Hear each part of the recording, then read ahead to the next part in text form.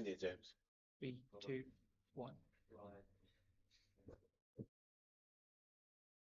Welcome to Boland Park here in Paarl for this, the first day of the 4-day challenge match between the Goldrush Boland team, the home team, and the Knights from Bloemfontein. And the umpires, Andre Olivier and Maria Erasmus, are making their way out into the middle, as are the team from the Boland and Goldrush Boland. Not winning the toss this morning, but it was the Knights that won the toss, and Captain Lesego Senekwani having absolutely no hesitation in saying they're going to have a bat on this surface today. It's a warm day out here. I'm James King, the Cape Fox, and with me this morning I have Eugene Melion. Morning, Eugene. Good morning, the Cape Fox, James King, and good morning, everybody. Yes, it's a beautiful day in Paarl. Not a cloud in sight, and yeah, it's an interesting 4 days ahead, I think, here at Boland Park, Boland's Cricket Stadium, I should say. It's been, yeah, we went out there and it was a really interesting look at that pitch, wasn't it? It was indeed. It does look like a surface that could give us some very interesting cricket over the next 4 days. It does have a smidgen of grass on it, I would say. Not too much grass on it. It looks like it might be a little bit uneven, potentially, particularly on the one end of the pitch. But we're hoping, and the groundsman also hoping, it will hold out for the 4 days. It is a fresh pitch, not been used yet this season, and the man who's going to have first use of it looks like it's going to be Glenton Stearman. Yeah, I'm not surprised he's bowling from this end here, where our commentary box is from here, and there is a little bit of a slope as you look at it from right to left, and with him trying to get the ball to move away from the right hand is the ideal end for him to come from here, although the shorter boundary is on the left-hand side there, on the offside as well. But yeah, they certainly look to him to get a start. They've lost a toss, and whatever's in this pitch, I think he's going to find it out, and he's going to extract that, I'm sure. Yeah, a lot of experience. Glenton Stearman joining the team here at Goldrush Boland now for this particular season. And we'll give you the team sheets as well here for the two different teams. And it is opening pair for the Knights. It's Isaac Dikale and Lesego Senekwani, the captain. And then Garnet Tar, Dean Forrester, Patrick Botha, Jean Klutter, Ruan Cronje, Aaron Pandiso, Malusi Saboto, Johan van Dijk, and Sitembile Lange. And we'll give you the Boland team at the end of this over. And just the outer half of the bat into the vacant third man region, and they're through for a single. They're underway, the Knights.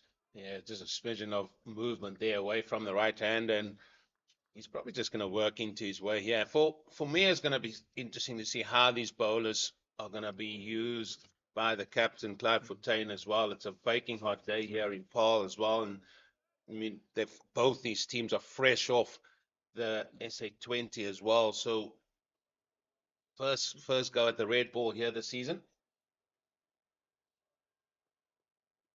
Yeah, no, a nice amount of carry through to the wicket keeper Nathan Engelbrecht, and Engelbrecht here in only his, I think it is only his third first-class game. It is then keeping wicket today, down to bat number 6 for the Goldrush Boland. And as I say, we'll give you that lineup at the end of the over. Not a bad return if this is your third game and you've already got a 80 not out, I think, against the Lions. Yeah, absolutely. And they'll be looking to him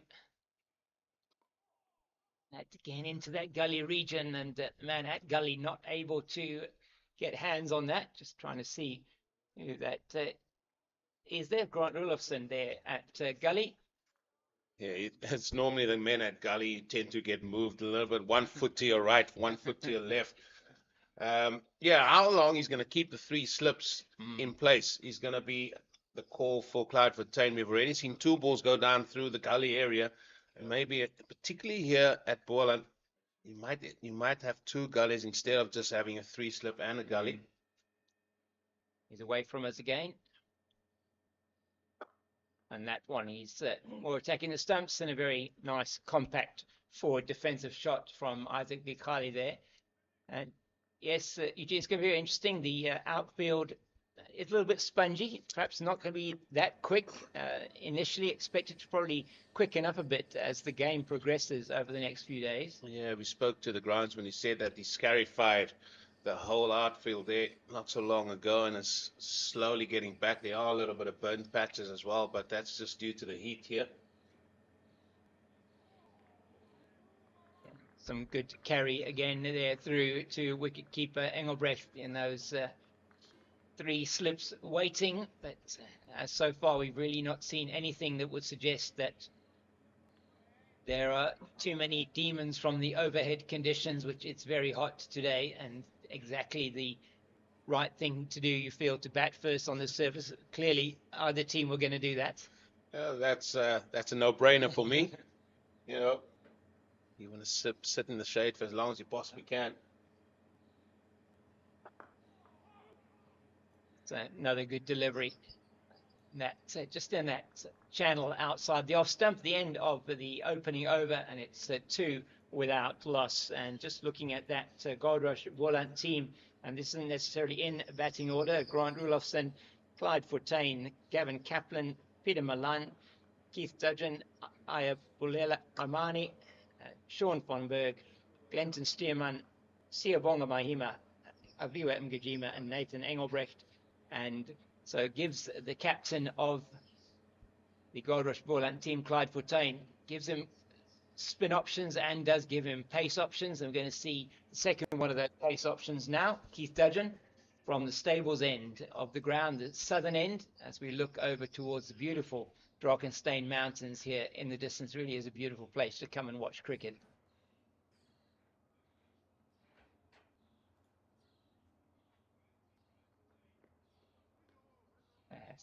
Just going down the leg side. Yeah, he's making his 4-day debut here for the Goldrush Boland, Keith Dudgeon. Yep. And he will certainly want to make his mark. He's a man full of energy. He's going to run in hard. And I feel, just going back to that first over there, Cape Fox, it looked like it was an over there from Stearman, that he was just finding his feet, finding his length. And I hope he will just go in there and just run in here a little bit for his captain, for his team, and really try and extract something here from the surface. It's very nicely done by the batters there, just going through for that quick single. Senekwani moves him on to 2. Dekali just on the single, and he'll take first strike for himself against Dudgeon this morning. But that's what I see here already. 2 balls into his spell, and you can already see the difference, or you can hear this different sound in the batter as well. And the bounce he's getting just shows he's trying to hit his area, he's trying to hit his length, and it's coming hard on the bat here. So good signs early doors here from Dudgeon. Yeah, as you say, he's going to want to make an impression here as early as he can. Oh, he certainly does that, and that jagged back into him quite significantly, and a bit high probably for the shout, but certainly good to get the old voice box going early on in the morning. You get an impression, you get a feeling, you get a gut feel about somebody, and I just had a look at that first 2 balls from Keith Dudgeon, and he definitely hit the bat a little bit harder, and this time he hit a very good length, and as you said, that bounce just probably going over the stumps, but this came back off the surface here, and I see again about that little bit of a slope that you do see on your screens from right to left.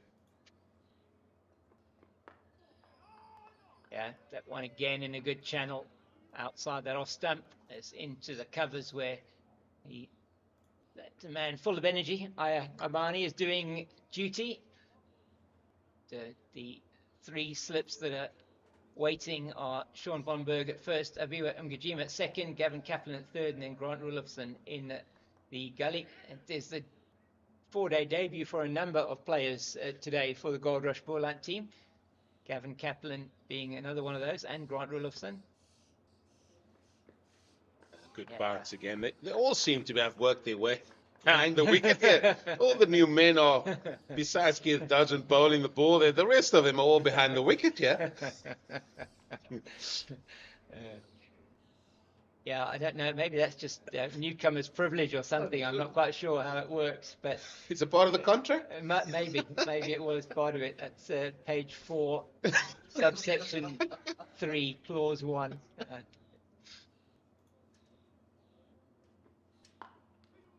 An impressive first over the Cape Fox from Keith Dudgeon. Bowled a good length. He's getting bounced there. He had a little bit of an appeal as well. All in all, it's been a good first over for him.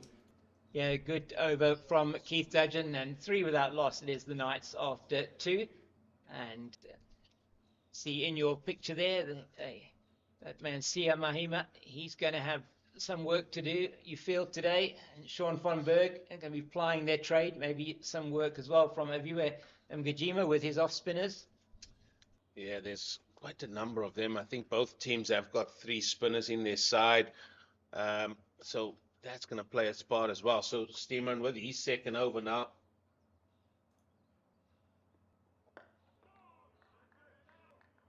He seems to have settled on quite a nice line and length early on, Glenton Stearman. Just looking for that area just outside the off stump, or maybe more top of off stump line. Just looking at that cordon at the back as well, James, and I feel that Rudolphson, he's dived to his right a little bit more often in the previous over. You can go a bit more here. You can be a little bit more squarer here at Boland as well, in the slip region as well. That's first one with a little bit more venom from Glenton Stearman. But I understand what you're saying. I mean, he have to dive to his right? He is perhaps just that little bit straight there. He's almost in like a 5th slip type of position, rather than a conventional sort of gully. Yeah, I always find it's a place where the ball doesn't get that fine and nick where it goes a little bit to like a second slip, or even first slip you should have, or second or third slip. So your gully man can go a little bit squarer here.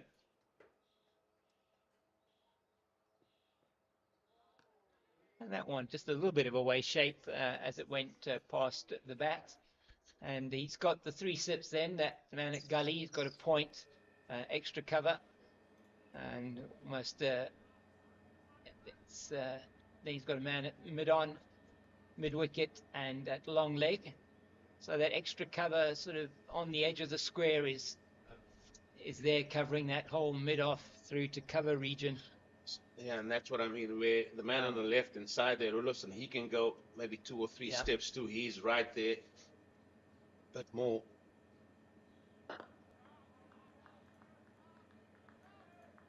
I just feel Clinton is looking for that little bit of shape movement here instead of just running in and hitting the deck.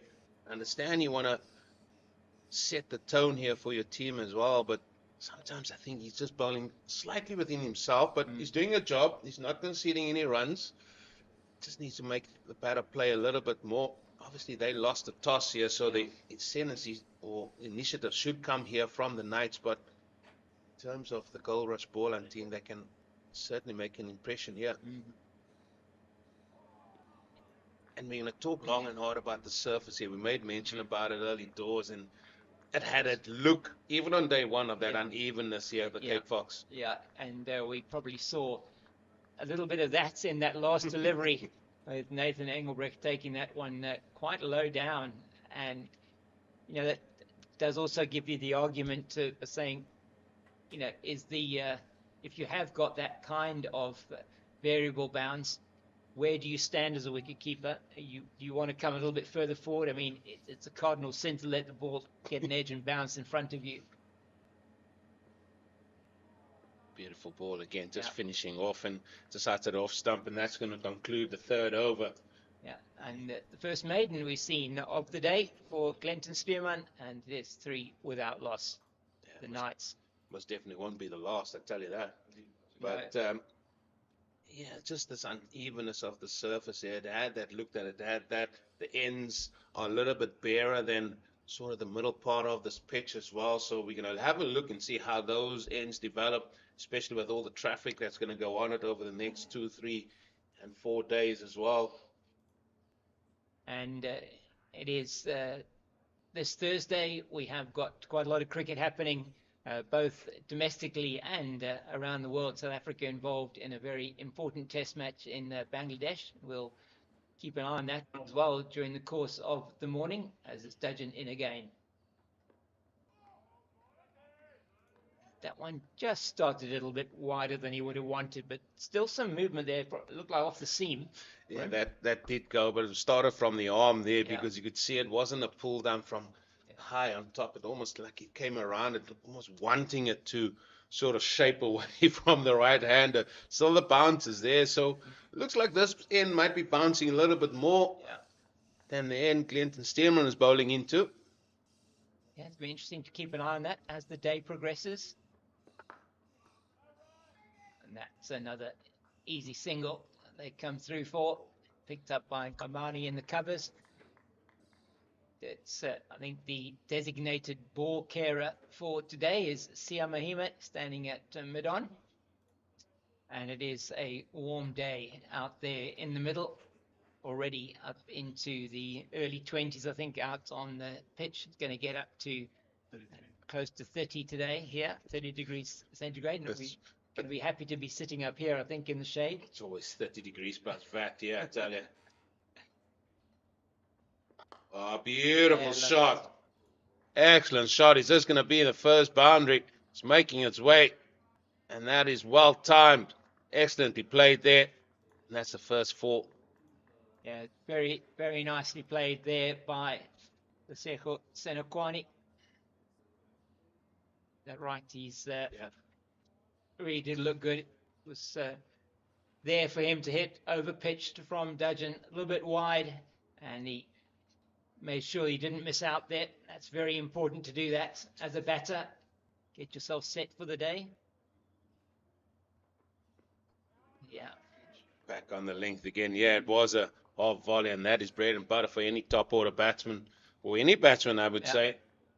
He's just searching for that swing, and sometimes you do just tend to miss your length trying to get it up there, but as you can see, back on it. Yeah, he's got that big gap on the offside between point and the man who's sort of between extra cover and mid-off position. He's trying to cover your bases. You've got 3 slips and that gully waiting for the edge. That's punched nicely, almost defensive push into the cover region. And Omani does the fielding. Once again, a little bit fuller that time again. Yeah, and I think he's just striving to get something going here for the Goldrush Boland team. And as I said, as a swing bowler, sometimes you do get a tendency to throw it up there, and then you forget to just pull down and hit your lengths. I think maybe he had a word with the coach that we saw there when he was roaming at fine leg, and maybe it was a plan to go a little bit fuller with the length. Yeah.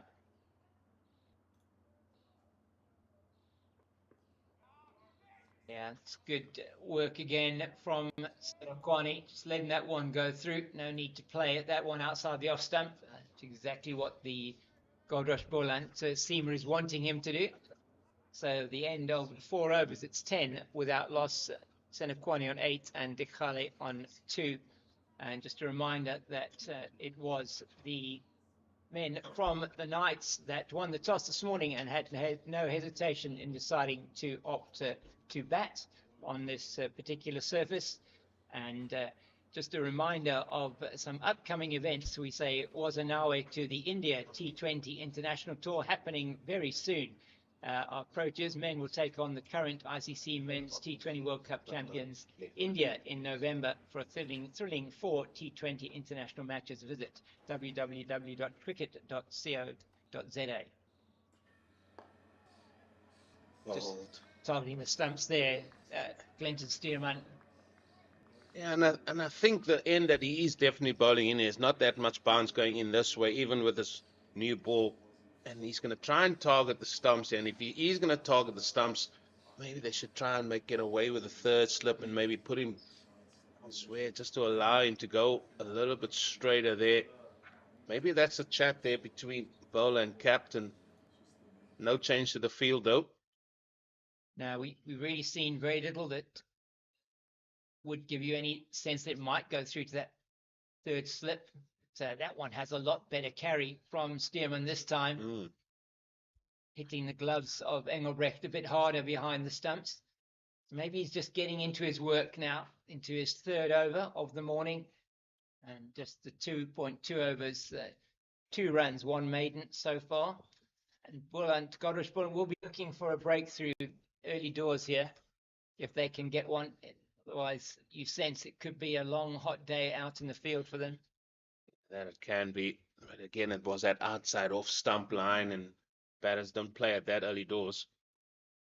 Again, same thing there, same line, same length, and that's where the bounce is. And he just needs to bring it a little bit closer to that stumps.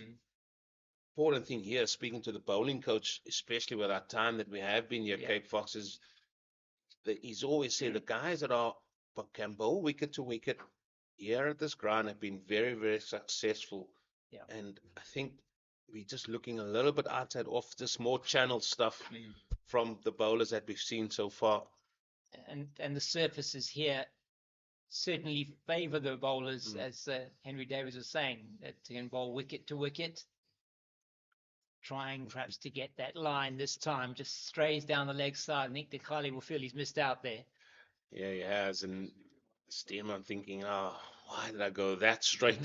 Straight for us. And when we played, it was you got to hit off stump. That is straight. Middle is not straight. That's easy picking for the batter.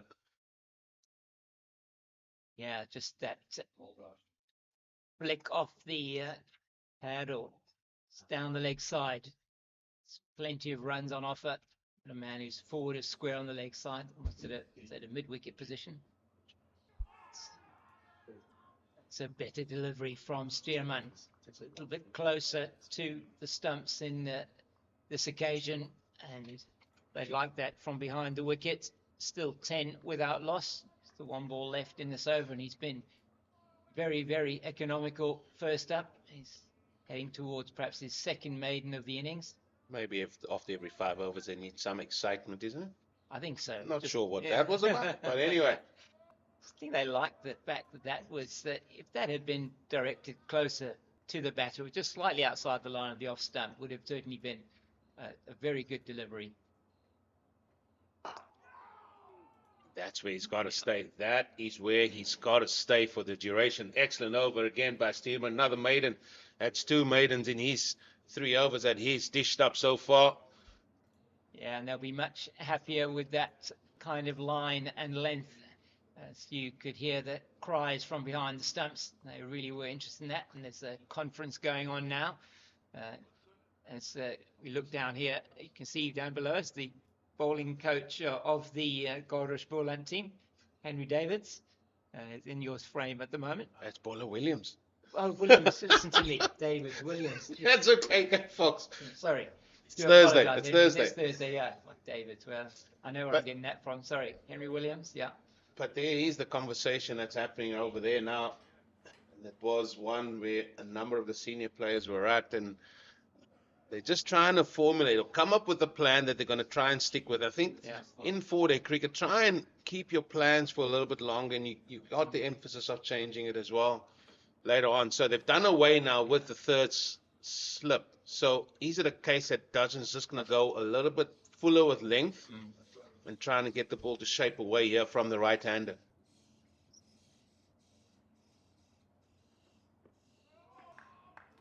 Yeah, that one certainly, maybe he just started it a little bit too wide of the off stump. But it did have that away movement you were talking about there, Eugene. And it is Gavin Kaplan they've taken out of third slip and put into a conventional cover fielding position. So you can see what that plan is.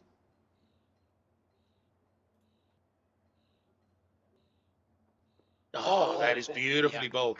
Beautifully bowled. So what this field is going to allow Keith Dudgeon to do is he's going to try and throw it a little bit fuller. Obviously, he's still going to try and hit that length and that shaped away. I mean, interesting. I was asking other fellow commentators just to do a little check for me. There have been 13 balls out of the first 30 that were bowled that the batters didn't have to play at all. They just left it. And that is, I think that's too high a number. You want to make them play as best they possibly can. We're not talking about playing missing. It's just leaving them. Oh, that one, that's so close to coming off the inside edge down to the pad and bit of interest, perhaps that it might have been closer to Senequani's stumps then, but this is much better from Dudgeon. And as you said, they've given him the protection in the covers, given him the license, and it certainly seems like after they had that discussion between the Brains Trust of Goldrush Boland, he's been pretty much on the money. That ball before the one that he just angled into his pad, put into his pads, a very good delivery outside the line of the off stump. Beautiful, much better. Yeah, on the bounce and very well taken in the slips by Abiwa Ngujima. I think the Brain Trust has come up with a good plan here, especially with the skill levels of Keith Dudgeon here, and they're asking the questions now of the batters of the Knights. Listen, you now have to play the ball. We've stopped the gap there, so it's not just a nice free flow of the bat to hit the ball through the covers. They've stopped that there with Kaplan in there. What an over compiled here.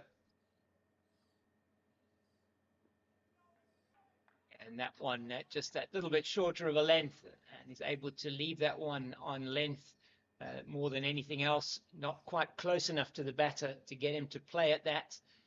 Could be a very dangerous delivery if it is bowled in a bit shorter. And if it is coming in to the batter, if you're looking at this again here, it's that short one, it's just moved away from him. The shape, as you say, Eugene, moving away from the batter. Oh, beautiful, beautiful over bowled here by Keith Dudgeon. And the ball before, I was saying he just fell away to the offside, and that sort of dragged the ball through to the offside. But that's two Maidens on the bounce here by these two opening bowlers for Boland. And can they apply that little bit of pressure? I think the plan is looking for these batters of the Knights to play a lot more balls, and I think that's a lot better on the surface. As we've seen from Stearman, 2 consecutive maidens, and now a maiden from Keith Dudgeon as well. So 10 without loss after 6, and they're getting into their work now. Are the Goldrush Boland opening bowlers? Glenton Stearman, 70 matches, and he's taken 242 wickets at 23.58, best of 7 for 12. That just again straying a little bit down the leg side enables Dikali to get off strike. Yeah, he just came wider from the crease that time. That is the first extra of the innings here of the Knights, and just losing his line there a little bit because of their initial coming from wider the crease there. Glenton Stearman, you can see him there. He just wants him to come forward, want to make him play. So by the looks of it, folks, here, the plan from the bowlers here of the Goldrush Boland is to make these batters play. That is close. That is close. Now, the only reason, Cape Fox, I say that is close, because the batter took an off-stump guard there. Yeah. And we will hopefully be able to have a look at that again. Umpire Maria Rasmus not interested in that, as the Seko Senequani is wrapped on the pads. Now he come through for the second leg by of the over. So he's certainly targeting those stumps. That one perhaps just feeling it. Don't know if height was the issue there. I think perhaps just going down the leg side. Stearman's away from us again. So interesting to see both these batters off stump guard. They're covering the stump, so they're backing themselves. If it does come straight, they're going to play at it. It's also easy for them if it does get outside that line that they know they can just leave it. Yeah, it would be interesting to see if there's consistently, if Stearman can get that ball sort of on that top of off stump line, it makes it very difficult for the batter. And the one that might just come in a little bit sharper, or the one that keeps on going with the arm.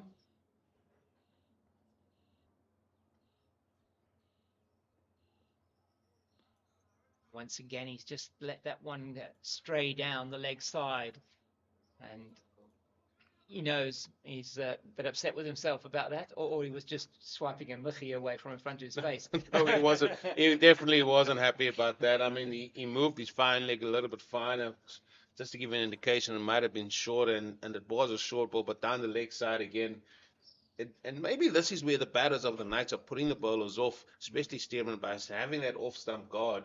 You can't see the stumps. Yeah. Away from us again.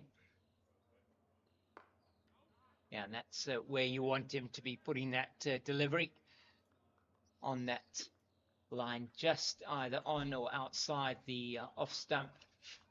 And it's great to be back having 4-day cricket. Ah, beautiful. What a lovely sight here in front of us. Beautiful day. The mountains here in the background make the backdrop here absolutely perfect to enjoy a day's cricket. All the players out in their cricketing whites. And, traditional stuff. Yeah.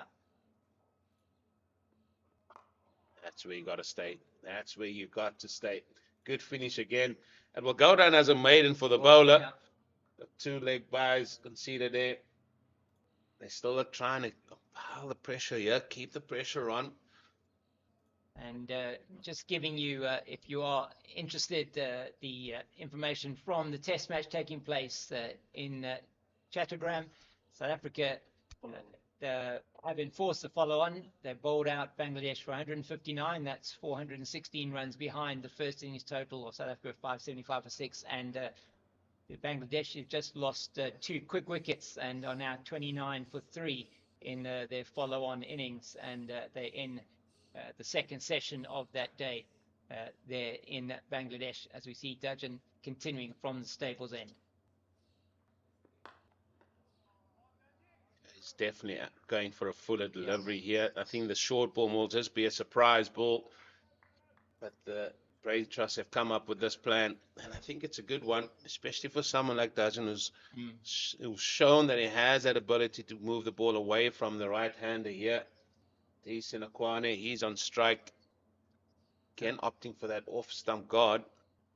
And what's been good from these 2 bowlers so far, not allowed the batters here to get away from them at all. Oh, there it is. It's taken. And Viva Mgajima takes the catch at second slip, and it's exactly what you were talking about, Eugene. And he's in that channel and directing it towards the stumps, and the Seko Senekwane has to go. Brilliantly compiled again there by Keith Dudgeon. He's hitting his straps. He's bowling a good line. He's bowling a good length. And just by taking that third slip out and putting him to cover, it allowed him to bowl a little bit fuller early on. That time he brought his length back, but Senekwane, he was forced into playing that. It was a good catch there by the experience from Kajima. But that's the first wicket that goes. And really was very interesting to see how they developed that plan. Said that the Brains Trust doing some work at the end of the previous over before Dudgeon bowled his third over. He's now into his 4th over and just making that change to the field, and it's been justified. I always say the field dictates how you're going to be bowling, and that definitely was that time. It's Garnet Tar, he walks and strides out to the middle, and I think it was a good plan. I mean, some people might say, yeah, why are you taking third slip out? You losing the ability or opportunity to get another catcher in, but sometimes even moving that guy out allows the bowler to sort of brings these sort of skill levels that he has, and he certainly has a lot of bit of shape, a little bit of bounce about him here as well. That's Keith Dudgeon. Yes, and that extra bounce and just that little bit of a wave shape is what did for the Seko Senekwane there, the captain, having to go back with his score on 8, and it is Garnet Tar. Tar's first-class career record, 16 matches, 23 innings, 518 runs with a top score of 68 not out for the Northern Cape versus the Northwest in Potchefstroom in the 1920 season. Made his debut in 2018-2019, average of 24.66 with 250s. Excuse me, and he is going to be wanting to set out his stall here on this pitch. Garnet Tar comes off a good T20 tournament for the men from the Knights. Oh, play that one. Absolute perler that was from Keith Dudgeon. You said he came from a good T20. Play that one in the red ball game. What a delivery. First stop there to the new man, by Keith Dudgeon. He certainly has got his straps up here. He's got his tail wagging for sure. He has indeed, and that was probably the delivery of the match so far. Top order, I mean, perhaps of the Knights, not got apart from perhaps Senekwani, who's just gone out, not that much experience. Targeting the stumps this time. Dudgeon, he's done really well in this over. In fact, both the opening bowlers certainly have not allowed the Knights to get away from them at all. At the moment, just going at about 1.5 runs to the over. First, I was going to make a point there that none of the three batters that we have seen so far averages above 30. In Forrester, he's averaging 62. Yeah. And he's still young in his first-class career as well. So these batters really need to go higher than that. As it's the start of this season for them, their first season now again back into the top flight of South African domestic cricket, and it certainly will be on this surface and against this attack. It will be testing for them. Early on, we're just seeing a little bit of movement from Keith Dudgeon, particularly off the seam, a little bit of movement in the air for Glenton Stearman, and just the one ball left in this over. Yeah. And then I'll be making my way, and it will be Nathan Gogela who's going to be joining you, Eugene, in the commentary box. And for me, just for a little while, I'll be saying goodbye. Yeah. As we say goodbye there, it's the end of the over. And that has been a really good over. And this was the wicket that we saw. It was well compiled, it has to be said, by captain and the bowler of the Goldrush Boland team, and that was well taken there as we welcome Big Nate here joining us here at Boland Cricket Stadium, and for this encounter between Goldrush Boland and the Knights. And yeah, it's glorious day. Let's talk about the conditions first and foremost. Lovely here, Nate. Yeah, good day, Eugene. Lovely conditions indeed. A high of 33 here at Boland Park. We were out there in the middle before the toss and was baking heat in the sun. Yeah, I didn't want to stay out there for too long. It was far too hot, and I was just standing there. I mean, these boys go through their warm-up processes. I mean, there's so many cones out there. Anyway, not talk about that. Let's just talk about what is on offer here. And the bowlers here are compiling something really nicely here for the Goldrush Boland team, creating a bit of pressure here, a few maidens, and this is what 4-day cricket is about. Is how can you create pressure by bowling maidens, not letting the batter score. Yeah, it's just unfortunate that the Knights winning the toss and deciding to bat, but not using that to their advantage, losing that to crucial early wickets.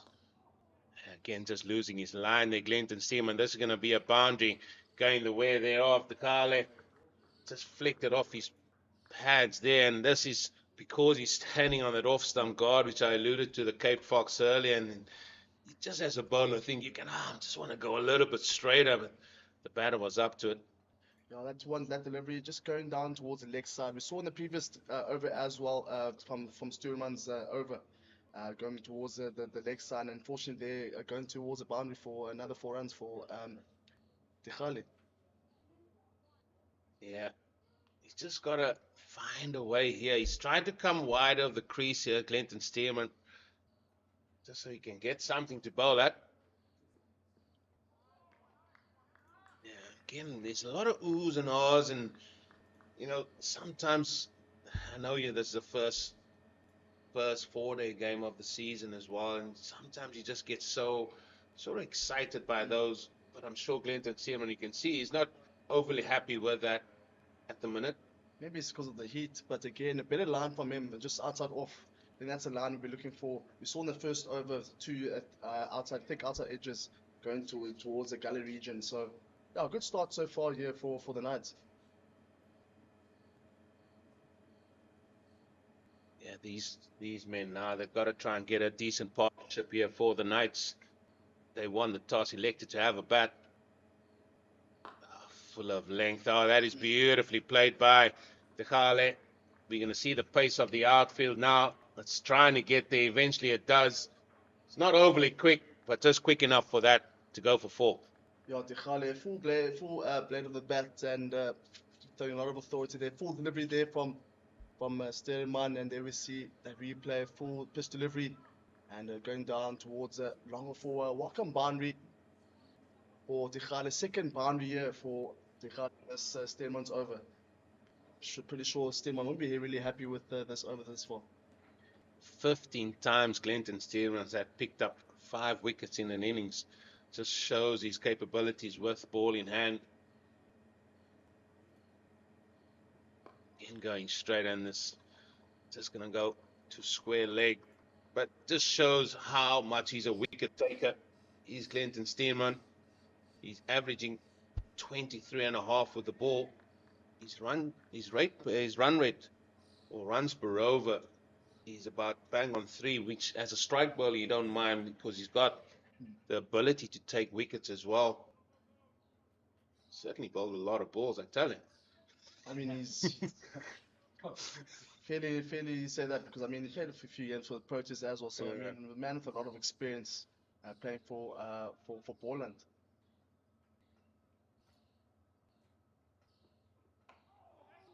Well, he's in the money there, so it's a different plan here. So also in this game, as you see another over come to an end, that's the end of the 9th over, 22 for the loss of 1.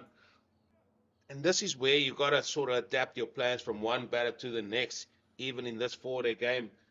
That is the dugout there of the Goldrush Boland team, enjoying the shade, as we say. But I mean, surely we're going to see a lot of plans changing here, and how they adapt their plan from one batter to the next. And I can just see it from the way Tar's batting is different to the way Dechale, and I think that's going to be picked up as we see a bowling change here.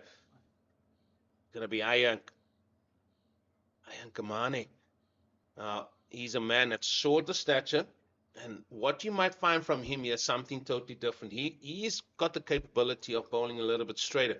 The reason why I say that he's shorter, he's got that skiddiness as well, and especially on the surface, could come in very, very handy. So it's something that Tar needs to be aware of.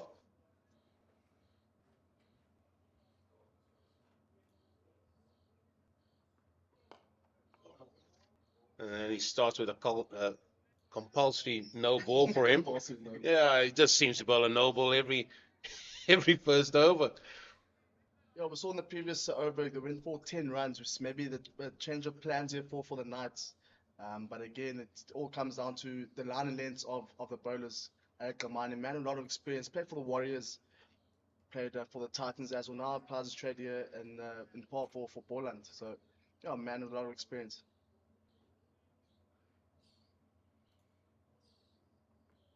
Oh, he starts with his second compulsory no ball.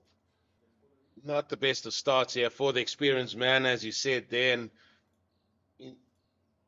he's not 6 foot, so you need to get his feet behind the line there. I don't think he took his mark before this game, Eugene, to be honest. There's so many painted marks out there. Reckon he's picked the wrong one. Anyway, 2 no balls to start. Yeah, can he get it back? Again, we guess we can give him some grace. The man with a lot of experience. He's talking to the wrong person for that. Oh, it's ball 3 now. Oh no. No, this is not good at all for Kamane. Third no ball, consecutive no ball for Kamane. Perhaps he just needs maybe look at his run up here. There's no real hill or anything. Sometimes you get put off by a little bit of a hill as you get to the square. I mean, you spoke about that slope from our screens from right to left. Something very unique. You spoke about the pitch. If it will hold up, we obviously will look at doing the lunch break. It does tend to, if it will hold up.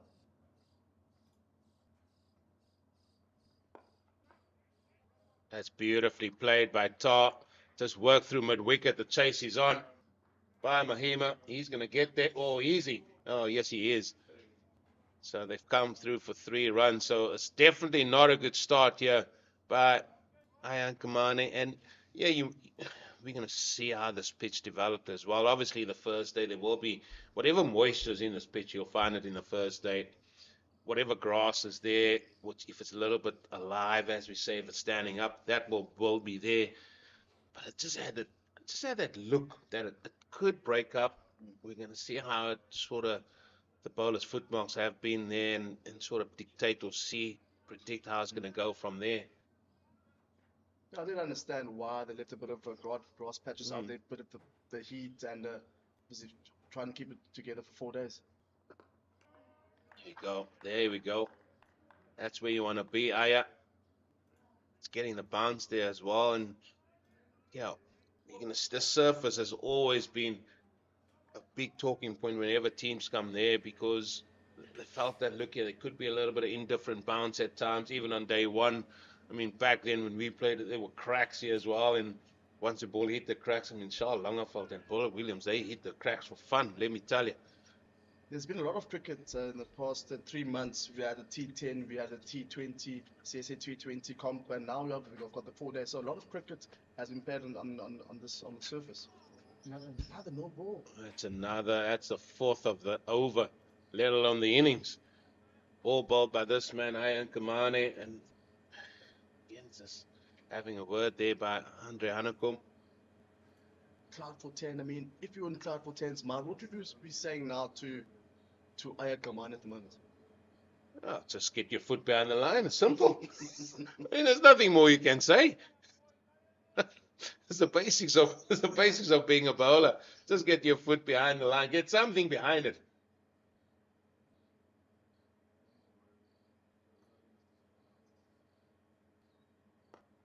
Ah, shot.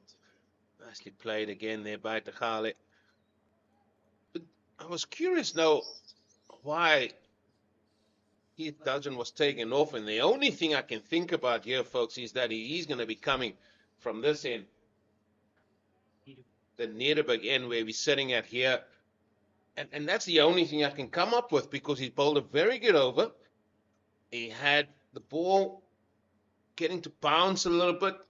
Seemed like there's more pace coming from that end there, bowling towards the Nederburg end.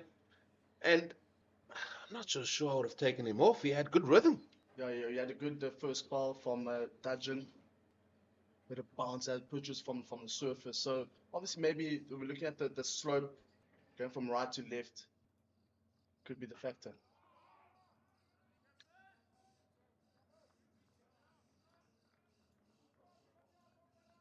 That's ball number 8 of this over so far, and we've got 2 balls left still to come. And I wouldn't want this at any stage, let alone in Paarl where it's going to be 33 degrees, as you say. Definitely want to conserve a lot of your energy, but definitely don't want about 10 deliveries for in one over. Well, rate has gone above 3 and over for the first time.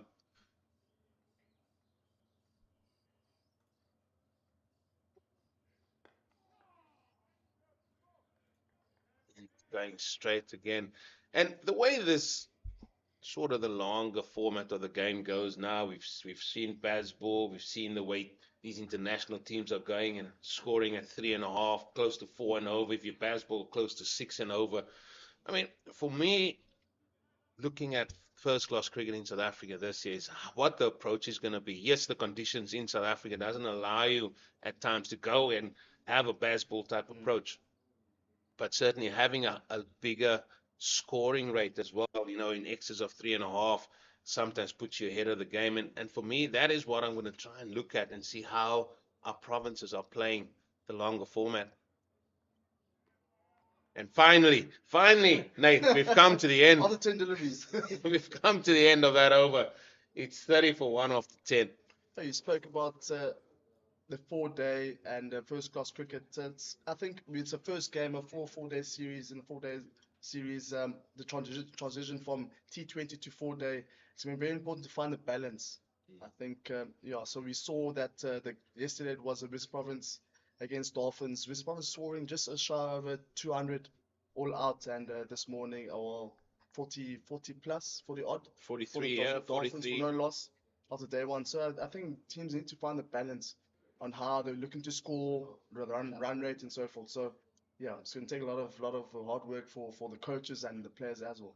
Yeah, it's just adapting to the format that's ahead of you. As we said at the start of today, these teams are coming straight off the back of a T20 competition, and where it was just you got to hit the ball to all parts, and now you really got to build an innings, not for 10 overs. You got to build an innings for about a session, maybe 2 sessions as well. And Stearman, he's running away from us here at the Nidab again. Shit, back in there from Stearman. Better line there from Stearman. Saw in the previous over the blind hitting on the leg stump, and second delivery of the previous over went going down towards the final leg 4-4. But that's a good line for Stearman. Yeah, that's a good line, and just going to be focusing on the bounce of this ball as well, as that one was taken sort of around shin height there by Nathan Engelbrecht, the keeper.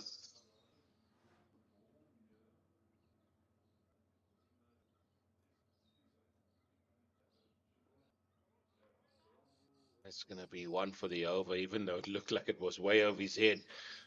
Umpire Marais Erasmus, very, very experienced man. And I mean, it's great just to have him. He's sort of hung up his international boots, so to speak, but he's out there still doing what he loves, umpiring, and he's in our local area as well. I mean, he's a man full with experience.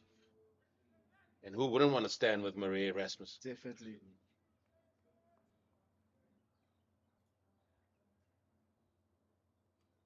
Oh, there's a big appeal. There's a big appeal. Oh, hands on heads. Also, Perhaps a bit of height there was a factor. also the other thing you got to remember with Marais Erasmus has got to be plumb. He's a very, very experienced umpire. And this one, oh, let me tell you, folks. Perhaps just outside off, perhaps. Yeah, it's not outside off. I can't say. I mean, that you it's can't, outside. can't, you can't really say anything about Marais Erasmus. No, you can't. That decision. If Marais says the sort out. I believe him. So better delivery there from Stearman.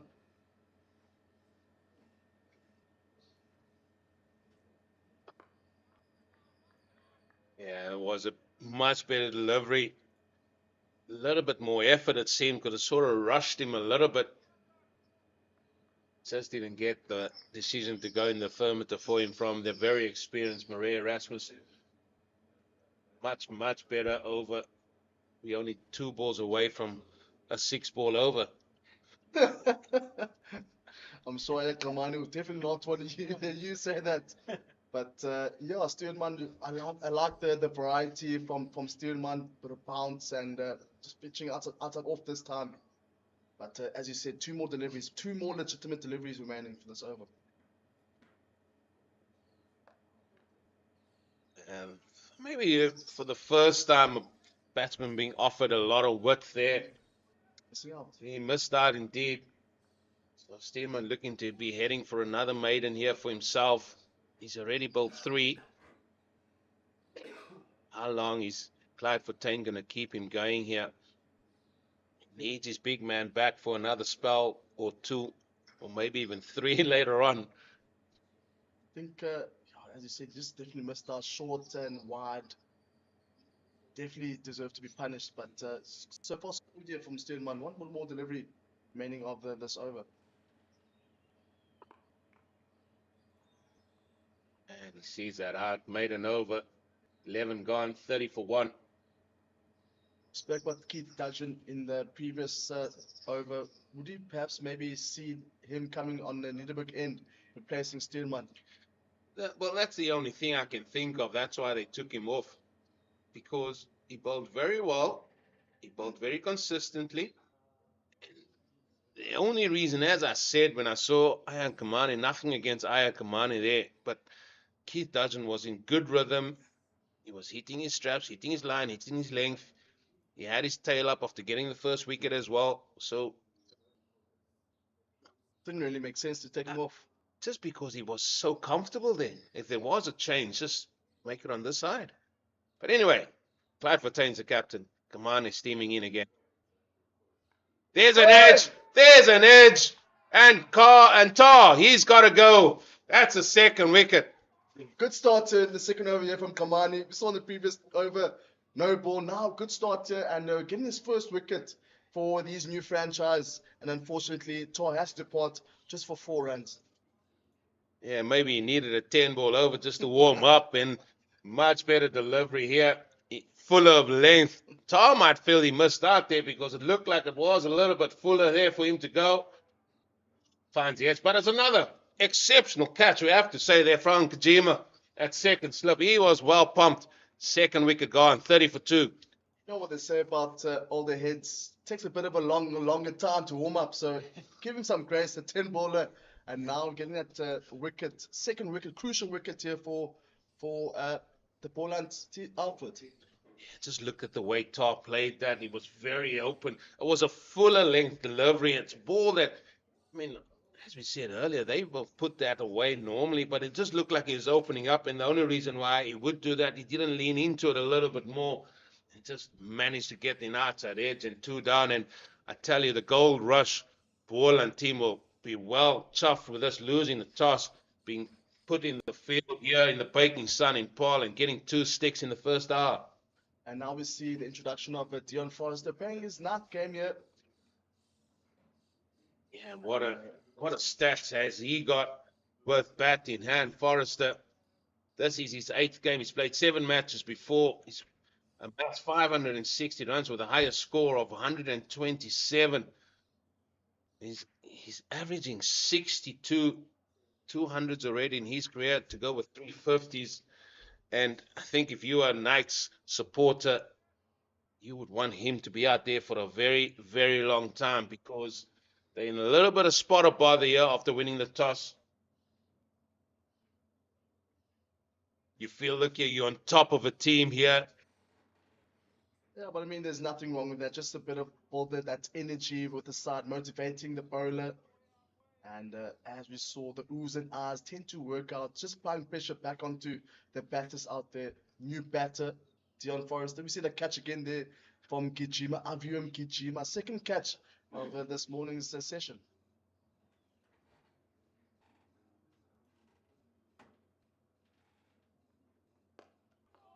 Oh, good shot, but well done there by the man from Sherwood Forest, Mahima. The big man, Sia Mahima. Is he your favorite? I always wondered if he was your favorite. I mean, you've commented a couple of games there at Boland Park. Surely he must be your favorite, the man from Sherwood Forest. There's a few people I do enjoy watching.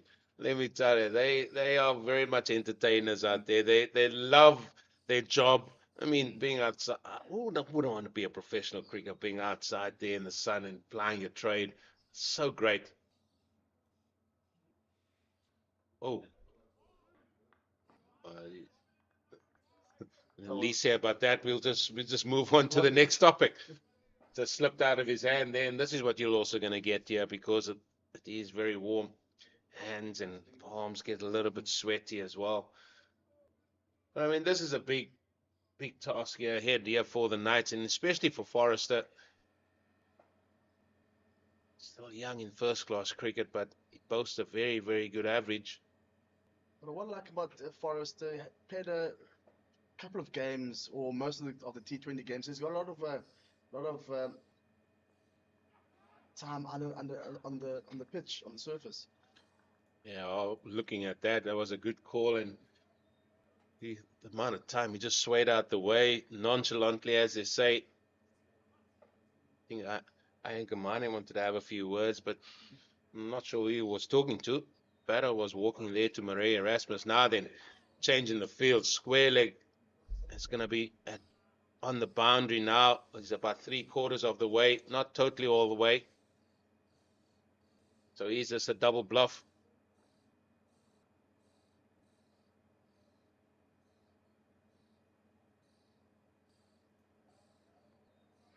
There's no double bluff. I'll just bowl the short ball.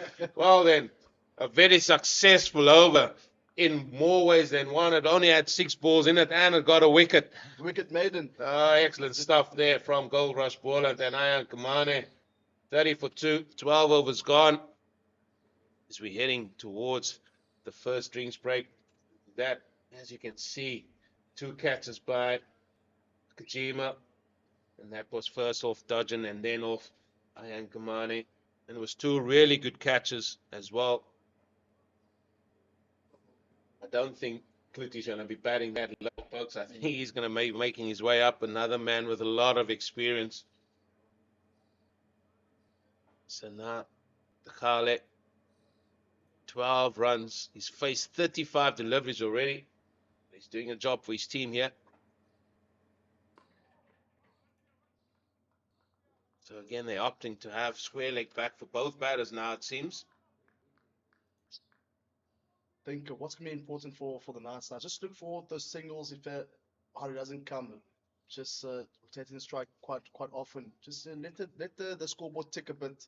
I mean, at this point, 31 for 2 is they're in trouble, we could say. I mean, winning the toss and deciding to bat. Bunch of batting first. Just look at the conditions and just 2 down. 2 important wickets from the Knights. Even though you win the toss and do tell yourself, right, we're going to have a bat first, you still got to be very cautious in that first out because the ball might move around, because that's when the pitch is at its best with potentially some movement off it. Well, another full toss that has been edged through, slips there and has gone for 4. Oh, Forrester, he wouldn't mind how he gets it. He's off the mark now. Yeah, Forrester found himself very lucky there, just between the slips cordon, and there we see that delivery again. Full pitch delivery and through the slips. First runs here for Dion Forrester. Clinton Stimon, they're not really happy with that one. No, not at all. And I think what surprises me is that no one has decided when the left-handers come in to go around the wickets straight up. We've seen a lot of that in the shorter format of the game as well as in the longer format of the game. As soon as the left-hander comes in, sometimes it comes around the wicket straight away. Both have opted not to do that. They're chasing that outside edge, Nate. They are chasing that outside edge, and pressure's on here. The rate is under 3 and over. It's all about getting a partnership together here for the Knights. I think for what's going to, as you mentioned, the partnership is going to be very important that these 2 stay out there as long as possible. But again, take into consideration the run rate. Never want to have a run rate just below 3 runs per over. Perhaps need to be just above or just below the 2 runs per over mark. Looking at that slip cordon as well, and it's very, very close together, first and second slip.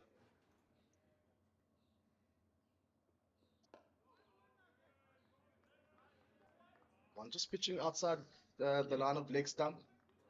Does take that leg before decision out the way. We do decide to have Stillman coming around the wicket for the lefty.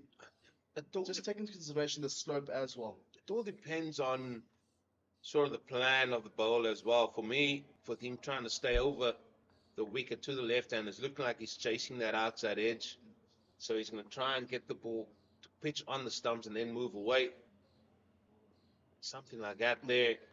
And hopefully try and bring the second slip, the 2 slips and the gully in place, because he's got that sort of 3 men trying to save 1 on the offside as well.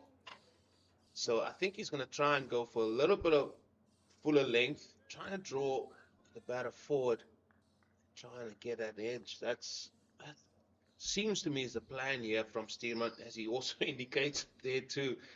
His captain, Clyde Fontaine. Second slip does look a bit tight there.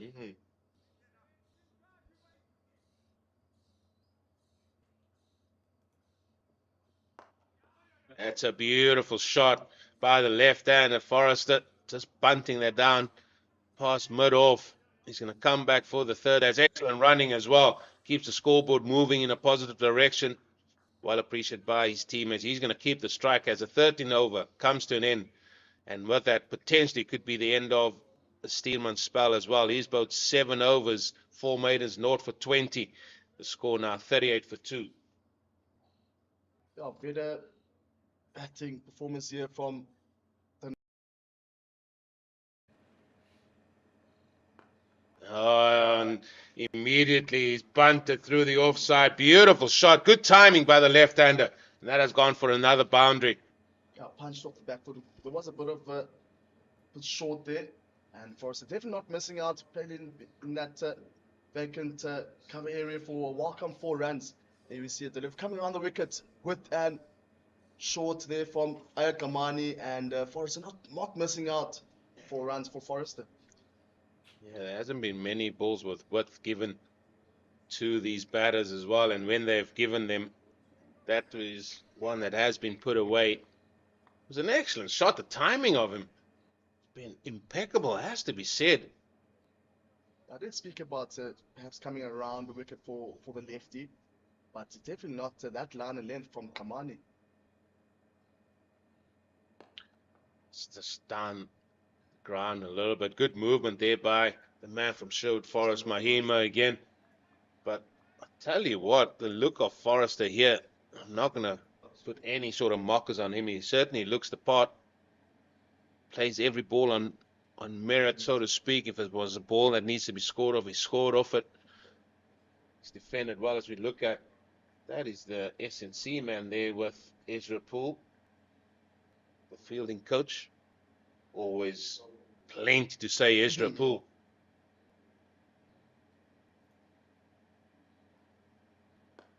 Oh, and this time it's going to beat mid-off. He's going to go to the boundary. The outfielder's not that quick, but as I said before, it's quick enough. That's a second boundary in this over. Beautiful shot there from Forrester. Full pitch delivery, and Forrester definitely not missing out. And second four in this over of Ayakamani's bowling. Maybe around the wicket is not the way forward here to Forrester, because they're bowling it into his hitting area. That was beautifully put away, and he's now taking the attack here to the Goldrush Boland. He's trying to transfer that pressure that has been built. So that has forced Clyde Fontaine to move his gully out and instead a short cover catching position. Round about there. In fact, that man Stearman, the bowler himself, finds there. Done his knee at the service there. It's a little bit of bare patches on that square. It's a hard surface. Seems a bit of confidence coming from Forrester, looking to use that front foot quite often. And he definitely hasn't missed out. Unfortunately, that one. And missing out on that one, but there seems to be a lot of confidence coming out of John Forrester. Certainly does, Nate.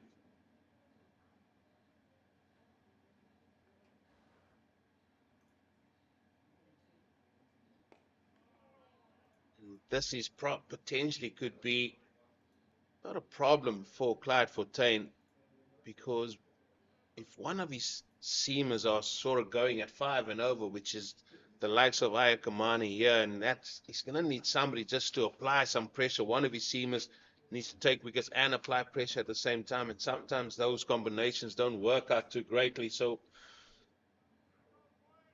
we're going to see how this develops during the course of the day. It's maybe going to force his hand to bring one of his spinners on quicker than what he normally would want.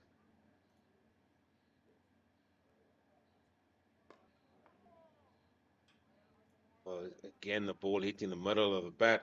And folks, that is going to bring us to our first drinks break, where the Knights have progressed to 46 for 2 after winning the toss and decided without hesitation they're going to have a bat out there.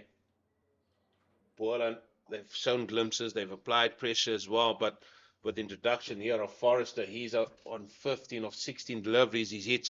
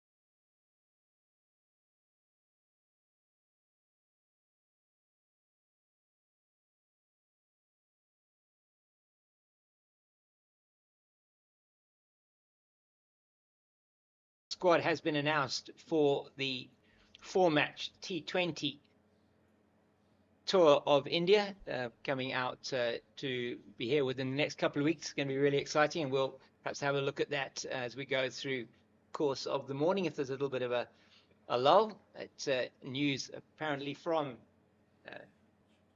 Chattogram as well, is that South Africa have taken the 5th Bangladesh wicket, and they're now 48 for 5, still trailing South Africa by 368 runs with their follow-on. It's Najmul Hussain and Mehdi Hassan Miraj that are at the wicket now for Bangladesh. And this news from around the country is that when last we looked, the Warriors were 2 down in 25 for 2, and in Durban, chasing the 212 from Western Province, it was 110 for 3 were the Hollywood Bets Dolphins, as we do see Keith Dudgeon coming on to replace Glenn Stearman from the Nederburg end of the ground, and he's away from us now to Isaac Dikhale. That's just into the pads of the batter, and that's an easy single to Peter Malan, who's at mid-wicket. So it's been an interesting morning so far, Nathan. Definitely indeed. I mean, Keith Dudgeon started his spell on the opposite end, the stables end, got the crucial wicket, the first wicket, and now replaces Stearman on this end, on our end, at the Nederburg end. So, yeah, I mean, he's been applying a lot of pressure onto the batters of the night. So, yeah, good start here from Dudgeon. I'm keen to see what he does here, because as we spoke about earlier, the slope right to left from our screens, especially with the left-hand batter as well. Yeah, and his natural movement is going to be in towards the left-hander. It's going to be interesting to see from bowling around the wicket now what he is going to be able to get, whether there is any movement on offer. He starts off with a lovely Yorker into Dean Forrester. Forrester has been looking really good for his short innings so far. 17 balls that he's faced for his 15, 2 lovely fours. The first one perhaps that's edged through the slip cordon from a full toss from Glenn Stearman, but he's looked really good against Ayak Amani in that previous over, and certainly a young man with a huge amount of promise. Definitely. I like his approach. I mean, 2 wickets were in trouble, but since he came in, he's applied a lot of pressure back onto the bowlers of Boland. And that's just going through outside the line of the off stump, but well left alone by Forrest. He's also taken an off stump guard, which I think Eugene was talking about a little bit earlier on. Very interesting how that seems to be coming in. And as we see our fellow commentator there, Eugene Molion, chatting to Ezra Poole, a member of the coaching staff here at Goldrush Boland. We had a chance to just say hello to Coach Justin Ontong this morning, as well as JP Trickart from the Knights. And really good to get their sort of feeling on the game. Both of them looking forward to this season of red ball cricket. And we've had a good start to the morning.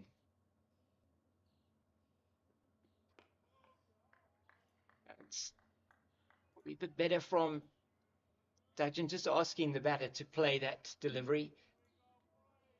Does hit the pitch quite hard, Keith Dudgeon. Yeah, another shorter delivery there from Dudgeon, as we alluded to the fact that Dean Forrest is looking to play more, and we saw now after the drinks break looking to leave more and just more of a defensive shots against Dudgeon.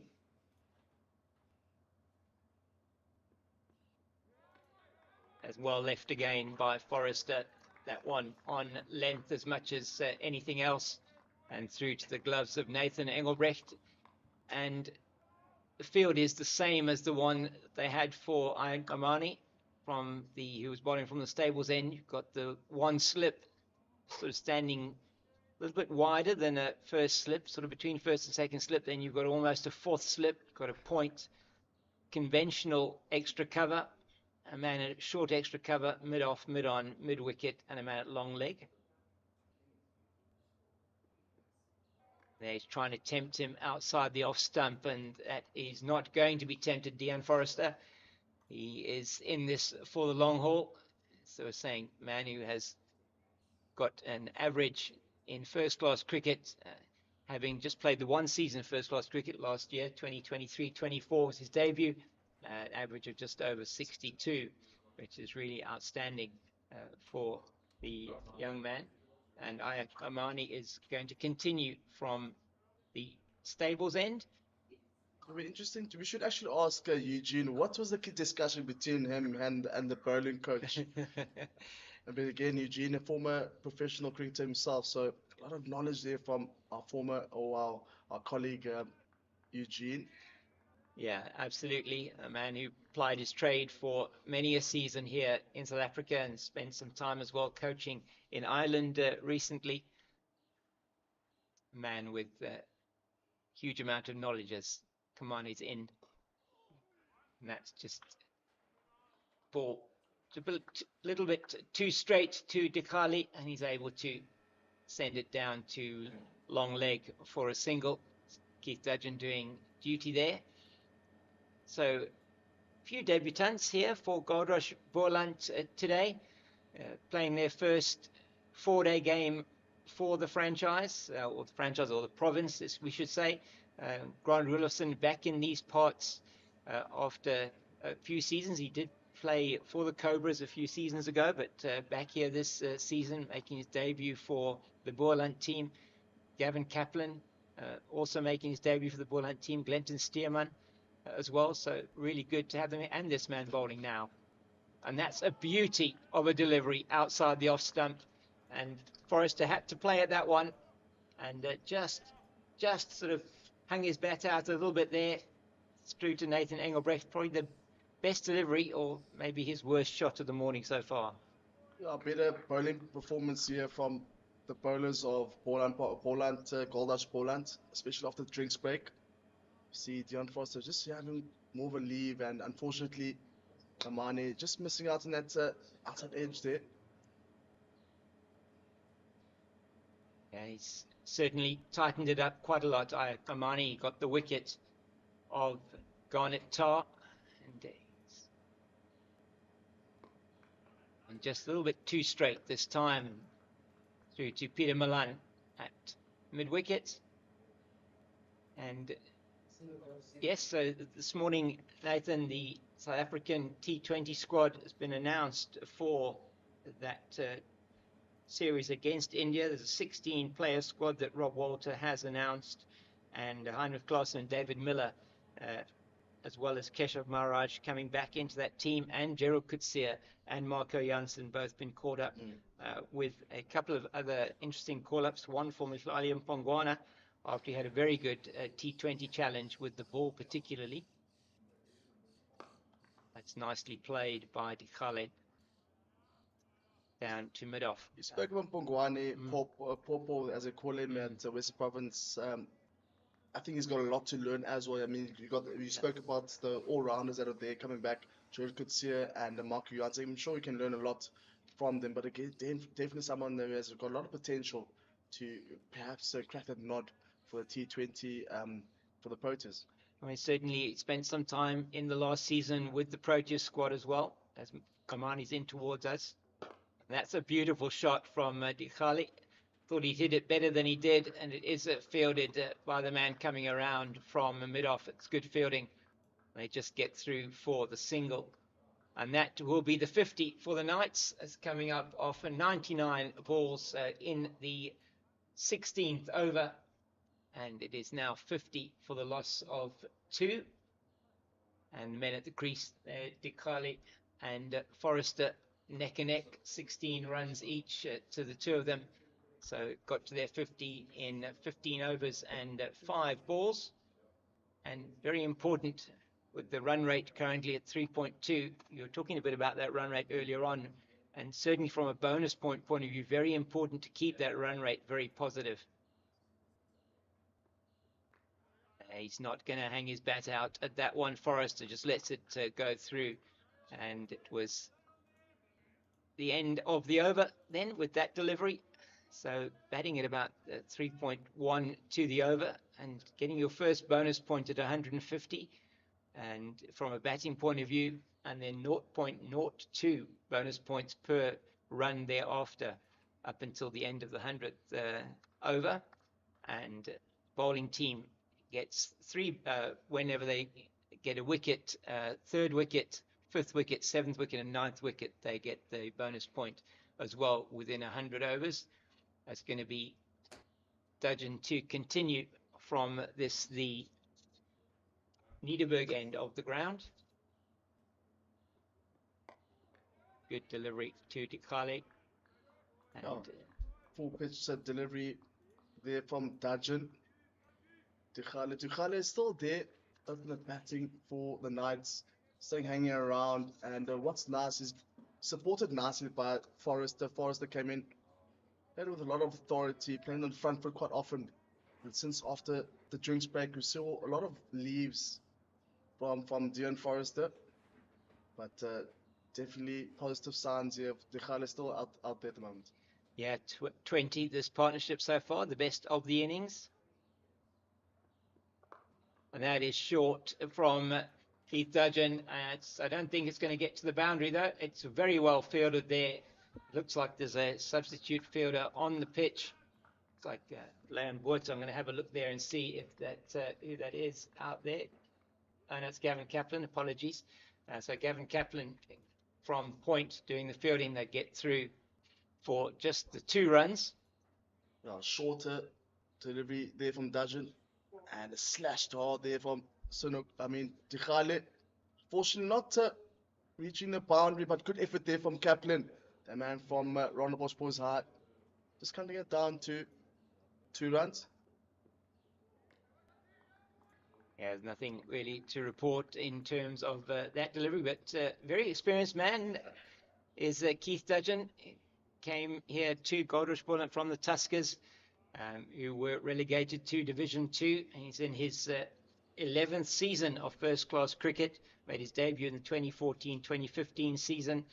70 matches, and he's taken 217 wickets, an average of 25.2, and runs per over of 3.24, with the best of 7 for 43 for KZN against Gauteng in 18-19. That's a bit of a shorter delivery.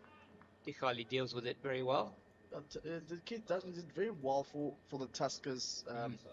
He carried the team, all the bat bowling, ran up by himself. I remember that game against the Titans as well.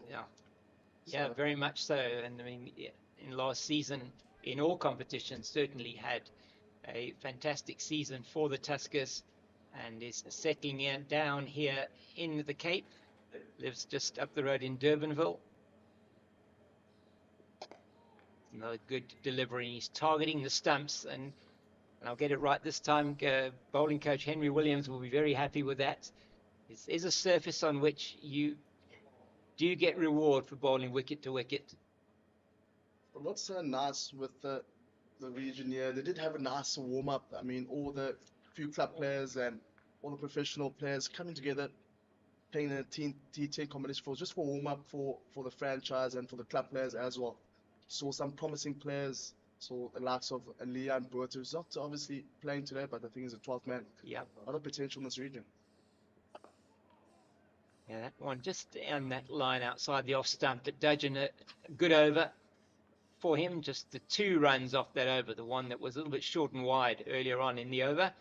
And I don't think it's going to be too long before we're actually going to see our first bit of spin bowling. But in the meantime, it's going to continue to be Amani from that stables end. And just to continue with this squad, Nathan, the Luto Supamla has been called up for the last 2 matches of the series, also getting a chance to come back into the T20 squad, which is really good for him after a very good performance. 13 wickets. That's right, in the T20 challenge, and took 4 for 12, I think it was, in that final against the Titans for the DP World Lions. So certainly very, very well deserving of his place, and we'll go through the entire squad with you at the end of this over, just as Kamani's in from the stables end.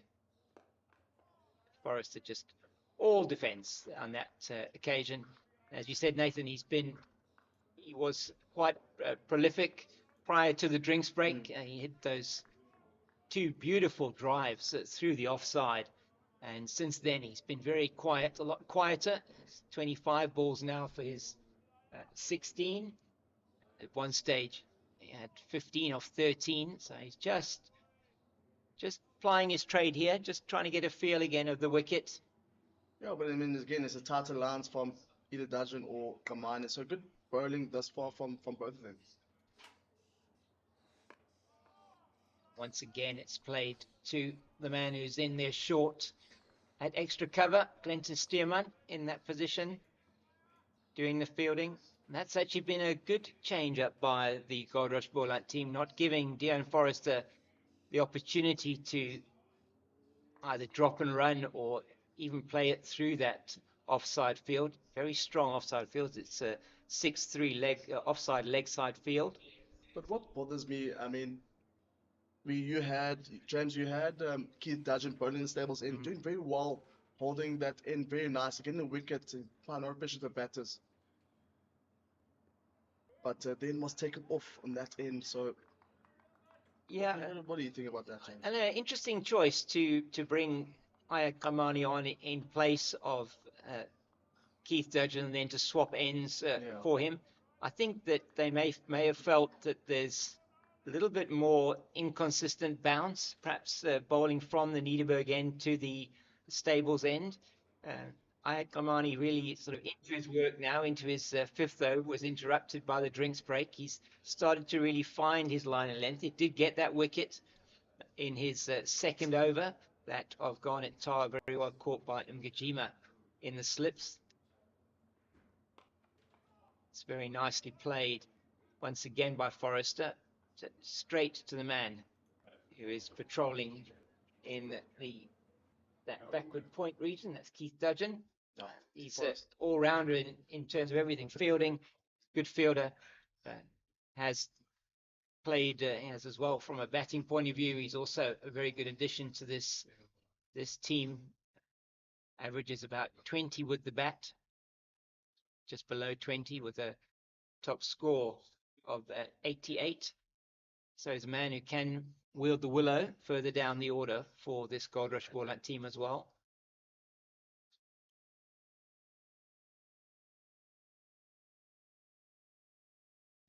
It's really nicely played by Forrester, just riding on top of the bounce there. I'm impressed with what I've seen here. I think that a no ball signaled. I think it was. Yeah.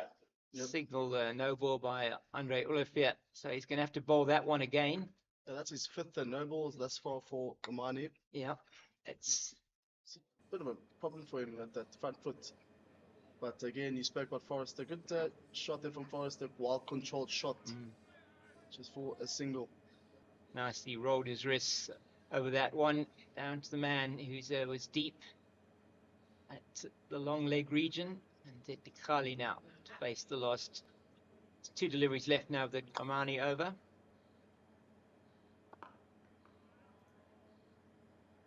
That is nice and tight outside the line of the off stump.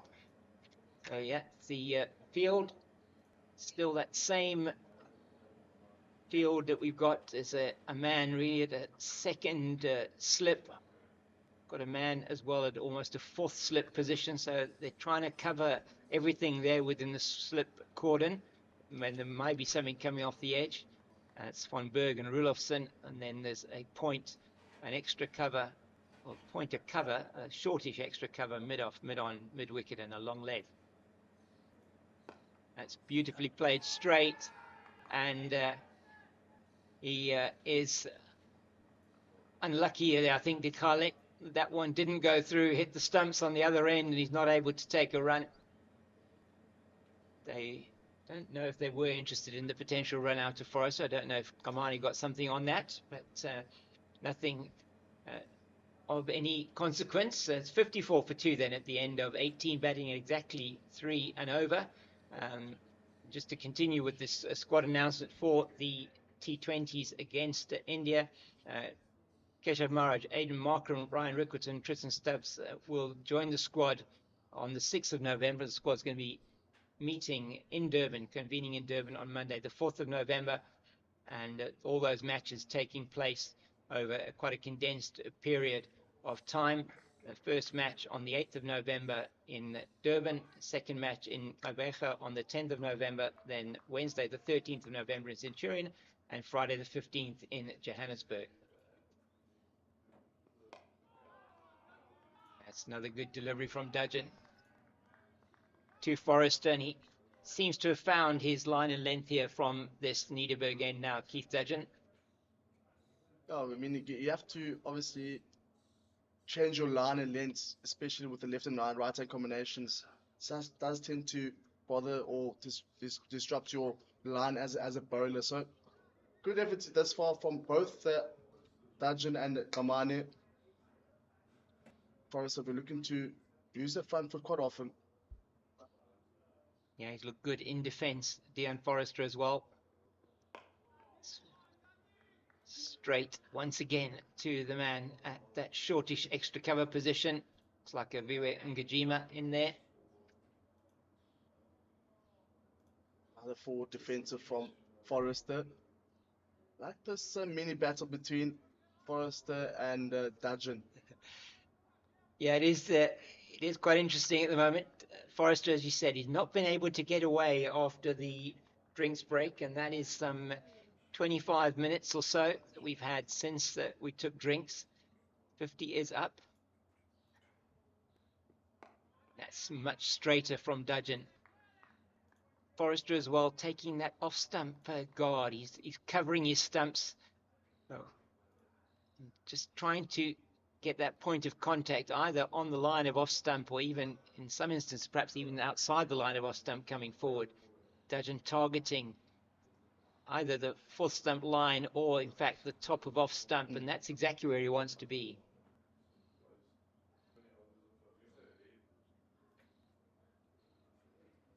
Just move the man at square leg back onto the boundary. Maybe it'll be a short delivery coming up. That is the three-card trick.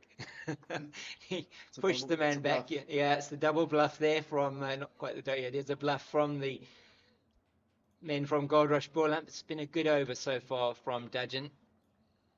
Good line and length from Dudgeon. You spoke about just outside the line of the off stump and just hitting on top of off. That's exactly where he's hitting it at the moment, Dudgeon. Just two more deliveries to conclude this over. Into his 7th over at the moment. It's another one. It is on the money, and the teammates like that. They're very behind the stumps. Again, the oohs and ahs. The oohs and ahs does tend to build up the atmosphere out there for the fielding team. Definitely what you need, especially in these conditions, as it will hit the 30 plus region in terms of temperature here in Paarl. And Goldrush Boland will feel that they're certainly in this game. If we had to look at who would be the happier of the two teams, probably at this stage, you'd probably say Goldrush Boland, maybe just edging it slightly as we're nearly 3/4 of the way through this session. And decides late to leave that alone. It's a good decision from Forrester, and I've been impressed with him. Just the one shot that you could say was that false shot outside the off stump from Kamani, which he didn't get the edge to, but he's been looking really good. And at the other end, Dikhale, he is just keeping his end up and making sure that he doesn't give anything away, which is really important. They want to build this partnership. Already 24 runs for the third wicket. And just to give you a bit of an indication of what's happened here so far today, was the Knights who won the toss and elected to bat first, and it was a good opening spell from both Dudgeon and from Glenton Stearman, and it was Keith Dudgeon who got the first wicket, that of Lesego Senekwane, caught very well by Abiwa Ngajima for 8. He scored and scores on 12. That was 12 for 1, and then 30 for 2 when Garnet Tar was caught by Ngajima as well, this time off the bowling of Kamani for 4. Since then, it's been this man on strike, Isaac Dikhale and Deon Forrester, who have put on 24 for this, the third wicket for the Knights. And it's been a pretty good bowling display so far from Goldrush Boland, just 2.8 runs to the over. Definitely, indeed. We saw in the previous over from Dudgeon, that was Maiden over, and did very well after the drinks break. The unforced part during drinks break was looking to be very aggressive out there, complimenting Tikhala very well, opening the batting. Unfortunately, losing two key wickets, and Kamani and Dudgeon doing the business here for Boland. Oh, that's a very, very sharp bouncer, and Dekali does exceptionally well to just sway out of the way. He did really well to bend his back and get his head out of the way of that one. It was a really good bouncer from Kamani. Let's look at that one again. This is what you want to see as a fast bowler, steaming in from the stable's end and just managed to sway his head out of the way. Well directed bouncer, but very well played by Tikali, it must be said. It's quite a skinny character as well, short in stature. Kamani, very impressive to get that bit of bounce in. Once again now targeting the stumps, straight through to Siamahima at mid-on. Kali 18 off 51 deliveries, so his strike rate hovering around probably 40 at the moment, somewhere around there. I'm pretty sure the captain of Boland Club did perhaps have a quick word with the bowlers. I mean, we see something different here from Kamani. So the first over, 4 no balls and first over for Kamani, and then second over, getting that crucial wicket of a top. And that is another no ball, and I think the appeal would have been louder had it not been a no ball, but I think it was going down the leg side as well. You did just speak about it.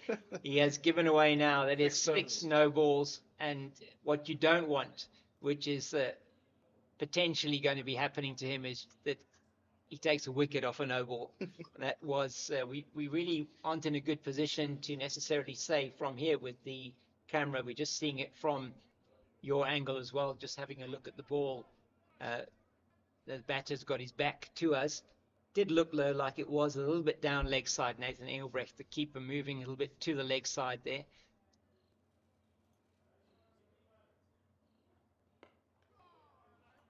Another good delivery and some neat footwork there from the bowler. This time it's a legitimate delivery. Yeah, it was. And just to give you some quick news from the test match in Chattogram, it is Bangladesh now 75 for the loss of 6 in the final session on day 3, still trailing by 341 runs. And it is South Africa there on the verge of a very good series win. That's short, and it's very well played. Rolling his wrists over it, Dikhale. Time, never easy to play those shorter deliveries with a pull shot. Need to have a lot of control with those deliveries, and unfortunately this time doesn't tend to go to ground. And that is not the end of the over, just changing the field around for the left-hander. He's still got 1 delivery to bowl because of that no ball earlier on in the over. And yes, I mean, it's been really bad from him. 4 no balls in his first over, and it's then been okay, but he did bowl 1 to the left-hander as well in the previous over, and this 1 to Dikhale in this over as well. Once again, that short extra cover comes into play.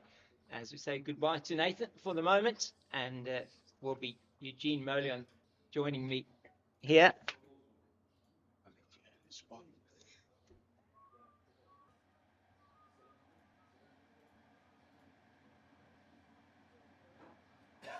Welcome back, Eugene. You had a bit of a nice walk around the ground there. Always nice just to have a walk in the sun. But the problem is I forgot my hat. Oh dear. So yes. it's a little bit warm out there, but there we see just a little bit of a summary of what we've seen 20 overs into this encounter here. 56 for 2. The Knights, after winning the toss and decided to have a bat, and yeah, we all knew that was going to be the case. But it's good to see there's a little bit of a partnership growing between these two, Dikhale and Forrester. 26 is the partnership between them, and they would like to see their side here to the lunch and break here. Yes, we are half an hour away from lunch, and it's Keith Dudgeon away from us here at the Niederberg end.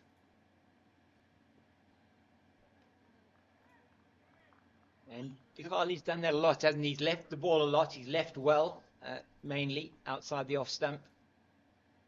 Yeah, he's faced 55 deliveries for his 19 runs. He bats on off stump, so he knows if the ball is outside that line, he sort of just leaves it.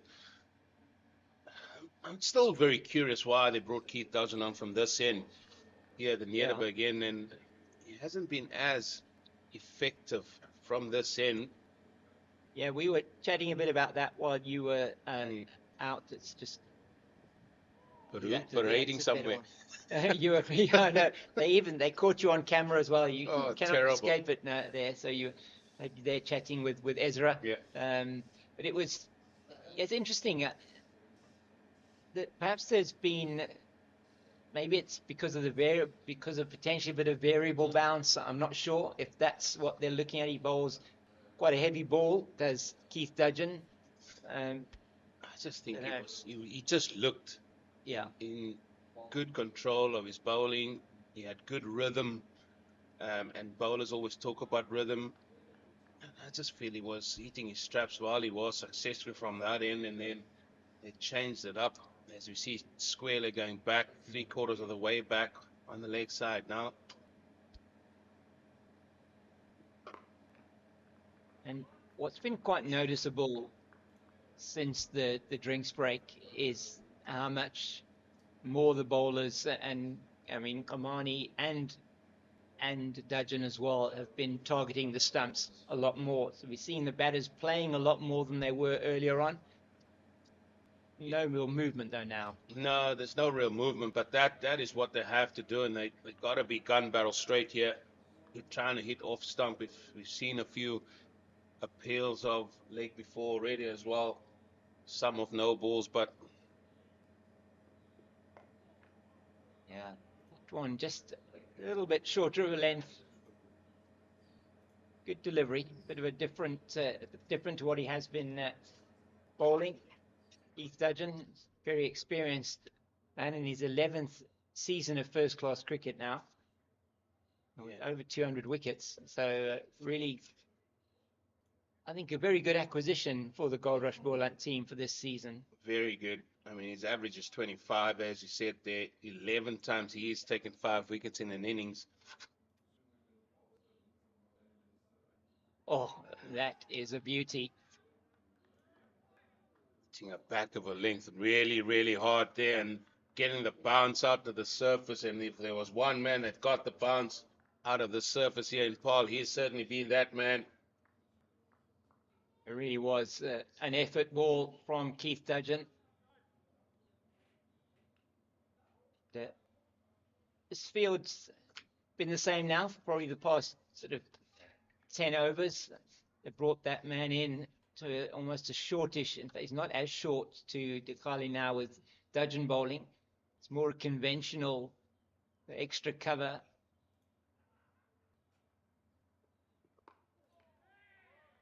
That's a good finish again to the over. Another maiden going the way there of Keith Dudgeon. And this is what we'll find in the longer format of the game, that it will just be a game of who blinks first. Yeah. And in terms of the Boland or the Goldrush Boland team, they would want to just apply the pressure, apply maidens, and see if they can just restrict the Knights from scoring. In terms of the Knights, they've got to transfer that pressure into trying to get that rate up to 3 and over. But for now, they've got to build a nice little pressure, see it through to lunch. As we see, it is the man from Sherwood Forest. It's going to be Mahima to come on, build his left arm tweakers here. Yeah, it's going to be very interesting to see if there is anything on offer for him on this surface.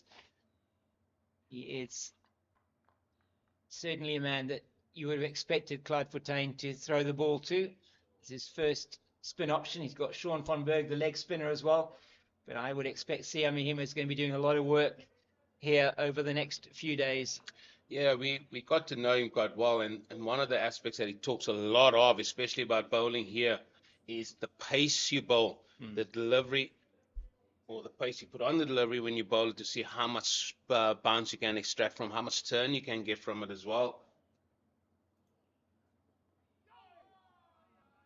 So immediately onto the sweep shot is Forrest, who doesn't get down fully though. It's the man at short fine, that's Glenton Stearman. Yeah, also a short leg in place. It's Gavin Kaplan at short leg.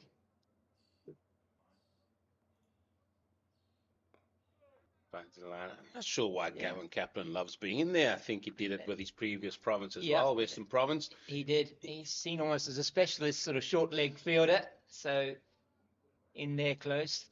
He's made the trudge down the N1. Yeah, it's just nicely played there to Viwe Ngajima at mid-wicket. He took 2 really good catches this morning, both of the slip catches going to him, both wickets to fall. First to Dudgeon and then to Kamani. This is where the game sort of moves a little bit quicker with his spinners dictating the pace of the game. He goes through his overs quite quickly. He's always at you. And he does have quite a bit of speed variation, doesn't he, as well, Mahima, which is very important for any finger spinner to have those variations. An arm ball, a quicker ball, varying it up in terms of the flight. He's just going to have the one delivery that he's going to be bowling to Ikali. Yeah, and he would want to be bowling a lot more balls to the right-hander, trying to get him to turn away. But we'll keep an eye on how the bounce is on the surface off the spinner. If there's any turn early doors, even with a ball that's only 21 overs, though, it's going to be 22 after this ball that's bowled as short leg back in place again. Just that little bit harder the ball at the moment for Sia Mahima. Potentially get a bit more bounce from it. I was just about to say, K Fox, that's some of the aspects that he could be looking for. He's been pretty much on the money this over. His first over, just the 1 run coming from it. It's 57 for 2 after 22.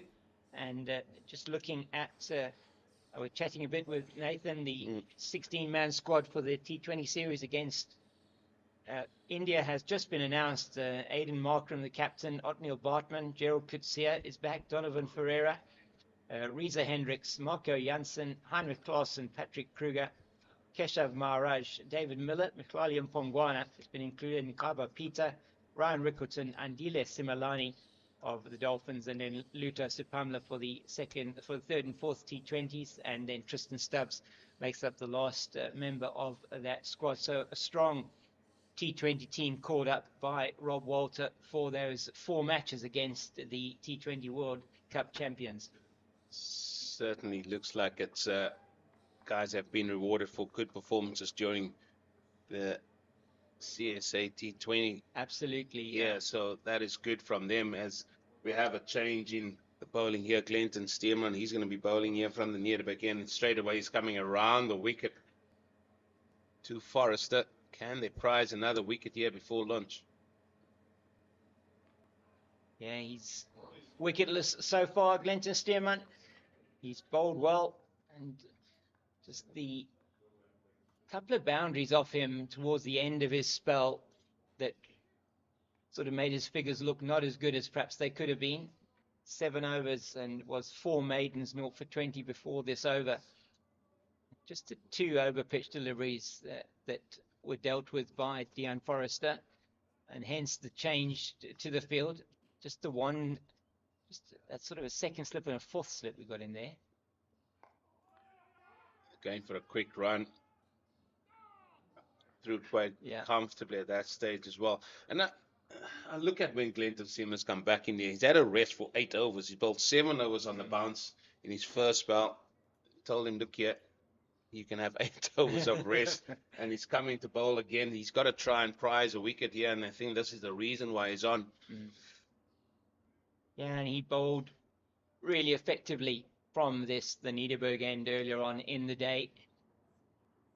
And here we're looking to, particularly, you would think that he's targeting the stumps of Dikale, just wanting to be bowling stump to stump.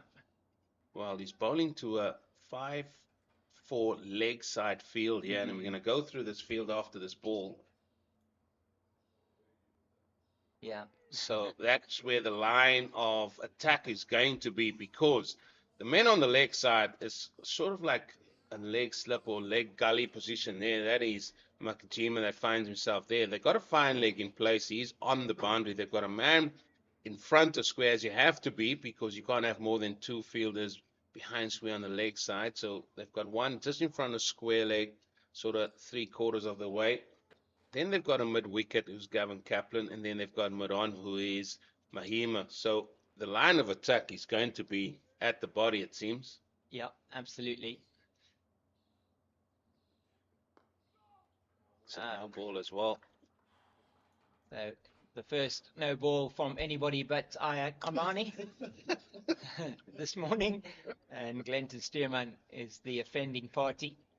He's upset with himself about that. He's also Dikale off strike, which is probably what he didn't want either. I think it's more about that than not the no ball. Yeah. But yeah, he's on that Kamani train now, bowling a no ball. But we'll see where that extra ball goes. He's around the wicket again to Forrester. Oh, what a delivery. What an absolute Jaffa of a delivery. And Nathan Engelbrecht, he got a glove to it, it seemed, but opened him up like a can of beans. Yeah, he certainly was squared up with that one. And did Engelbrecht actually get a glove to it? Difficult to tell in real time. We're going to look at that on the replay now. Take us through this, Eugene. Yeah, if you look where Nathan Engelbrecht is going to go, he's going to go to his leg side. Oh, yeah. Oh, he did get a hand, but Yeah. it was a difficult chance because his initial movement took him down the leg side, but it was such a good delivery from Stearman. Yeah. I think this is what they were searching for, striving for a delivery like that. Just pulling away there. Dion Forrester. Yeah, no bowler likes to be just halted in his tracks, especially when you're running in. Stearman just asking, what was that for? Yeah, so that would have to go down as a chance, though, for Goldrush Boland. Forrester, not really the man that you want to put down. But you don't want to put down any catches, but he has looked pretty good for his 21 so far. It's dropped on 19. We're going to keep an eye on that and see how he progresses. And that's another no ball, and that is beautifully played through the offside by Forrester. The chase is on. Looks like that's Peter Milan does well, but it's going to be 3 runs added as well for Forrester, including the no ball. Yeah, and that is not what Glenton Stearman would have wanted. Well, 2 no balls so far in this over, and he had that drop chance. He's got the teapot out already. Which bowler hasn't got a teapot? Yeah, no, they've all got the teapot, haven't they? It's not surprisingly. He did. That was a beauty that squared up Forrester and got the edge. That line that he's looking at to target the body of Dikale. I think this is good from sort of captain and bowler here. They're not just letting things just drift along here. They're trying to make something here, trying to be a little bit proactive. They're going to try a plan here. Let's go with this plan to Dikale and see how it goes, and then they can always revert back. So, I mean, this is good initiative shown there by the captain and bowler. Yeah, nothing much was happening with that stump to stump line outside the off stump. It's just nicely played off the back foot. Good chase from the fielder there. Yeah, that was the captain himself, Clyde Fontaine, that ran out there just a little bit wide. It was well played, as you rightly said there, Cape Fox by Dikale. This is what we'll see. We'll see a lot more plans over the course of this match, how these different teams sort of showing their plan, sort of.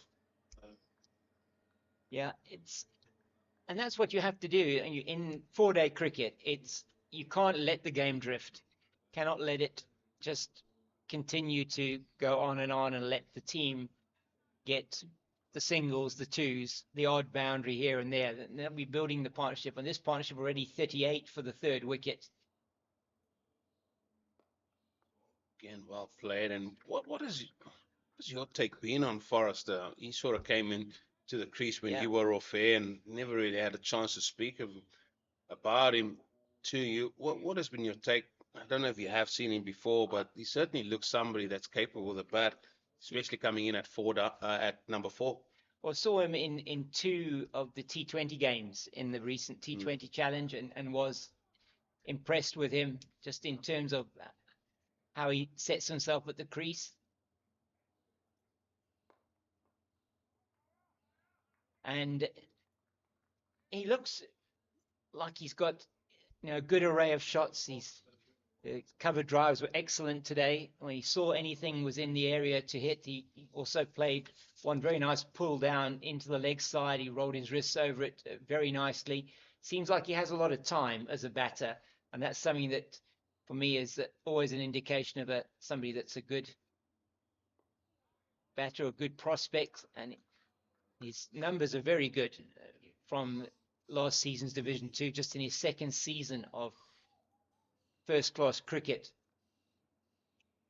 Yeah, if you can boast an average like he has, which is 62 at the minute. I mean, yeah, it's very good. And take nothing away, I mean, that's a very competitive league. Division 2 in the South African first-class cricket, a very competitive league. And he certainly has shown that he's got potential as an all-rounder.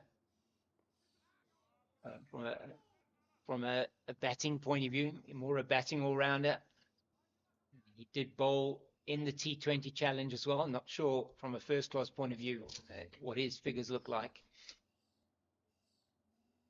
Yeah, in terms of where we're going here, they be 10 minutes or so away here from lunch. And doesn't look like Siamahima is getting anything necessarily in terms of any kind of turn. You wouldn't have expected him to necessarily. The pitch is quite hard. No, not on this stage, not in the first session of a 4-day game here in Boland. So it's going to be Stearman again. He's going to be bowling to Forrester, and looks like he's found a little bit of rhythm, much better rhythm to the left hand around the wicket here. Yeah, I agree with you there. He seems to be getting it into the areas that are a little bit dangerous for Forrester outside that off stump. As we look at those upcoming T20 fixtures for the Proteas playing against India from Friday the 8th to Friday the 15th of November, 4 matches. Yeah, and I think we can all look forward to a great summer of cricket ahead. Absolutely. Starting with India coming here in a T20, I mean, that's going to have crowds aplenty. We can be rest assured on that. And and we'll give you some more information. We have a number of other tours that are happening. We've already mentioned the Sri Lanka and Pakistan tour. The women have England visiting, and that will be in December. It's going to be a fantastic December of cricket. Oh, another beauty. Absolute Jaffa. That is beautiful delivery. Yeah, and you were saying it, Eugene, at the beginning of the over, and he's just proven it now. That one as well, probably only was the third delivery that I've seen that Forrest has been beaten. He was one from Ayak Amani outside his off stump that he played at and missed. That one, though, was just a fantastic delivery. Well, he's had a chat there, Clyde Fontaine, and he's doing what I thought the bowler might do. He's going to put a second slip in, and you don't want to hit the ball, especially now, to go through that vacant second slip area. So Gavin Kaplan has taken up that position there at second slip.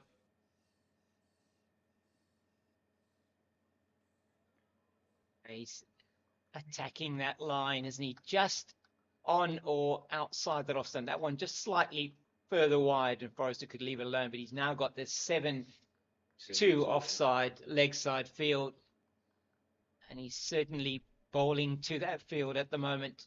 I mean, this is the period where it's always difficult because you know you got lunch around the corner. You just want to eat your way to lunch. Yeah. You got a bowler running in at you, trying to make things happen. Oh, finds it again, finds it again. Yeah. He's having this ability to get this ball to move away from the left-hander there, and he's literally finding his straps so well. So as we look again, let's show you those fixtures for the upcoming T20 series. Just went through that squad, and starting off in Durban. It is indeed in Durban on Friday the 8th of November, up to Gqeberha on the 10th of November, then to Centurion on the 13th, and finally the last match on the 15th of November in Johannesburg, the DP World Wanderers. Another very good delivery from Glenton Stearman. It's been an outstanding over so far from him. Oh, don't be doing that again to me, James. But yeah, 5 dot balls, beat the edge 2 or 3 times. He's asking the questions. He's really testing here the defensive work of Forrester.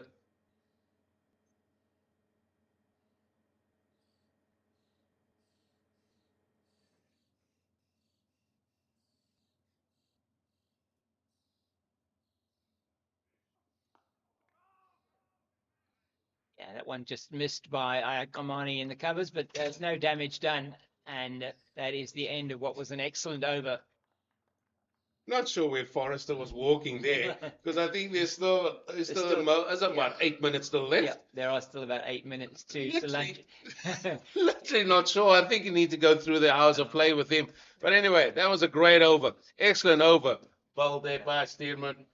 I think he heard that the lunch at Boland Park is always outstanding.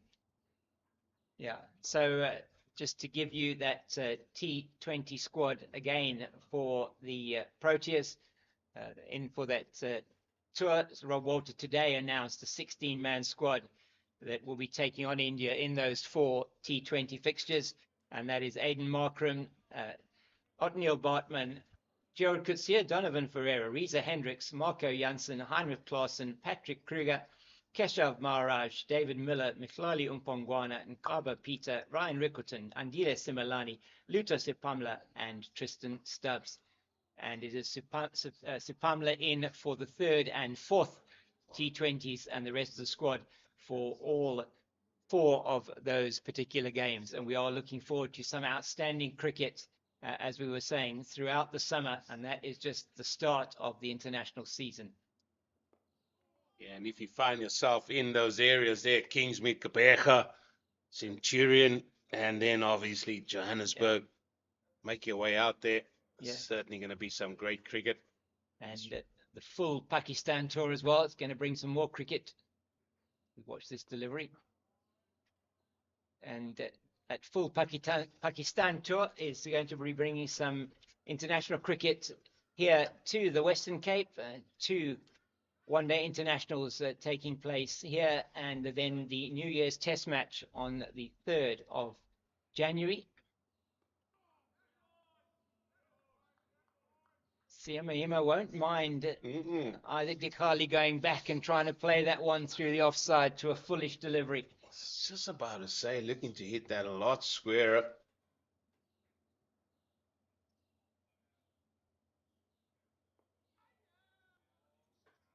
He straps here now, and he's tying it end up. And if you get a spinner that can tie one end up, you can do what you like on the other side, because you know he'll be creating a little bit of pressure. And it's run rate just dropping down slightly, 2.7 and over. Yeah, and this is what you get coming to working your way to that lunch break.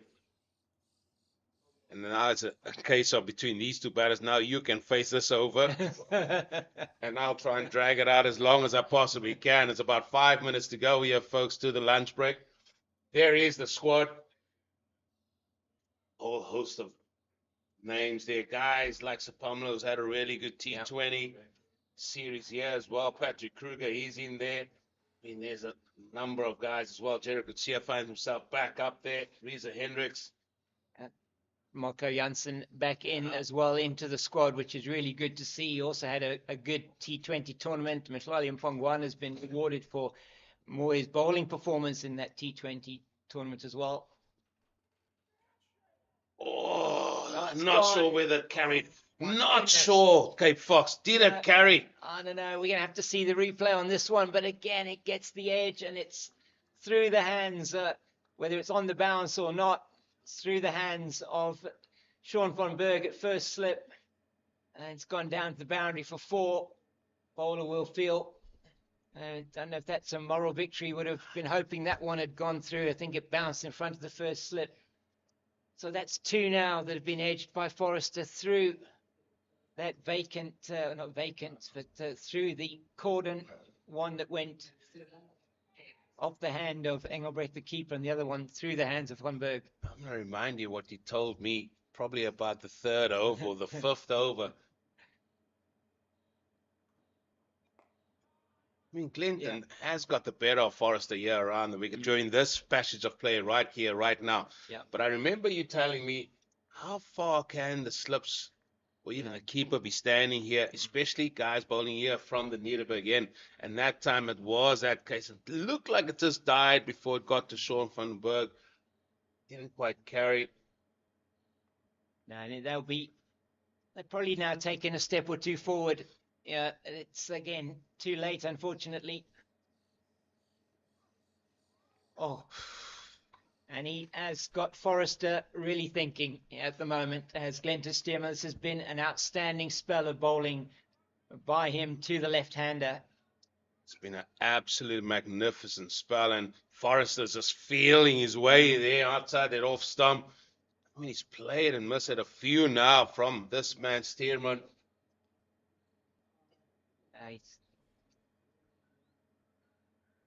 He's, as you say, he's reaching for. He's played a couple of forward defensive shots that it's just gone past the edge as well. He leaves it. I think he left that more on length and line. Definitely. That's that one just going over the top of, like over the top of off stump. And he will be thinking of that lunch break. He does not want to lose his wicket before that lunch break comes up. And it's likely that we might see another over. And this is why I like 4-day cricket. It tests in so many ways for the batter. Now he's got his one eye on the clock. He's got his one eye on his own score. Yeah, he's got his trying to see the batter coming in or bowler running him at him as well. Gets in nicely behind that one. In those, he's had a couple of those that have just drifted away from the bat, and that he's missed the line as well. That's been really good testing 4-day cricket, and that's what you want to see. 100%. I mean, this is probably going to be Glenton Stearman's final ball of the first spell for him. There'll still be 1 over left, but I think that over is going to take us to the luncheon break. So, what another excellent over bowl. Can he see it out? And leaves that one on length again. You feel Stearman thinking of what might have been again in that over. He took the edge of Forrester's bat, just bouncing short of the man at first slip, Sean van Berg, as Forrester and Dikali have a bit of a chat in the middle. They've done a good job here, though. Eugene, 30 for 2 it was when they lost at Garnet Tar. And they've taken the score on by 43 now. Still just the 2 wickets down, and you have to say that it's possibly after that good start from the Goldrush Boland has evened the session out a little bit for the men from the Knights. Yeah, and this will be the last over of the innings, that first innings. Partnership of 43. Cape Fox, I mean, you can have it. Bring a few more catches in, because you know Dechale just wants to see it here through to the lunch.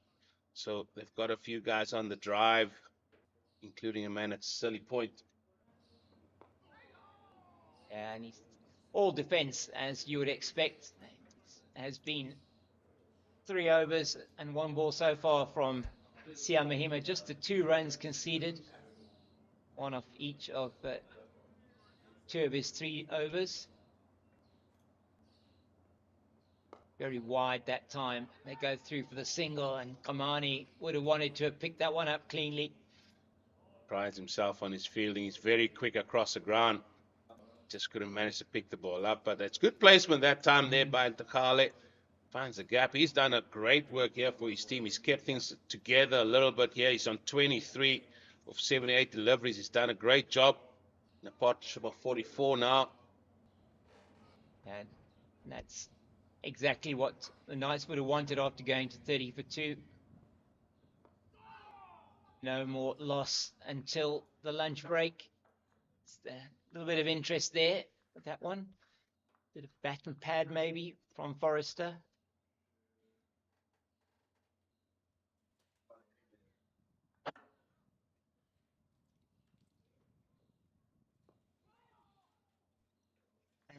He hasn't bowled too much to the left-hander so far, Sia Mahima, in this spell, but mostly to the right-hander Dikhale. Yeah, that he has. But there's no purchase. There's nothing out there in the early stages. So 2 balls away. Looked like the quicker one from Sia Mahima. 1 ball for him. What would you reckon? Even Stevens at this stage, after the Knights winning the toss, electing to have a bat out there? I think so. I think we'll wait for this delivery. It's just push the man at short, mid on. Yeah, I think very much on as even. I think at 30 for 2, had another wicket fallen, and if they were maybe 3 to 4 down at lunch, maybe even 3 down, I think Goldrush Boland would have felt they were ahead of the game. Where it is at the moment with 2 batters pretty well set. Dikhale on 23, and Forrester on 29, a partnership of 44. You'd feel both teams are probably not unhappy with where it is. And Boland getting those 2 wickets, scored 30 with the last wicket fell. So it was the wickets of Senekwani for 8 and Tar for 4, both caught by Ngajima. First one off Dudgeon and second off Kamani.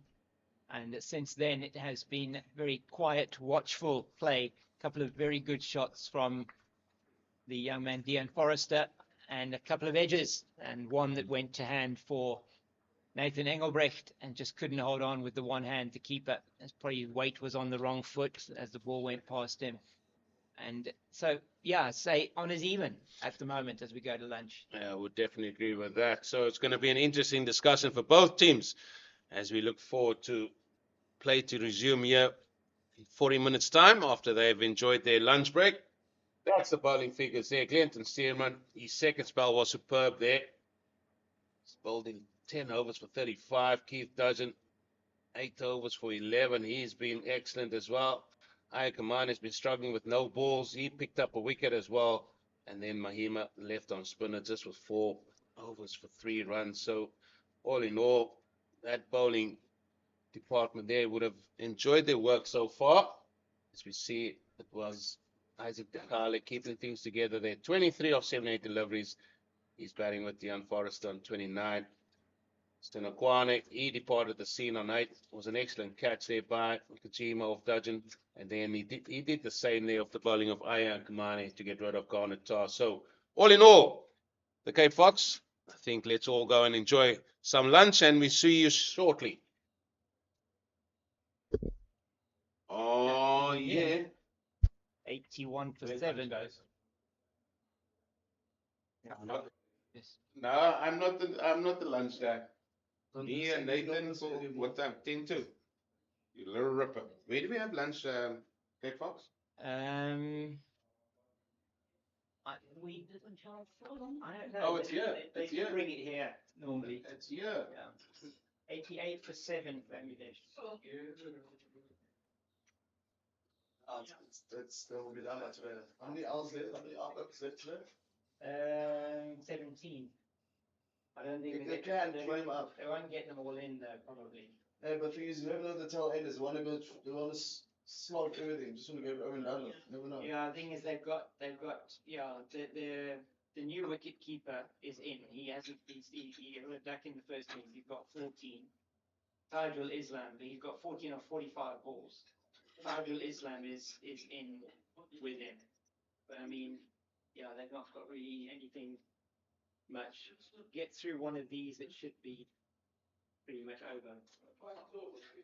Yeah, about today. Yeah, and they got the captain Shantu got 36. He's the only one who's got any kind of score. Yeah, that's right. 89%.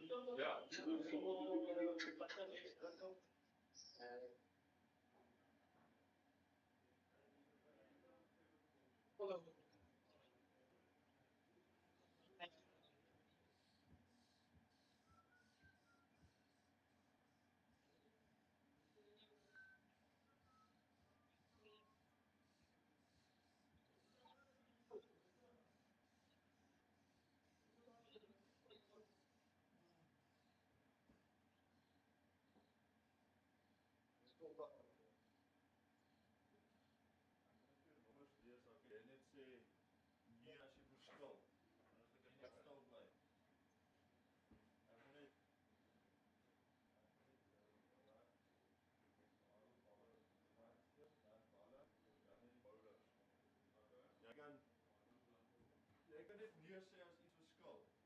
Alraai, 23 8 4 29. Ja, 10 extras. Ja. Alraai. 78 23 13 62. Ja. Okay, bowlers. 10 8 6 4. Ja.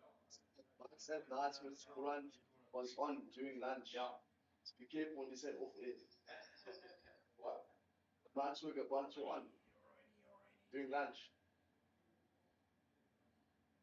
Mine said nights with Boland on during the lunch spectacle, so be careful what you guys are saying off air.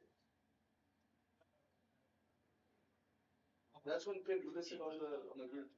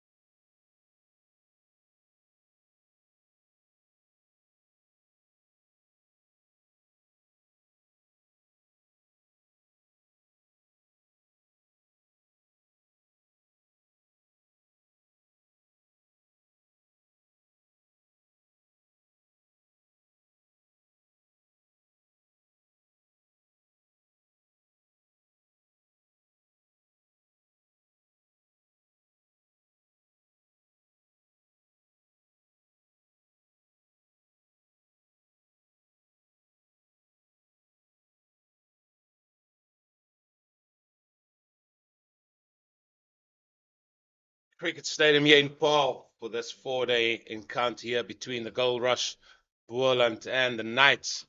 And it was certainly a very interesting first session of play there on day one, where it is the Knights who won the toss and elected to have a bat first, find themselves 74 for the loss of 2 wickets after 28 overs bowled.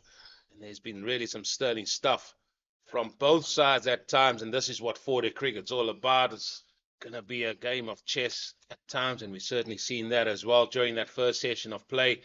Glorious conditions here in Paarl. They're saying the temperature is going to be in excess of 30 degrees as well. And this is what still to come here, South Africa versus Sri Lanka, the 27th of November through to the 9th of December. That is some good cricket that lies ahead there, and sure we're all looking forward to that, as it looks like South Africa is more than likely going to win the series there in Bangladesh as well. And then after that series with Sri Lanka, there'll be more to come. There will be South Africa versus Pakistan. That starts on the 10th of December, running straight through to the 7th of January. It will include Test series and ODI series, as well as the KFC T20 series as well. So some great cricket to look forward to as well with that. And as I say that, it looks like they have done and dusted that series in Bangladesh, winning by an innings, as well as they've done really well over there. And with me here, Nathan, I mean, let's talk about the cricket that's still to come internationally. And I think all the crowd should be looking forward to it, especially after both the men and the women managed to get to the T20 World Cup finals and just couldn't get over the barrier there, trying to get a trophy back. But I think there's really some excitement brewing. Good afternoon, Eugene. Definitely positive signs from both the women and the men. For sure, not getting over the line, but reaching the final indeed. But again, it's all about the small margins for both the men and the women. Yeah, and it is Keith Dudgeon that's going to start proceedings off here in the second session on day one. He's going to be bowling here from the Nederburg again, and looks like he's going to try to apply the same sort of attack here to Degale, who's on strike. And Degale says, right, he's open enough to pull that away. He's had enough of ducking and diving and swerving out the way. He's decided he's going to take it on now. With him, he's Deon Forrester, who, let's say, he started out really positively, going at a run of ball, and maybe that last little session there bowled by Stearman really had him caught in two minds. He played and missed quite a number of balls, but he's still there, 29 from his 62 deliveries. I like the look of him. Definitely. Just touching on the umpires, we've got Murray Erasmus standing at Nederburg end, and Andre Olivier standing at the stables end. So currently at the square leg. Dudgeon, he's going to decide he's going to be doing the same thing, bowling around the wicket to Forrester. Straight on the money. Like the energy that Keith Dudgeon has brought here to Boland. Certainly a man that, you know, when you speak to him, he's a man that speaks with full energy, always smiles on his face. He's always bustling around the ground as well, and he certainly brought a different aspect of energy here to Goldrush Boland. In the previous seasons, prepared for Tuskers, did very well with the Tuskers.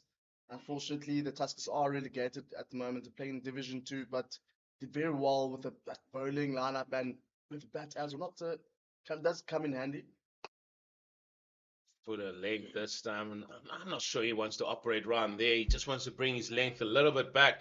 So that first session, certainly we find that it was a little bit of even Stevens at this stage, you know, with the run rate achieved at this stage being under 3 and over, so they're not going anywhere. So how the Knights sort of progress from here in terms of run rate to see if they can apply some sort of pressure here on the bowlers here of Paarl, of Boland, is going to be something we need to look at.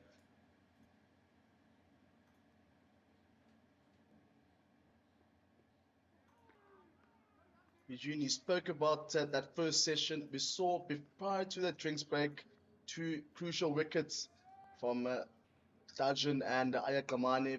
Poor first delivery from Kamane, but pulled out very nicely. and caught, and then the slips caught by Avium Gichima. But since the young Forrester came on, I think he did very well to assist Isaac Dikhale, who has been opener for Knights. And so far they've been going very well here, just creating that partnership, and it assisted them as well with the run rate. 45, that partnership between these two, and they've certainly steadied the ship. But it's how they operate from here on in, as there's going to be a change of attack here from Dudgeon. He's coming over the wicket now. That's a powerfully hit. And this is what Forrester did the minute he came to the crease there when they lost that second wicket. He started to play a little bit more positively. I think that lunch break was just in the back of his head, and he sort of went into his shell, which we can understand. But again, now, just after seeing a few balls after lunch, he's certainly out there. He wants to sort of set his tone on it. And again, a change of attack here from Dudgeon. He's sort of mixing it up. He's going to come around the wicket for the final delivery.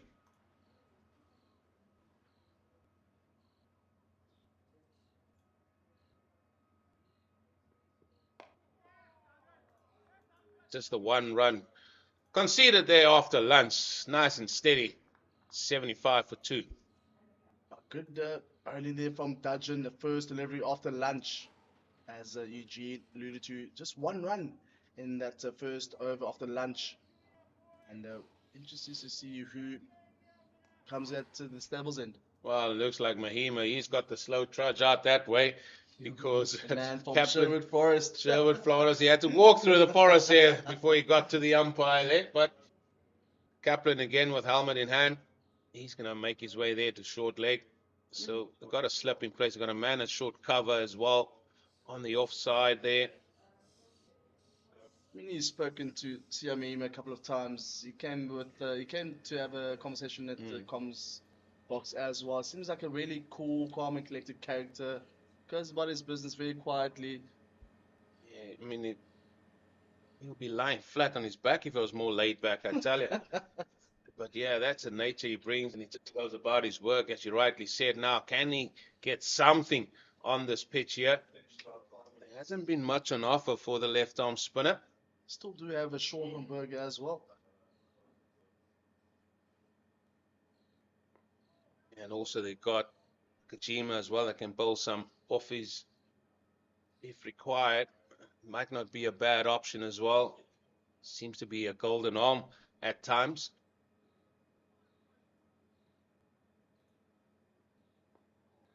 Just share with us, what was your discussion? I mean, we saw you having a walkabout with the bowling coach of the Goldrush, Boland. Just to talk us through, what was the discussion? What are you guys talking about then? Is it full of all? Well, some of that discussions is, where we're going to be playing the golf next. That's what that discussion was about. How the weather over the next 4 days is going to be. Can I slip in around the golf on Sunday? Who knows? But he's certainly a man that has a lot of experience. Ezra Poole. Poulet, as some people might call him. The E at the end. Oh, tomato, mate.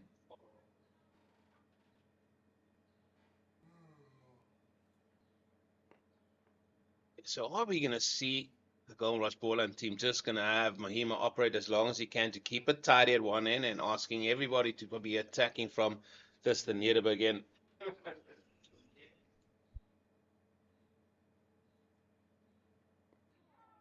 Still do have Sean from Berger as well. Did very well for the Proteas. I mean, he went with them to New Zealand. Experienced candidate as well for Boland. Yeah, they would want to keep his experience as well. And I mean, how he operates on this surface is going to be the key. But I think what Clyde Fontaine is doing here is right now, he's just going to sort of rotate his main men from this end here, the Nederberg end. I would have liked to have seen it from the stables end because there seemed to be a little bit more bounce from that end. Bowlers running in from that end. However, they've decided that's going to be this end here, and Mahima's going to go for as long as he can. So, again, I find that slips very, very close together there, first and second slip. And when I say close, I mean close next to each other. Then doesn't seem like they're covering a lot of sort of area as well. But Forrester, he was dropped on 19. It was an excellent delivery that bowled by Stearman. Would have been a crucial wicket if he had to depart. Did really well to steer the ship. I mean, it was they're looking two down, two quick wickets for the Knights, but did very well when he came in to assist Tikhale.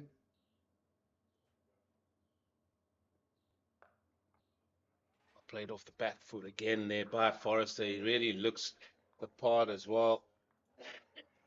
That ball, 30 overs old now. Now it's just about your skill set as well and how patient you're going to be, how consistent you're going to be as a bowler, bowling on the surface here. See if you can get anything out of it. Doesn't get easy. I mean, you were out there, you said it's banking hot out there, Eugene. I was just walking around the ground, mate.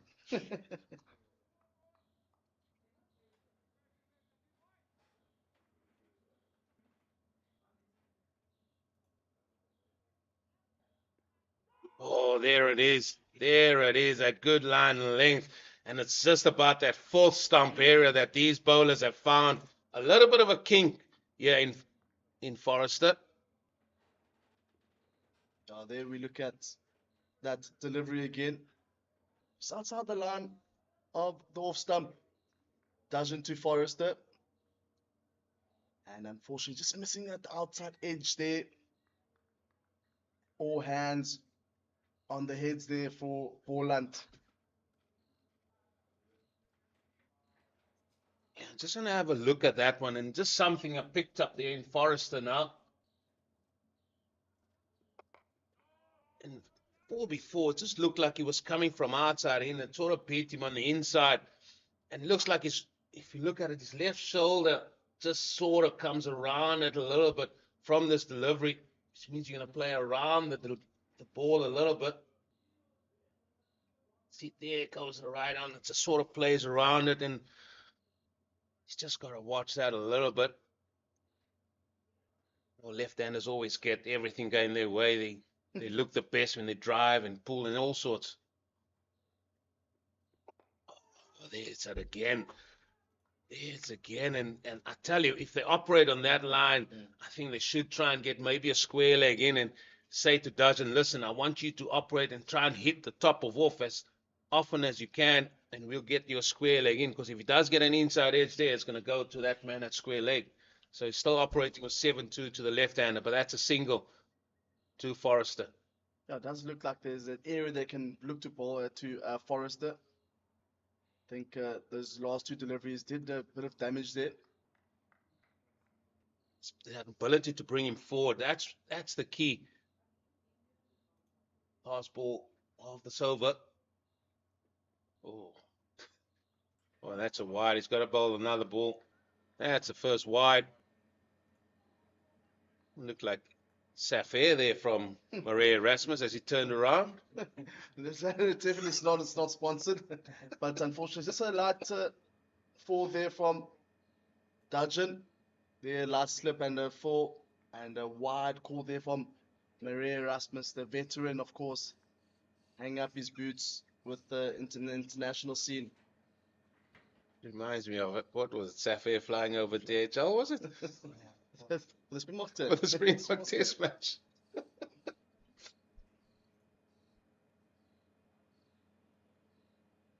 Bullet delivery again.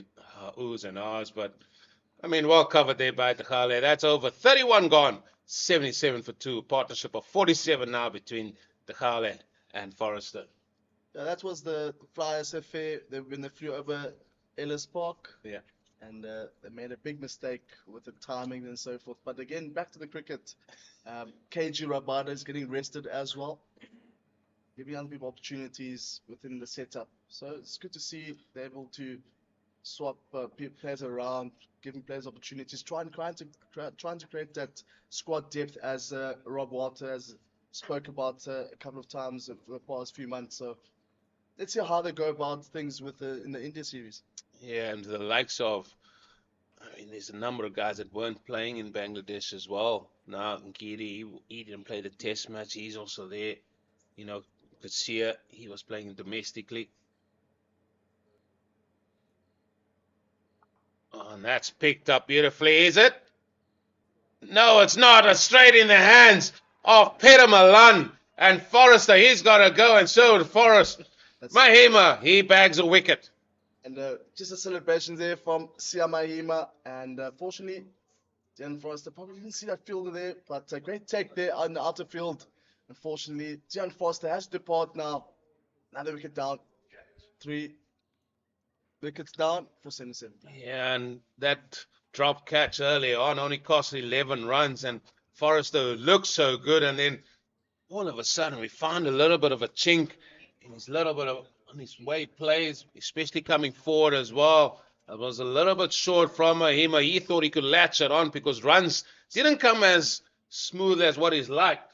And that's the end of a partnership that was 47 runs there. And oh, the Knights could ill afford that now. And maybe we could be seeing Gian Klute coming in now. But again, we just have to wait for confirmation.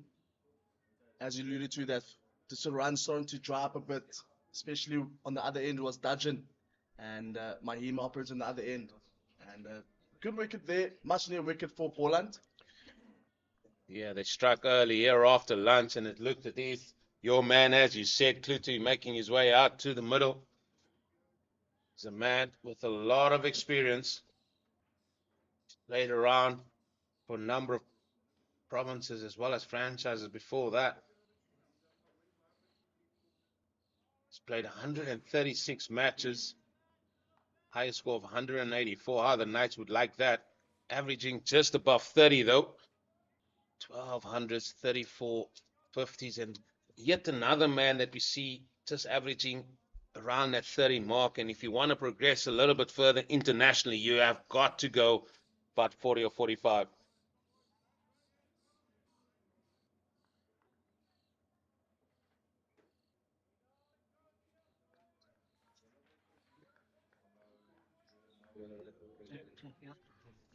Oh, yeah, that's tough, man. That's tough. Well, Tough. struck with his first ball of his sixth over. The job that he was to do here, and what it seems to do, is you just tie up one end. Was a good, smart catch by Peter Malan, the old statesman. A lot would ride on this man. Can they get him early? What's nice as well, a lefty replacing another lefty out there, so it's still a right and left hand combination.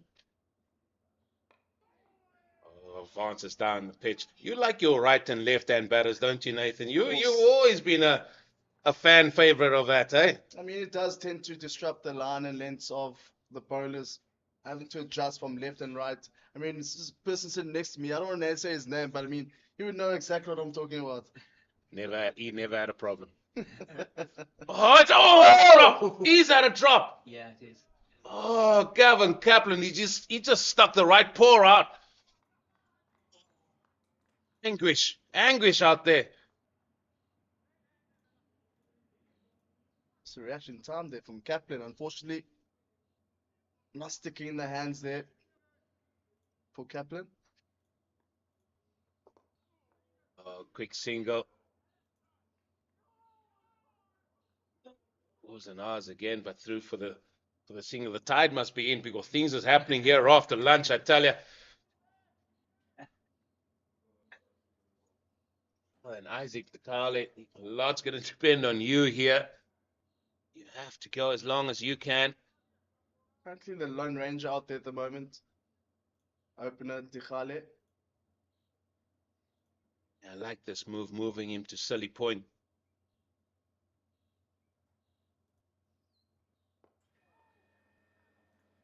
Pushes it out. 78 for 3. This is what it's all about. I just think that dismissal of Forrester wasn't really necessary from them to play that shot. But again, it does make sense with that the pressure applied by the bowlers. And that's going to be a dot. And that concludes over number 32, 78 for 3. And you so rightly make that point. It is about that. He never had another opportunity to hit sort of a boundary, and he saw a loose delivery. I think he probably were aiming more to deep mid wicket rather than the square leg area there. And It was a good, smart catch. Maybe hit that ball far too high as well. Didn't have the distance. Look at that. Beautiful scenery here. Beautiful ground. Mountains all around us here. I mean, you spoke about the playing golf on Sunday. I mean, there's still golf course around the corner here, one Valderby. Have you played it before? I have managed to play there once or twice, you know. I'm not going to say how badly I played, but I did play very badly. And Yeah, especially, golf can I- can make or break your day. It's- That's for sure. it's the people you play with. And the guys keep saying, let's play from the tips. What are they on about? I'm not a pro. I can't play from the tips. Just put me on something that I can reach the fairway with an iron, mate. That's all I want. Now, they're going to operate with the same motors here around the wicket to the left-handed Kluti.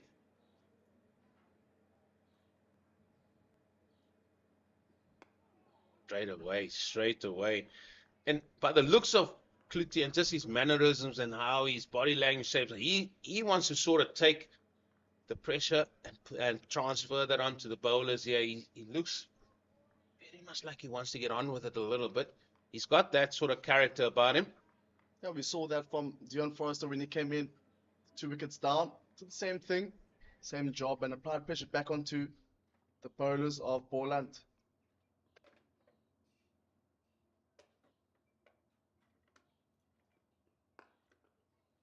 Full of length again. Dodgen won't be happy about that delivery. Don't want to give any batter any starts whatsoever. Looks like Ayakamani is warming up, standing at quick point. There's quite a few of them warming up. And Clinton's also warming up. Aya's warming up. Mahima says, hold your. It's just giving us options. No, Mahima Just says, hold stop your. pretend, Just slow your rolls, Put me in, guys. start pretend, put me in.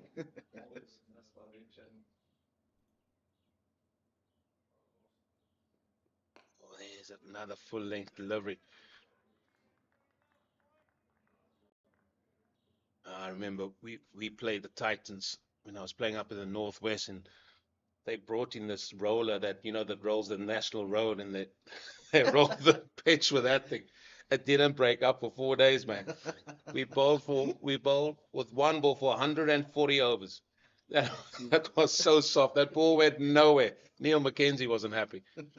Anyway. Oh, jagged off the seam there. A little bit of bounce, effort all. This is what you get from Keith Dodgen. He's into his 11th over, only conceding 14 runs so far. Yeah, hitting the surface very hard there from Dudgeon. You spoke about the roller before the lunch break. We spoke about if the pitch will eventually tear up. We saw patches of grass out there. I mean, do you feel it might hold up there for the next 4 days, Eugene? Generally, there will be turn as it gets on here to days 3 and 4. And I think that's why both teams have got 2 or 3 spinners in their side. And I think that's what they're playing for. As we see a change to the field, we've got deep square now out as well. This is going behind square now. Going to come back to that point now.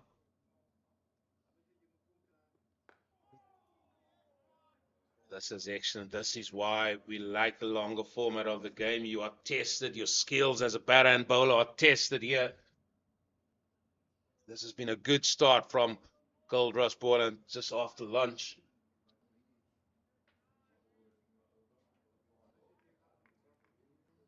It's like Pluto is struggling with that line outside off, not able to drive with full authority there from Pluto. Yes. And I see they move the point now to that boundary. And we see that a lot in the shorter format of the game. Excellent work. That's a maiden bowl there by Keith Dodgen. He's keeping the pressure here on the Knights. It's 33 overs gone. 78 for 3.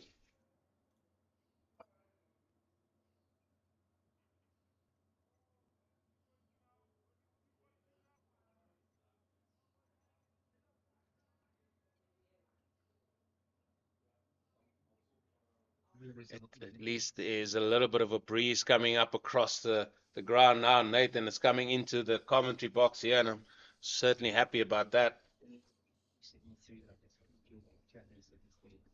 Yeah, Just confirmation. The Proteas won by an innings and 273 runs. That seems like a what do you call that? They'll be on the golf course tomorrow. You can say that. Are there any golf courses in Bangladesh? Oh, plenty. Aiden Markram, Rickleton, Bellingham, Well, Forain, a couple of boys there, a few golfers. oh, it's big appeal. It's a big appeal. Not out. Mahima seems like he was convinced there. I think he was more surprised it didn't hit the stumps. And then it just went up for the appeal as an afterthought. Just have to look at the replay with that one. Tide must be in because things are happening here. Yeah, Tikhala was looking for that sweep shot, but just waiting for the replay. It's beautiful use of the feet. It's beautiful use of the feet from Kluti. Excellently played, and he certainly looked very positive in terms of trying to show great intent, not just by scoring, but by using his feet as well. Yeah, Mahima came close to get his second wicket, but unfortunately dropped by Gavin Kaplan.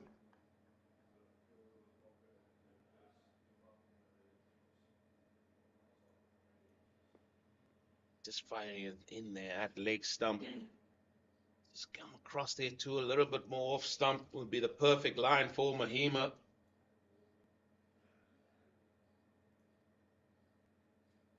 How will apologies, Clyde Fontaine be rotating his bowlers?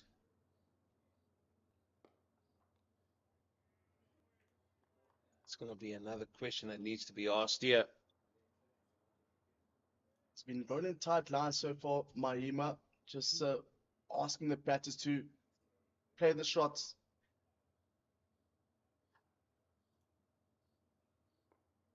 Yeah, well, so seen out there by the Khale. The rate has dropped. Again, it's now gone to 2.4, and this is how you know that one team is applying pressure on the other as well.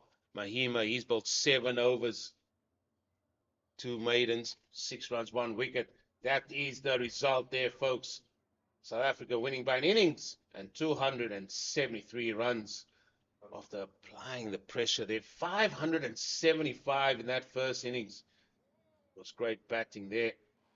A whole host of them.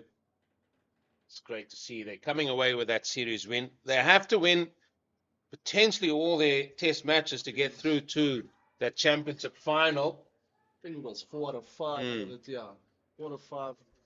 And look at, I spoke about Ayak Kamane warming up. I mean, as you see, he's coming back on, replacing Keith Dudgeon. Yeah, you picked the right straw there. Definitely. Well, so definitely a plan here. Looks like the seamers are going to operate here from the near to begin. And then Mahima, you go as long as you can, holding it tight, keeping it tight there. So just get your foot behind the line, though, Aya Kamane.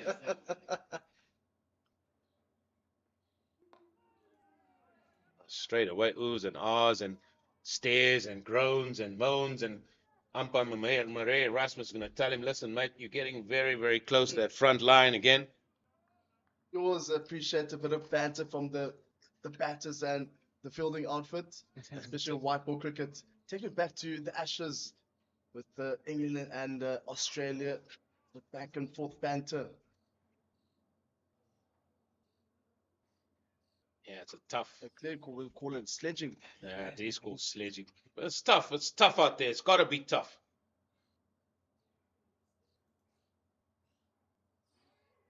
Beautiful delivery there from Ayak Kamane. Just stuck in diving there, Kluti. Another word there by Marais Erasmus in passing there, and just says, listen, you eating up. There's always a dead giveaway. When an umpire goes to the front line after you bowled the ball, you know you were very, very tight as a bowler. The thing is now, you went again, Marais Erasmus went again, just to tell him, listen, mate, you're stepping on the, you're on the boundary now, you're on the boundary, just be careful.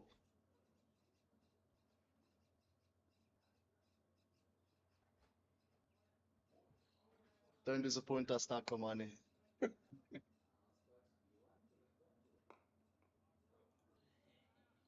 Nice. Yeah, so far so good from Kamane. Now that first over went for 4 no balls. Eugene, so much energy wasted, especially in the sun. I tell you one man that won't waste energy is this guy bowling here, Ayakamane. He's always full of energy. I mean, he's bowled a 10 over first, 10 ball over the first over that he contributed to proceedings. Yeah, I mean, but he's still a live wire in the field. He started here with 3 dot balls.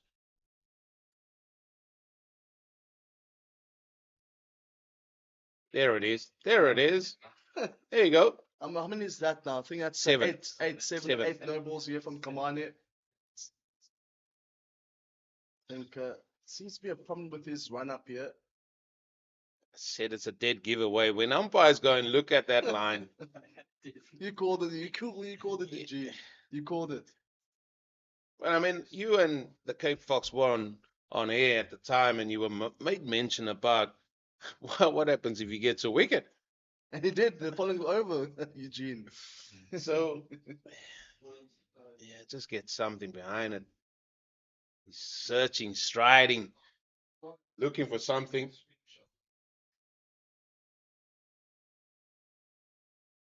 Oohs and ahs again, but I think sometimes it's oohs and ahs. It's just happy he's bowled a legal delivery. Just happy to see that.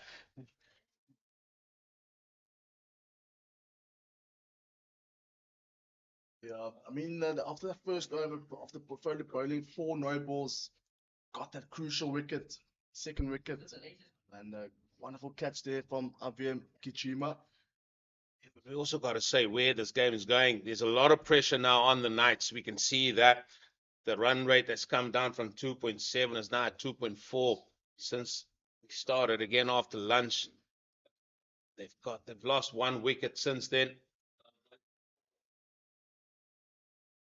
Short ball, and he's taking on the pull shot now to Paarl. Before he was just sort of swerving out the way. But this is how you just got to sometimes, as a team, soak up the pressure. You can't afford to lose another wicket and then apply yourself then later on. So it's a game of nutrition, as they say. You've just got to bide your time, and then sometimes you can exploit it a little bit and show great intent to score. It's a game of patience, just waiting for a bad delivery. But again, look for the scoring options for the Knights. Again, it is kind of difficult at the moment with the bowling from Kamane, and on the other end is Mahima.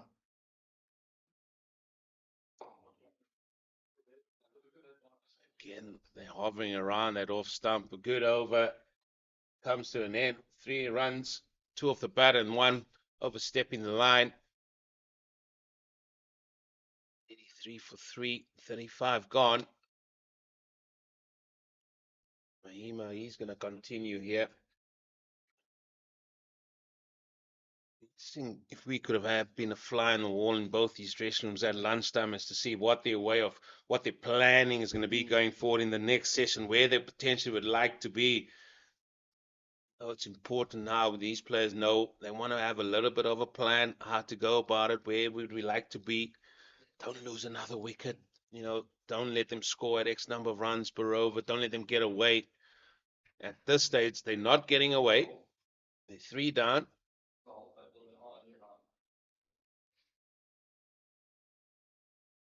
Interesting to see how they bring in Bjorn von Berger as well. The Big Sean. Big Sean. Big Sean will be very difficult on this because he has the ability to get that ball to skid through a little bit quicker on the surface. He's definitely somebody that can bowl wicket to wicket. Oh, a little bit slower. And that is the first one. The real first time we see Mahima give it a little bit of loop, a little bit of dip. Something got out of that. Something he really spoke about long and hard before.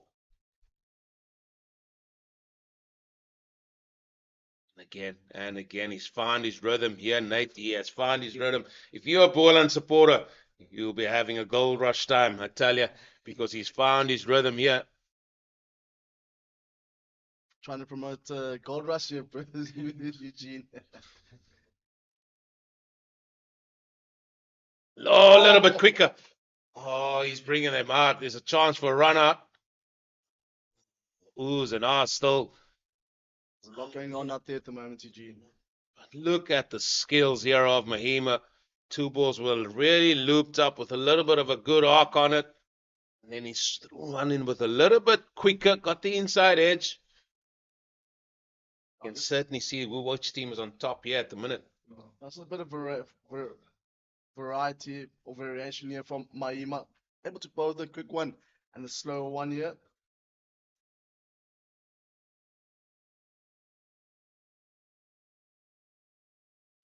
This man Kluti, he's going to have to play his role as well.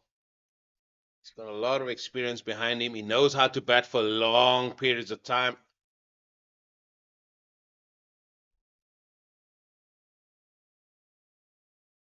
Oh, it's a drop. Oh, but that is a difficult one. Let me tell you, that is a difficult catch for Gavin Kaplan because that came out off the bat very, very quickly. He used his feet to get down the pitch.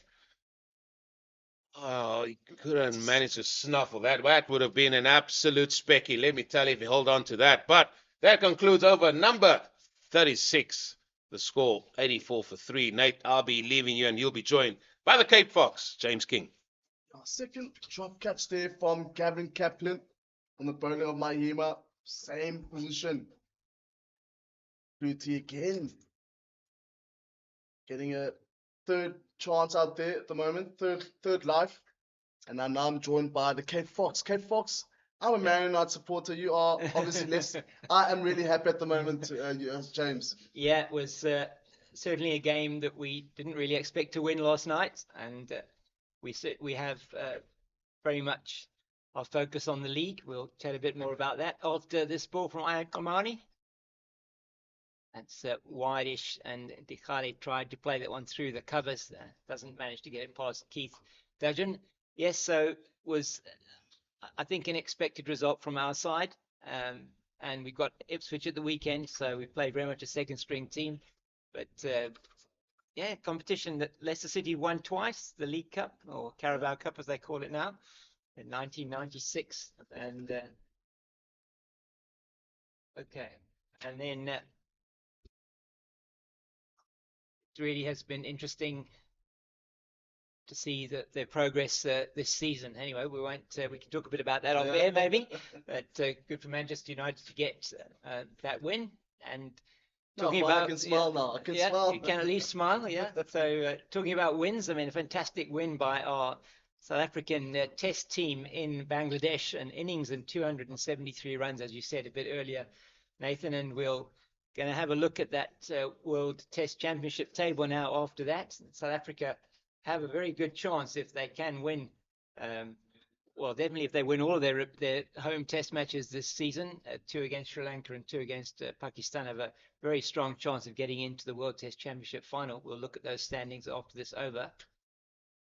It's nicely played down the ground by Dikale, and that's that man Sia Mahima, who's been bowling exceptionally well. He's been keeping it so tight from the stables end. Nathan, I know you and Eugene were talking a bit about that. They've really put the brakes on the scoring from the Knights, and I think that was probably the reason for the wicket of Deon Forrester, trying to break the shackles which Sia Mahima has put on them. 8 overs, 1 for 7 for him at the moment. Yeah, they're finding it very difficult at the moment and nice to score runs, as we can see from the run rates slowly starting to go down, 2.7 to 2.4. Around the wicket. Oh, that's well fielded. Brilliantly fielded by Peter Malan in the covers. Outstanding stuff. He took a very good catch earlier on to get rid of Deon Forrester. It was looking really good, Forrester, for his 30 off just 72 balls, 4 boundaries. Went into a shell quite a bit, though, before lunch and after lunch. Was trying to, as I say, break the shackles, perhaps, when he was caught on the deep square leg boundary. Yeah, I think a Dudgeon as well. Just a change of ends. Did trouble Forrester a bit, but good effort from Forrester. That's very well played by Kluter into the deep, and there is a man there, that same man, Keith Dudgeon, on the deep square leg boundary. Stops any thought of more than just the one. I mean, just touching on the Forrester wicket, I mean, I honestly feel it was really unnecessary to play that shot. But again, the runs were starting to dry up a bit. But it's just very unfortunate. Man who was was about to score a big score out there. Yeah. Did support Tikhala very well. Unfortunately, that partnership fell 47 runs in that partnership. Yeah, it was a good partnership from them, and they'll be looking to build another one here. The Ayak Kamani's trying to see if he can't get the breakthrough. Isaac Dikhali's been there from the beginning. 28 off 102 deliveries, so his strike rate at about 26 probably, somewhere around there, 26, 27. But the important thing for the Knights is he's still there. You've got to keep it going. So let's look at this World Test Championship table, and you can see there South Africa moved up to 5th place now on the table, on 5th place after that victory against Bangladesh. And they have got test matches against Sri Lanka and Pakistan to come. Those Sri Lanka test matches very important because Sri Lanka, as you see, lying 3rd on the table. So South Africa, if they do get 4 wins from the home test matches, will be in a very strong position to go up that table, because India and Australia play each other in a 5-test series in Australia coming up this summer. So everything to play for Shukri Conrad and his team. On the bounce this time to Gavin Kaplan. He's had 2 really difficult chances there at short leg. The one almost went in and out of his right hand early on from Kluter, and second one very fast and difficult. Yeah, he bowled that one a lot quicker. Sia Mahima. He's varying his pace a lot, and that edge that he got off Dikhali's bat in the previous over was the one that he looped up quite nicely. Just maybe got a little bit of grip from the surface. That's doesn't get all of that at all, and it's going down towards the deep mid-wicket boundary. Sorry, should I say it's and they get through. But a footwork there 3 from there, yeah. Kluti, just 3 runs. And now we have Dikhala. Dikhala is still out there, and he's just 28 runs to show for it. He's been out there since the first delivery. And Mahima's been troubling him a little bit. He hasn't been able to get him away. Got one that he managed to tickle around the corner in the last over to get off strike.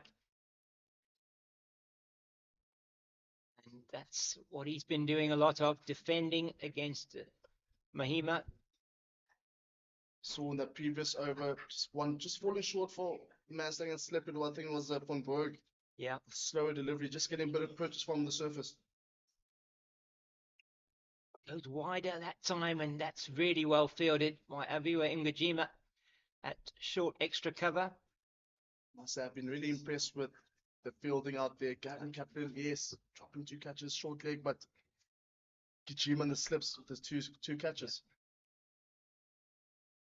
Wide again of the crease as he's delivering that one, and another good over. Just the 3 runs off it from the bat of Jean Kluter, playing it over the infield. Coming back for the 3rd, so he'll be facing up.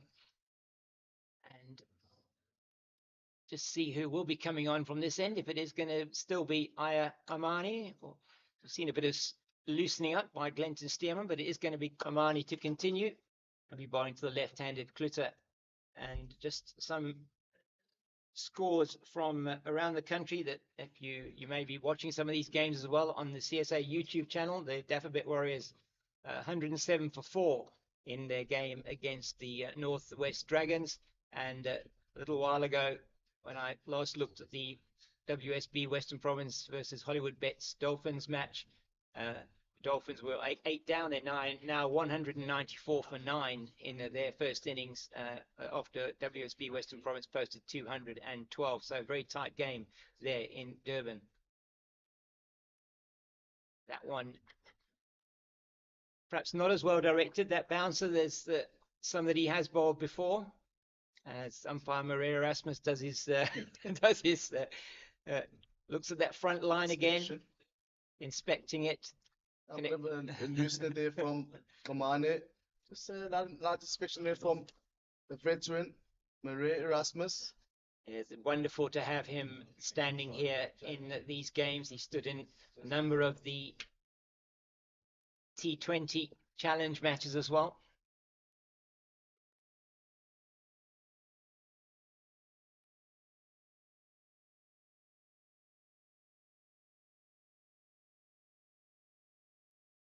It's very well played by Klutter. He's looking to try and hit the ball. He's playing with quite hard hands at the moment, trying to find some kind of form. He's got 7 of 25 deliveries at the moment, so also not batting at too high a strike rate. I must say it must be a bit frustrating to play those positive shots and not get any runs from it. So at the moment, far fun. The ball is fun. The fielders. Yeah, and Kamani bowling well to his field. He's got a 6-3 offside leg side field. He has got protection if he does stray onto the pads of Klutter. It's a nice, another straight delivery. They've been focusing on that sort of off stump line, maybe just outside off stump line, have the Goldrush bowlers. Got reward earlier on, 3 wickets to fall so far. Lesejo Senekwanik was caught by Mgajima off the bowling of Keith Dudgeon for 8. Garnet Tar was caught again by Mgajima off the bowling of this man who's bowling now, Aya Kamani for 4, and then Dion Forrester caught by Peter Milan in the deep of Siamahima for 30.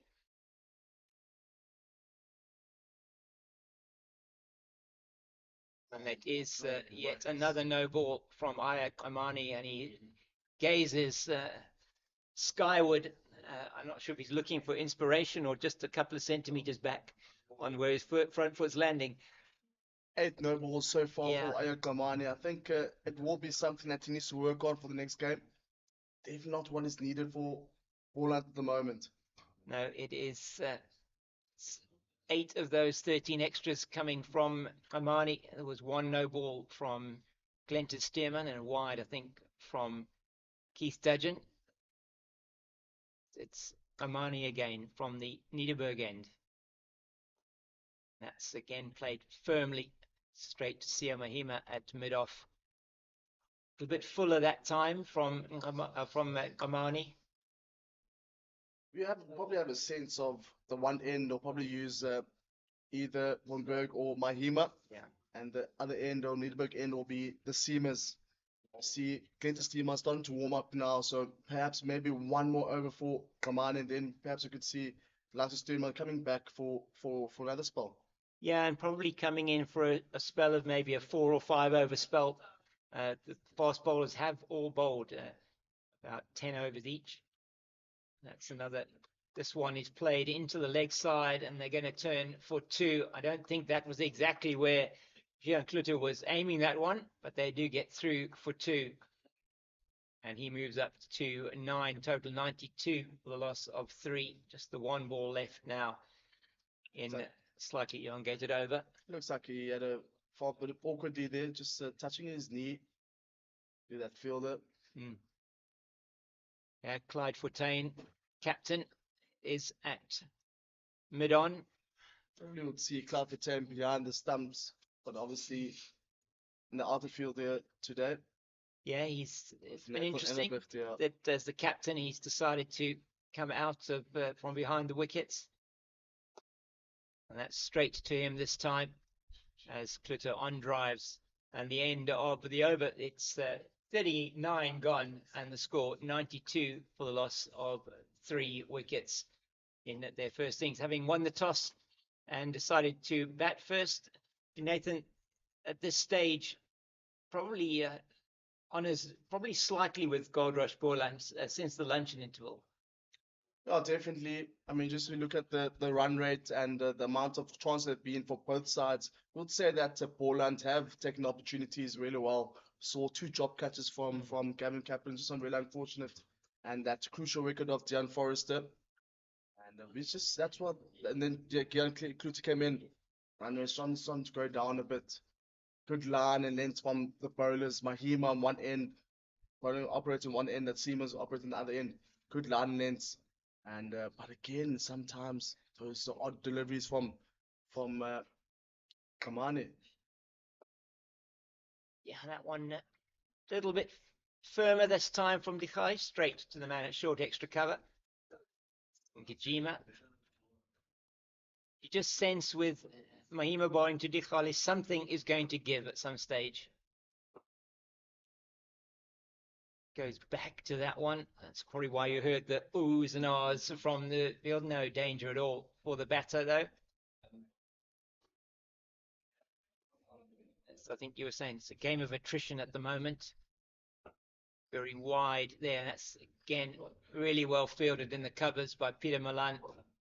Such an athlete, Peter Malan, now into his 30s. He's been such a servant here for Boland cricket. Somebody's got to give you for the Knights at the moment, Yeah. and just sit around starting to drive you a bit. Yeah, certainly Dikhali's been stuck on that 28 for some time. He'll stay on 28 with that delivery. The wind, you can probably hear, is coming up a little bit here. Getting some wind coming through. You might be hearing that on the microphone. A good cooling breeze for the fielders and players out there. Exactly that, Eugene. I mean, James, as Eugene alluded to earlier, he was taking a stroll around the boundary and just felt the heat coming out. Sun baking heat in Paarl. It's never easy playing in Paarl.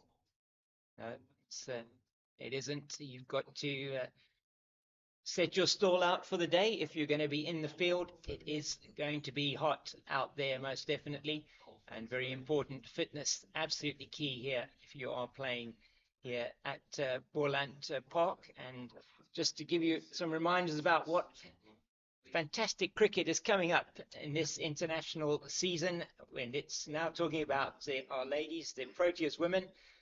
We're saying Wazanawe to the England Women's Inbound International Tour, and our Proteas women will take England women on this coming summer in 3 T20 international matches, 3 one-day international matches, with the Black Day on Sunday, the 8th of December. That is in aid of gender-based violence, the striving against gender-based violence, and that is at Kingsmead in Durban. And there's one test match taking place at the Mangaung Oval in Bloemfontein from the 15th to the 18th of December. You can visit www.cricket.co.za for more information and to get your tickets for those all-important games for our World Cup finalists, the Proteas women. I'm sure they'd love to have you there at the ground. It's Ayat Kamani, once again from the Nederburg end. It's a huge appeal, and once again, umpire Moray Erasmus is unmoved.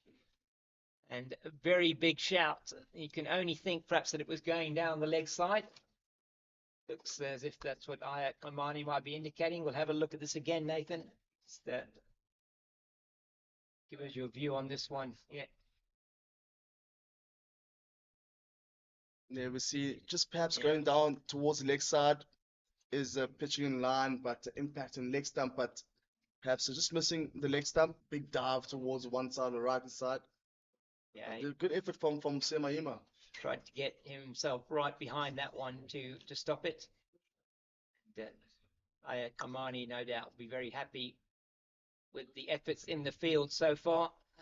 It was a very good catch off his bowling that Aviwa Mgajima took, one of 2 that he took that were really excellent in the slips, both of them at second slip.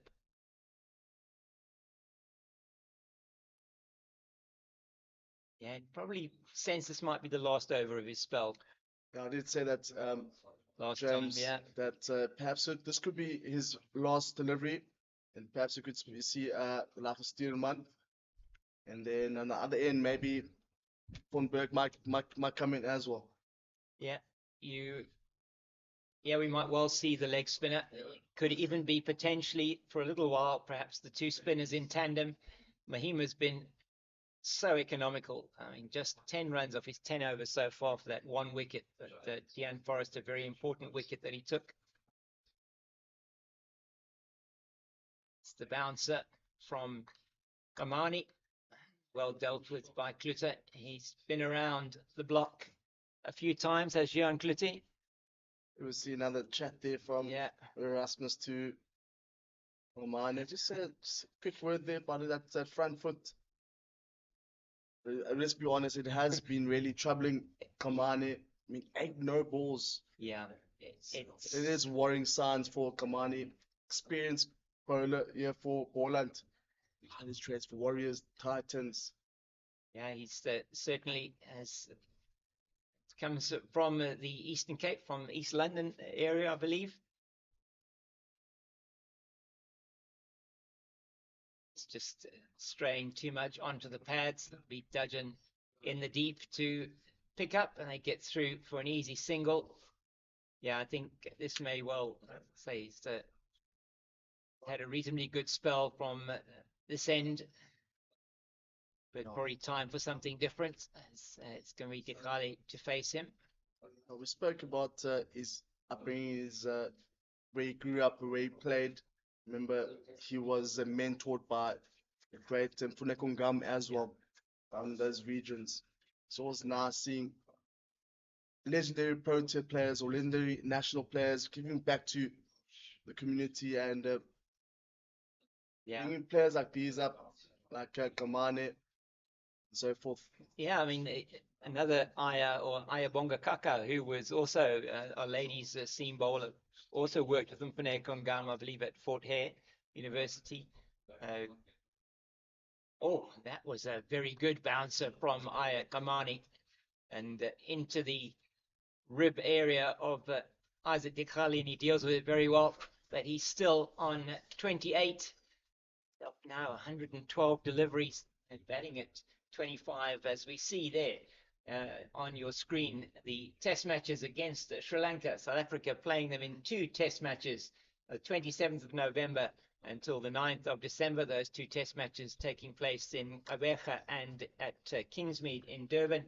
And if you want to get more information, please go to www.cricket.co.za, and there you can also get your tickets for that inbound test match series, and that is going to be an absolute cracker.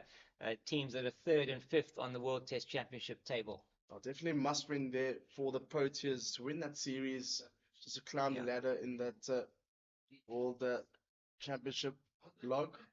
And Sia Mahima, unsurprisingly, is going to continue from the stables end. He will be bowling over the wicket to the left-handed Klute. Leg side-ish, and that's brilliantly fielded at short, fine leg here. That was an outstanding piece of fielding. It was Keith Dudgeon, wasn't it? It was Keith Dudgeon indeed. He dived quickly to his left-hand side and stopped that one. I think he might have... definite boundary. It was going to be a boundary. The delivery deserved to be hit, but it was absolutely fantastic fielding. That's another one. Oohs and ahs. That's on the money. Again, the first one too short and wide down the leg side. He got away with it, and the batter's starting to feel, where am I going to score runs? Another slow delivery there from Mahima. Those slow deliveries tend to get a bit of purchase from this pitch. Obviously, he's been playing here for quite some time now as well, so he does understand the conditions out there at the moment. Yeah, it looks like they're going to be trying, maybe he's going to be trying a little bit of a change of line, perhaps, here to Jan Klute. He's taken out the slip, and he's put a man in at short mid-wicket catching, and that is played over the mid-off fielder. Don't think it's going to get to the boundary. It pitches like an iron, and it's just collected and thrown in by Ayat Kamani from the deep. So yes, just trying something different here against. Obviously, Jan Klute using his feet quite a lot. He needs to be very careful here. Just perhaps if he does, he needs to make sure that he does connect with the ball. Otherwise, he could see himself being stumped out there. Yeah, he's got to be very mindful of where that's pitching, the dip, maybe a bit of drift, that he is getting a little bit of drift in the air here. Sia Mahima A little bit of dip perhaps as well. No purchase necessarily yet, as the reverse sweep is brought out by Gian Klute. It's understandably, yeah. he needs to look for areas where he can score some runs here. Yeah, it was interesting watching the Bangladesh South Africa Test match, and Tristan Stubbs employing that shot a lot. Down the wicket again to Mahima, and it was quite interesting listening to the commentators there saying that it's something that, you know, I mean, Tristan Stubbs plays that shot incredibly well. I mean, he sometimes exposes all his stumps and still manages to play it. It's down the leg side. And that the bowler was a lot more interested in that appeal than the wicketkeeper, and so there is no damage. It's 97 for the loss of 3 after 42 overs, and that run rate just staying around that sort of 2.3 runs to the over rate. As Keith Dudgeon, I think he might have just grazed his elbow there when he went down to stop that certain 4 of Klute at the beginning of that over. Yeah, good one. I mean, good effort from Dudgeon, stopping a certain boundary. But you spoke about Tristan Stubbs being able to play that reverse sweep. I mean, it's all about confidence as well. Yeah. I mean, it's never easy playing the strokes. I mean, I know for myself as well, never easy to play the strokes because you need to really time the delivery. Yeah. Time a shot. So, and he needs confidence. He's playing a lot of confidence at the moment. Absolutely. Century in the T20 or early on now in the test as well. Get an opportunity. Shortened down the leg side, and Dikhali gets off that 28 now that he's been on for quite some time. Takes himself up to 29 off 113 deliveries. He'll be pleased to at least have added one more to his score. A bit of a loosener there from Steedman, first delivery back. And Dikhali finally moves off that 28 mark, 28 runs to 29. Partnership between these two, 21, which most of those to Klute, who's on strike at the moment. That's played nicely backward of point and in the gap past the man at point, and he gets his first boundary. Does Gian Klute? He's been looking for that for quite some time. Was given the width and the length to be able to do that on that occasion from Glenton Stearman, and it is a really well-deserved boundary for the Knights, and that takes them to their 100 and 102 for 3, coming off 265 deliveries, and it is off 42 overs, and I think it's 3 balls that have been bowled, 42 overs and 2 balls, apologies. And just to give you an idea of how slow that second 50 has come up, it has been in 26 overs and 3 balls. So since they got to their 50 of 15.5 overs to get to their 50, I think it was 99 deliveries and another 26 overs and 3 balls to get to the 100. So it's been incredibly tight bowling from the Goldrush Boland team, and part of that squeeze that was put on certainly you feel led to the wicket of Dean Forrester. Again, it also comes down to the positioning of the fielders as well. Good on the captain. It's could have just not much footwork there, just getting behind and the ball and playing it into the offside. They've been really keeping it quiet. Siam Hema, 11 overs, 3 maidens, 1 for 12. Just have not really been able to get him away at all. No boundaries as far as I'm aware of his bowling so far. And he's been keeping it exceptionally tight, particularly to the right-handed Dikhali. A lot of those extra deliveries have been made up from Mahima. That just straying onto the leg side, down to the man at long leg for a single. Just going down towards the leg side, single. And Dikhali back on strike now. Stearman hasn't quite got his rhythm back yet in this over so far. The 5 balls, he's conceded a boundary as well in the over. The single from Dikhali, 4 from Klute, and another single then to Klute.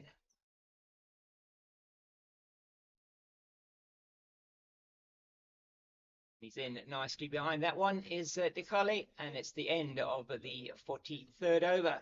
It's 103 for the loss of 3. And just to remind you about other very important events that are going to be happening in the season as the players take a drink. In fact, just to give you that, and before we also take a break for a drink ourselves, it was an hour to the 2024 Pink ODI. And the 13th Pink ODI will see the Proteas men take on Pakistan on Sunday, the 22nd of December at 2 p.m. at the DP World Wanderers. Please get your tickets on www.cricket.co.za and let's hashtag pitch up in pink and let's support people living with breast cancer. And we're going to take a short break, and when we come back, it'll be myself and Eugene. Already. Off already. I see that. Is it will be short off now? It is off, yeah. I'm saying nothing there. Cheapers. Good stunt there. Good stunt. Yeah, that was well done.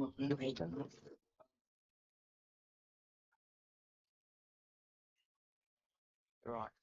It's been a physio session. Yes, I think so, yeah. Your back that's hurt you. Yeah. So I fell. You fell down the stairs. Yeah. Ow. So it was my middle spot. So I fell on the spine, obviously my coccyx as well. Yeah. Yeah. Yeah, that's nasty. I slept like I was lying bed for the next day. I woke up.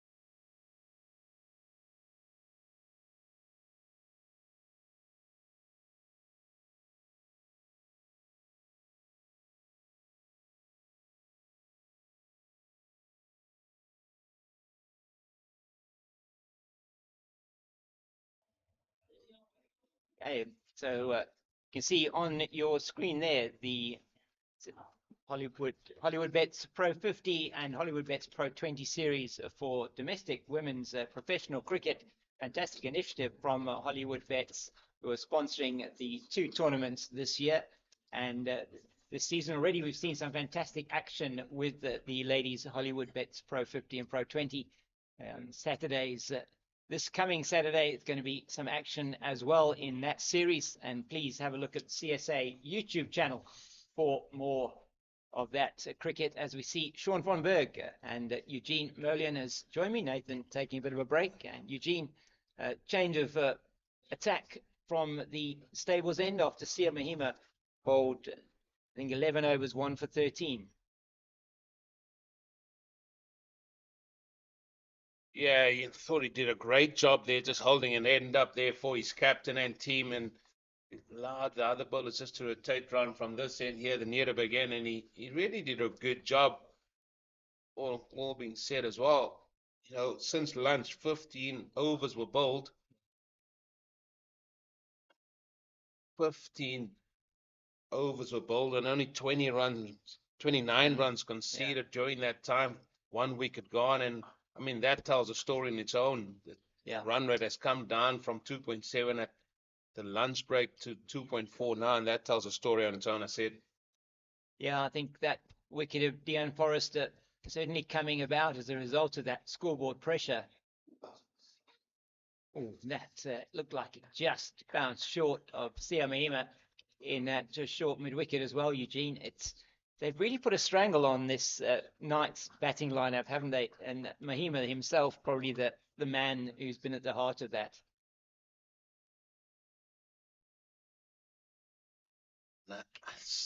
Yeah, he did a great job, as I said, but I like the field set here to Kluting. They've got 3 men on the offside. They are all trying to save 1, but on the leg side, they've got short leg. They've got a short mid-wicket catching. They've also got a short 45 here on the leg side, but the 3 men out, because Kluting loves to go aerial. Yeah, it's all out on the leg side. There it goes in the air. This is just going to be short. Yeah, this is a good field set for him. And we saw that in the last Mahima over as well, the first where they moved the slip out and put him into that mid-wicket region, or short mid-wicket region, catching. And Kluter went over the top, danced down the wicket, went over mid-on, got a couple of runs in that instance. Now, Khale, how's he going to handle this? He's been in and around 28, 29 for a long, long time. He just got a single off the last over. 114 deliveries. He's been out there. No, that is faced up. So his strike rate's about 25 at the moment. 116, it would be exactly 25. Yeah, are they going to get some impetus into this? He needs to really try transfer the pressure onto the Goldrush Boland team here. They haven't managed to do that yet. Yeah, it's been really tight. I mean, the bowling itself has been backed up by really good fielding. We've seen, yes, we probably can say that there have been 3 catches that have been dropped. The first one, which was by Engelbrecht off Stearman, Forrester was dropped. And then 2 very difficult chances to Gavin Kaplan under the bucket there at short leg. And the first one, you felt he perhaps had more of a chance of getting, just went into the hand and popped out. Second one went very quickly with his hands down. He stayed down. And it's going to be Glenton Stearman to continue. No, he's not. Luther just pulls out. He's got the stare there. He doesn't like it. This is the second man that has done this to him today. He's not well chuffed with that. Well, he's got a man on the fine leg and deep square boundary. On the leg side, he's going to be having 1 slip and a man probably around the 3rd slip area. They've sort of gone with that for the duration of this game so far. Man, it's short cover catching. That is Gavin Kaplan, finds himself there.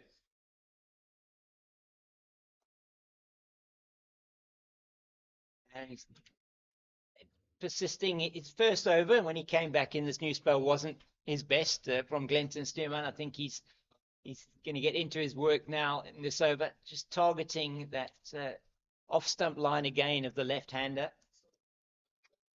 Glitter's looking to play shots here, though. He's looking to play with, he's playing with hard hands. But Yeah. that's what I'm saying. There's a lot of shots at times where we do see him playing, but no runs being scored over. That's why they're not getting anywhere. No. The Knights Yeah. hits the edge again outside the off stump. Excellent delivery from Stearman. And to the left-handers, he did this to Forrester earlier on as well. Got a couple to probably just move slightly away from the left-hander. We'll look at this one again now.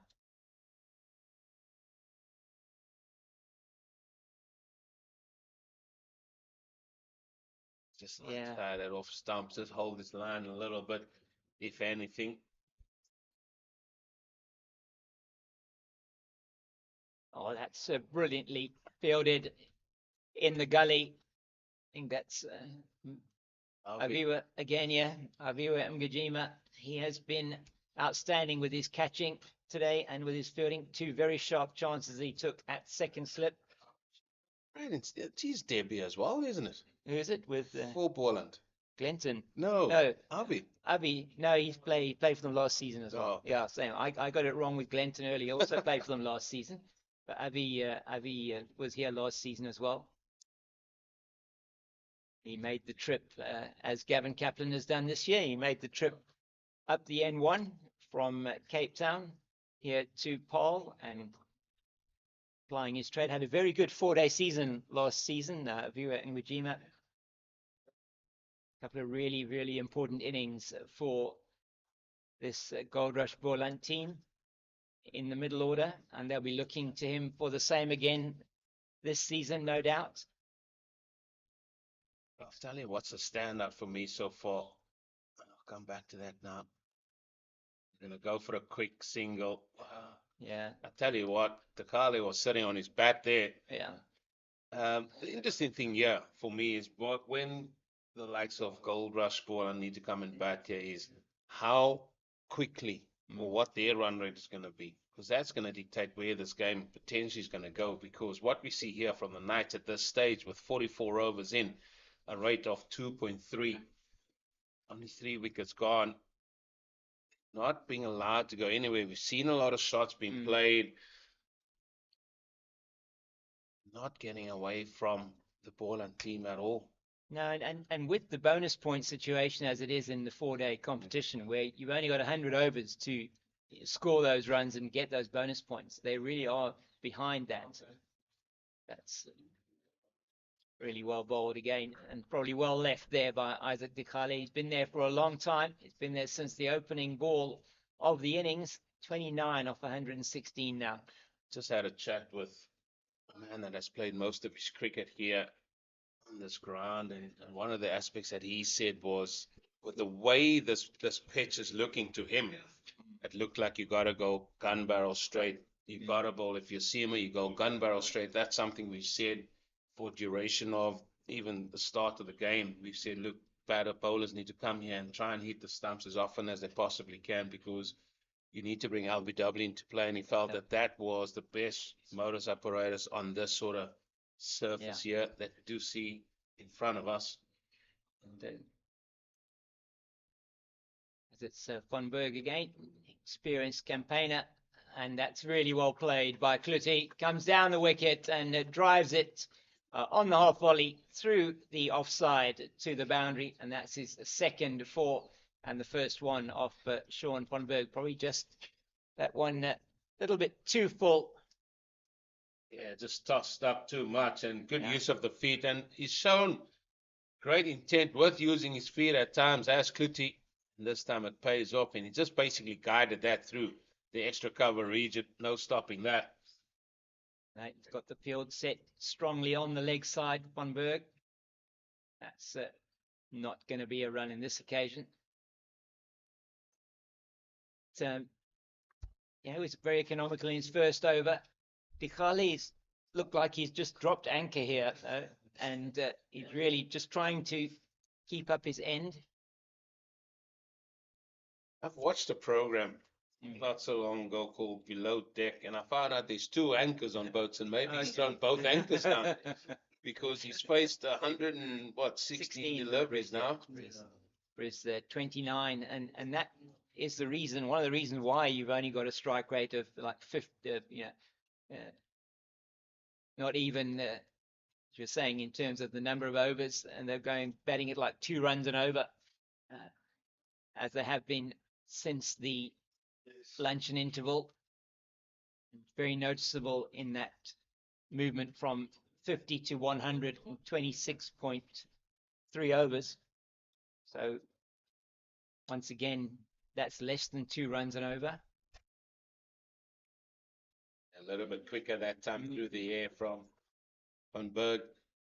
He seemed to be getting onto the front foot quite early, Dikali, when he's playing the spinners. He was doing that with Mahima. If he does go back, I think it's quite dangerous for him. There's been a few oohs and ahs every time he has gone back.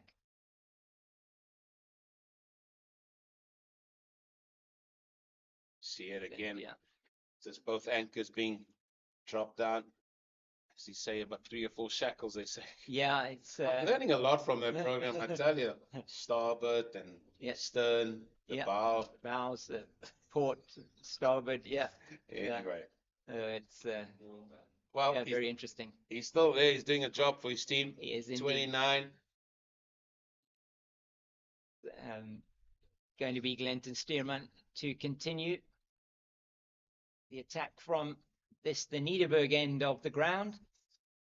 And it really is beautiful ground here at Paarl. We say that quite a lot, but it's an absolutely beautiful place to come and play cricket. Mountain scenery around here.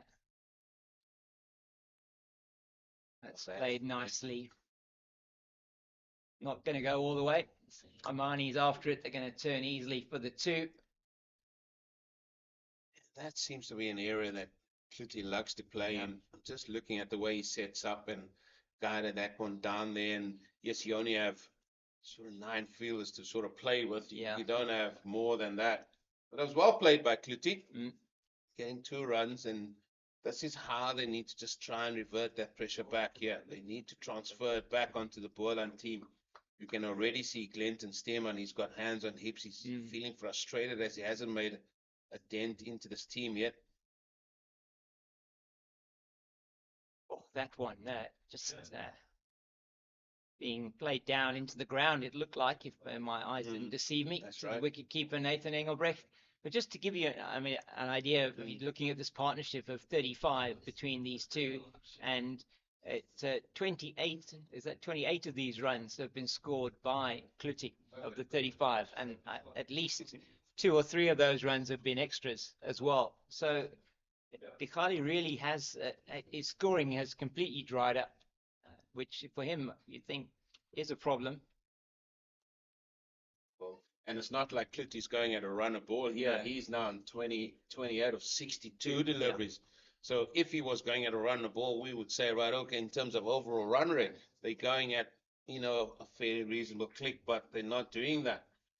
So, if they are going to be looking to increase that scoring rate in terms of looking at their bonus point situation, and we're nearly at the 50 over mark, which is virtually 49 overs is halfway through the day, then it's going to be quite a bit of acceleration they're going to need to have. I think Ellen. Go. And that, look, it must have been, sounded like there were 2 sounds there, but pad first, presumably onto bat, or the bat hitting the ground, we're not sure, but that is given by umpire Maria Erasmus, and Jean Clutie has to make his way back to the pavilion. 28 he scored off 63 deliveries, and it is another wicket for Goldrush Boland, and just reward, you feel, for Glenton Stearman. Yeah, just reward, and an excellent decision by the experienced Maria Erasmus. There were definitely 2 sounds, but it was pad first, and I think the way Clutie walked off, he knew that was pad first as well, and I think good setup. Has to be said there from Stearman. We just said he had that look of frustration on him. Hasn't bagged a wicket yet, but he gets the prize wicket that off Clutie, who has to depart here for 28. And is this even going to bring that run rate even further down, as it is Patrick Botha now making his way, another left-hander coming in.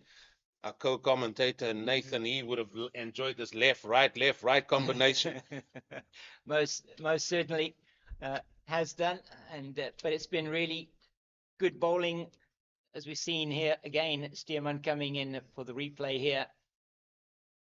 Yeah, he doesn't say. He's just bringing that back foot across, and it hits him on the back foot. It looks like when it goes down. Yeah, It was definitely and Pat first for me. yeah, Definitely Pat first, and Maria Erasmus, he thought the same there. And I mean, it's good to see that, sometimes you would hear the two noises, and sometimes you would say, no, there were two sounds. I wasn't sure whether it was Pat first or whatever, but the experience of the man shown, and there we go. That's what a wicket does. Brings the smiles back to your face.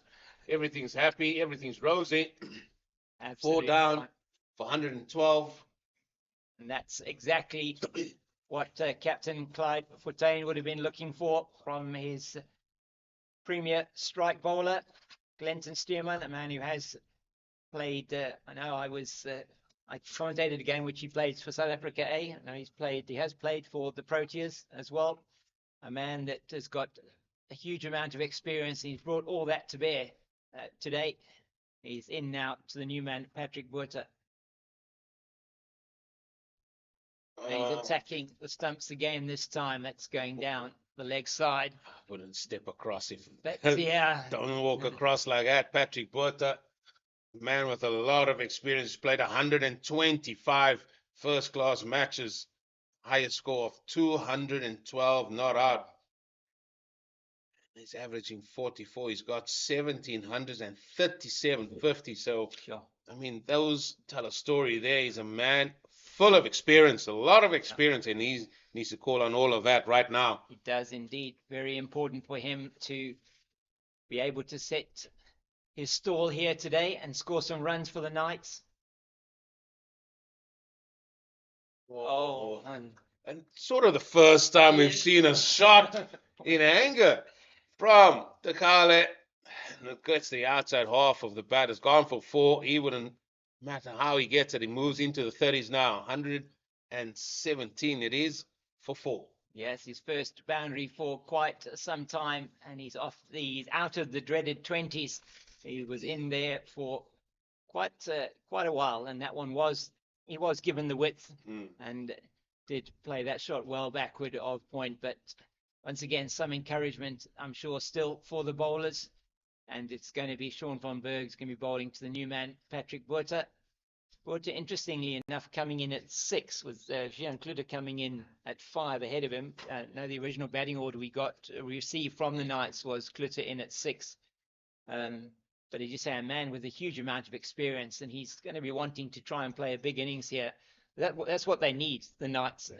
Partnerships really have got going, but never really gone on. 12 for the first wicket, 18 for the second, 47 for the third, and then 35 for the fourth. And that 35 coming off 15 overs and 3 balls.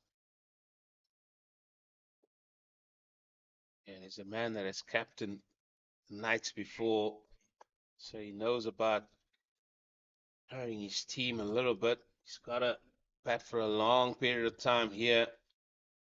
4 down, emphasis. Everything going the way here of Goldrush Boland so far. Yeah, and certainly would feel encouraged where they are with the Knights winning the toss earlier on today and making absolutely the right decision to bat first. Haven't been able to make as much of it as they perhaps would have wanted. I think probably would have been hoping to get to sort of the 120 off about maybe 40 overs, and for the loss of 2 wickets. The leg side is delivery. It's been a good pitch, though. Yeah. It hasn't been a pitch that have been sort of a lot of pace in it. It definitely hasn't shown any great turn out there for the spinners that we've seen. It had a little bit of something there for the seamers early on. It's been hard work. That's what it is. That's what we love about 4-day cricket and test match cricket as well. It's all about the ebbs and flows. Peaks and troughs. The peaks and troughs, yes. The ebbs and flows, the peaks and troughs, the highs and lows.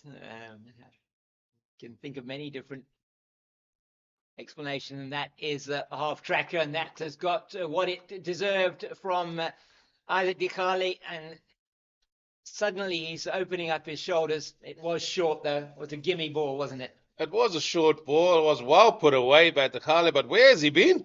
Yeah. He's all of a sudden came to light here. Yeah. Moves to 39.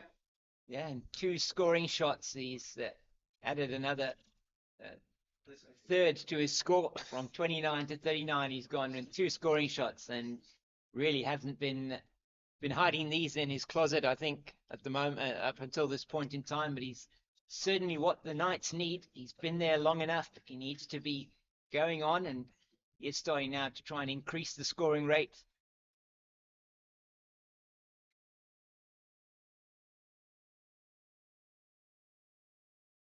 There's a lot of emphasis on him here, a lot of importance for him to continue. He's another man that got a start here.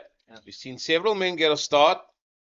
Yeah, we have indeed. And looking particularly at that, Dion Forrester got 30 off 72. Jean-Claude 28 off 63.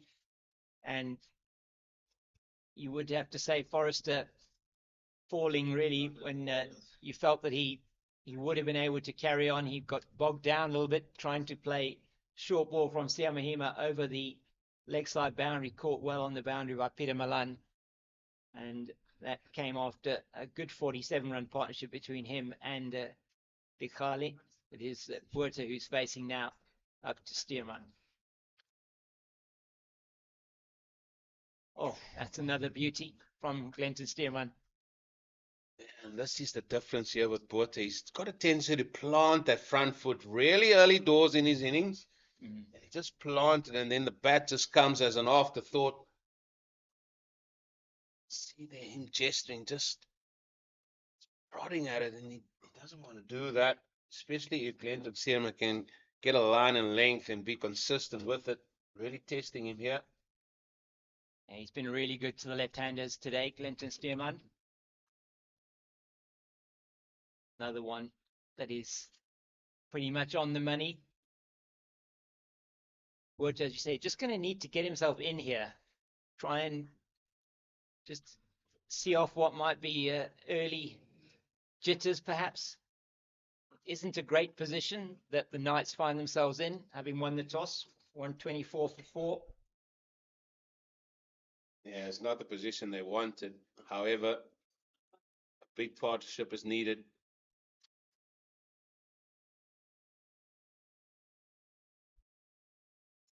That's with an offer, and that's beautifully played there by Patrick Puerta. Just going to bring 2. Yeah, not going to miss out on those. You can't, and with this scoring rate and where it is at the moment, I feel they have to be able to make the most of anything that is the remotest bit short, wide, or in the area, or in the art for them to be able to play their shots. It's been tight bowling so far. Stearman probably the most expensive, in fact, of the bowlers so far. He did get reward in his previous over in the wicket of Jean Clutter. And let's not forget, there was a couple of chances that also went up begging off his bowling as well. He had a couple of close LBW shots. It could have been either or. Yeah, so it's been a good effort from, I have to say, the man who leads the attack here for the Goldrush Boland. Seen some good bowling as well from the new recruit, Keith Dudgeon. Well, how long will he still be bowling here? Stearman, Yeah. just looking at his way, he's walking back there. Busy with his 14th over of the day. And we just passed the halfway stage of today. Yeah, that's right. There's still 50 overs still to go. Yeah, end of this over, as you're quite rightly saying, Eugene, is halfway through the innings and 49 overs. There's still a lot of time left in the game. You're going to be feeling at some stage, perhaps, that Goldrush Boland are going to have to be bowling spinners from both ends to try and get themselves back up with that run rate, that over rate, should I say. Well, if he goes at this rate, he'll be bowling 28 overs. Yeah.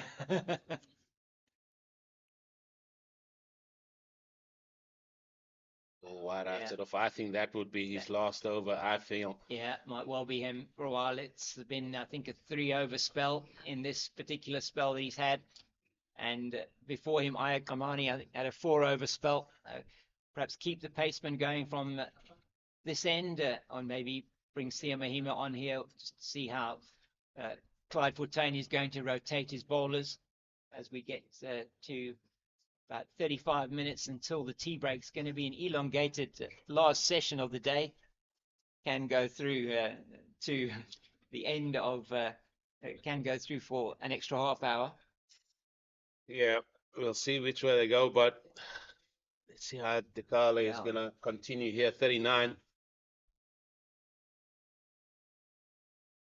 Certainly looked a lot more positive, has shown a lot more intent since the fall of Klute, that 4th wicket of the Knights.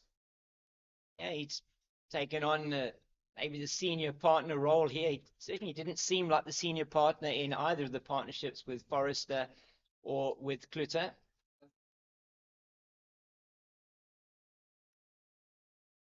That's really well fielded on his follow through by Sean van Bergen. Made that look really easy. Just casually.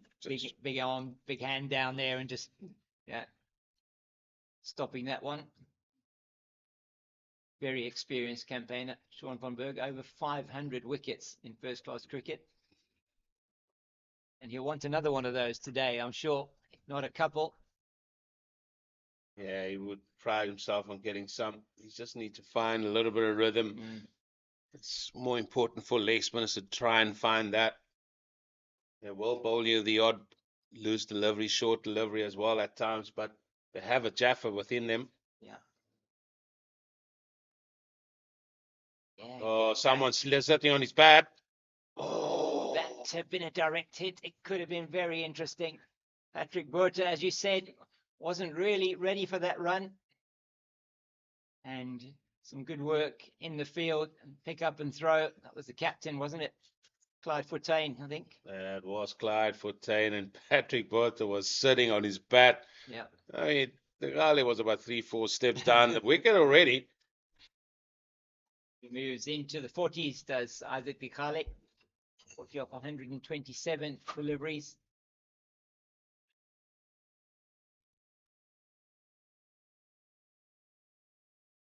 Sean Bonberg, as you say, just trying to get into his work fully now, isn't he? He's into his 4th over.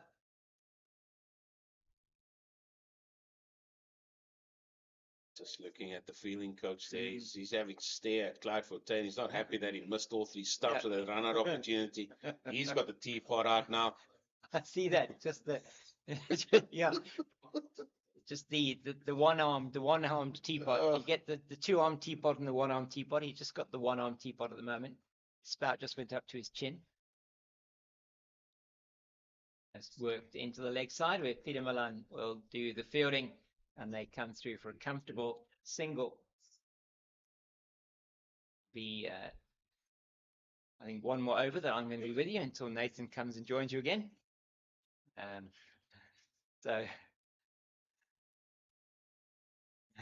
Well, looks like it's gonna be the big man Mahima. We're gonna have spin from both ends now. And we were waiting when this opportunity was going to arrive, that we'll see the left arm spin and the leg spinner operating at the same time. And now we're going to see them working in tandem. Yeah, it was, as you said, just a matter of time before this was going to happen. And Sia Mahima is going to be coming in for the first time from the Nederburg end of the ground. Looking forward to seeing him from this end to see if there is anything, perhaps, as we didn't really have a view there, just to give you just a score from around the country. The Dafbet Warriors were 65 for 4 at one stage, now 155 for 4. Jordan Herman there on 89 and Matt de Villiers 24. Playing against Northwest, as that's nicely played by Botha. Well fielded by Kamani, whose position at mid-on.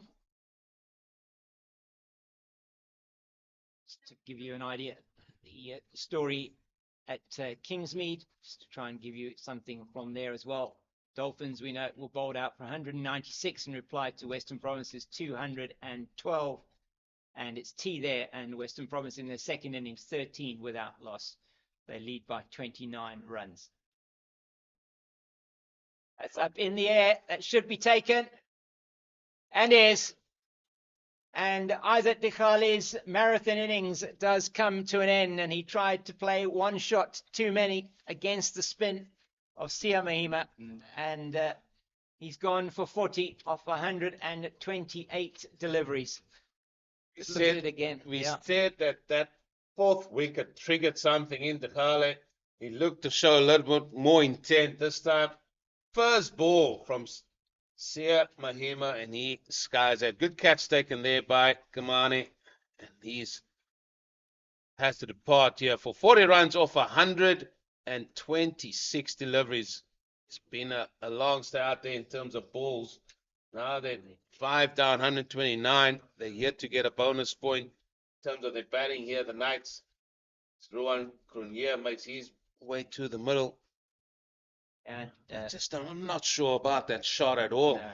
He had to go through. He was a man that was sort of set. He had faced a great deal of the balls, and then 40 and out. I mean, there was a 50 begging for him there.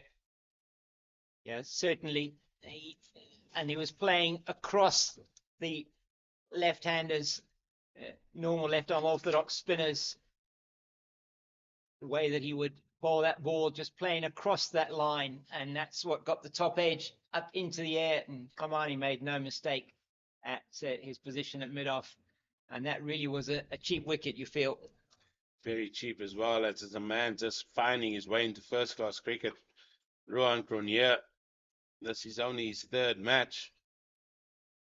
The average is 13, highest score of 21.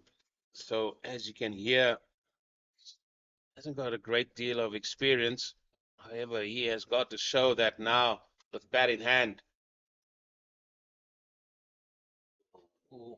Yeah, it's got to be very careful here against this wily campaigner, Sia Mahima. He's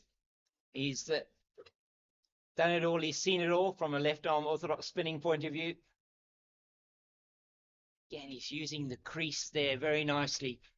Yeah, but it was a gift of a wicket, though, Cape Fox. It was, wasn't it? Really, first ball up. We haven't seen spin from this side whatsoever, and he decided no, he wanted to go after him. Hit the Kale.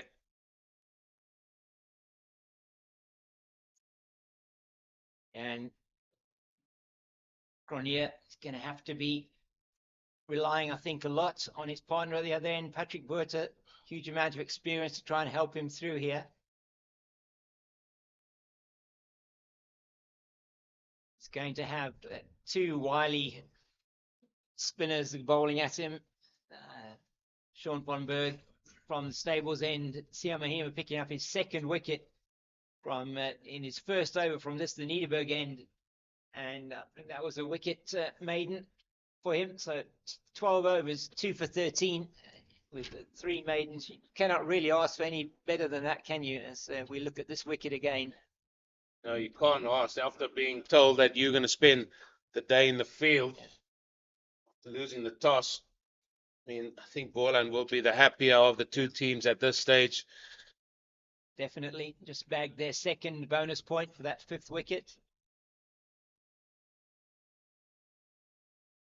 How do you play from here? How do you go? If you're the Knights here, you have to just try and bat for long periods of time. There's only 49 overs left for bonus points, batting bonus points for them. As the Cape Fox departs the scene, I think he's seen a few out there. Well bowled, and it's going to be Big Nate. Welcome back here, Nathan. And not sure how things are developing, but I'm sure the Goldrush Boland team will be the happy of the two. Definitely now we see, firstly, good afternoon. First we see both spinners operating from both ends now. As I did mention that it was time for Von Berg to be brought in. I didn't expect to have both spinners to be brought on in either end. It happens here more often than you think. But now they're not getting away, and you want to show intent as a batter. You want to show just to keep the scoreboard moving in a positive direction. But you've lost 5 wickets. You're trying to put a big first inning total on the board.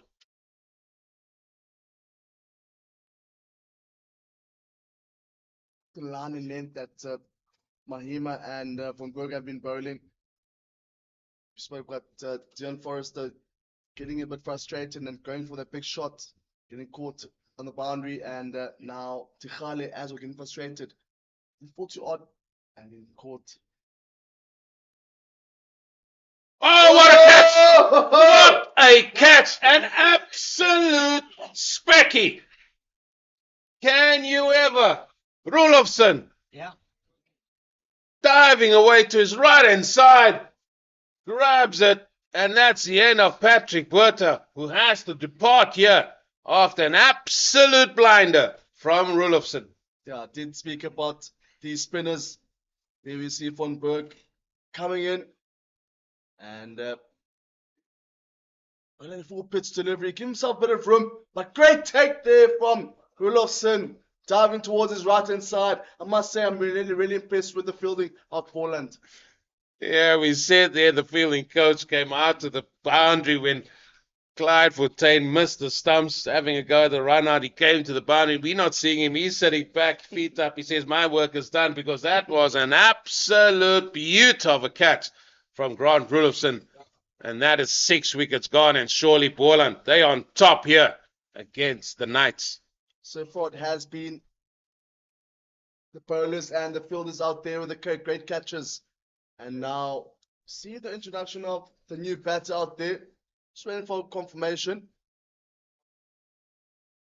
It's been great stuff here, especially after the lunch break.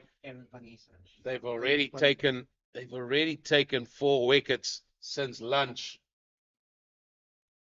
They've got it all to do. It wasn't the best of deliveries from Sean van Berg. It has to be said, it was a little bit short, but was played in the air. And if you play a ball in the air to these cricketers, modern day cricketers, they throw themselves about. They are athletes. And certainly a great catch there by Grant Rulofsson, who also can keep wicket as well. That showed a glimpse of Jonty Rose with that catch. But Aaron Pangiso is the new batter out there. And with a lot of experience, but not much to speak of in terms of average.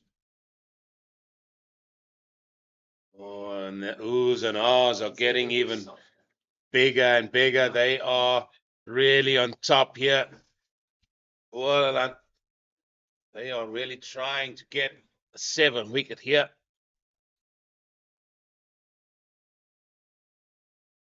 Full toss there from Mahima. And so far, so good here between both these spinners operating on both ends. Oh, and that's well put away by the youngster Kroon here. A little bit short, good use or good quick feet from him. Allowed him to play that ball and pick it over mid-wicket for 4. A bit of a loose delivery there from Mahima and deservedly punished there from Ruan Cronje. Both the new batters out there at the moment for the Knights. Well, they have to bat as long as they possibly can. They need a partnership. I've been saying that every time a wicket falls, because just when you think a partnership can go, they sort of lose one, and then it's the old bang bang. They lose 2 quick ones. Certainly a lot of chat from Boland now. A little bit quicker through the air that time from Mahima. Again, you don't want to miss that, and that is the key.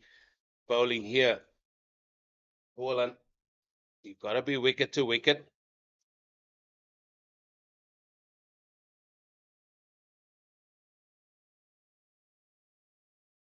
Outside the off stump, he beats the edge now.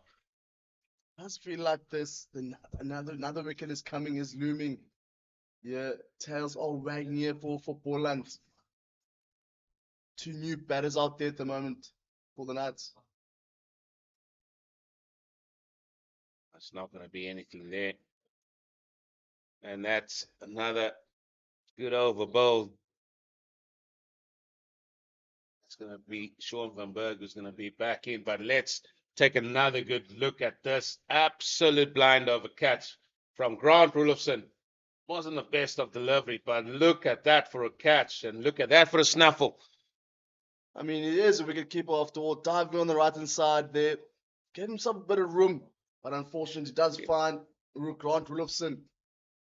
And a great catch, as Eugene alluded to. You know what he's going to say? He's going to say it's even greater than being a keeper because he doesn't have the gloves on. You know, these keepers, they always have an excuse or something. Yeah. You know? I mean, you saw out for 10, got himself and Nathan Engelbrecht behind the stumps now. So plenty of Choice. keepers out there.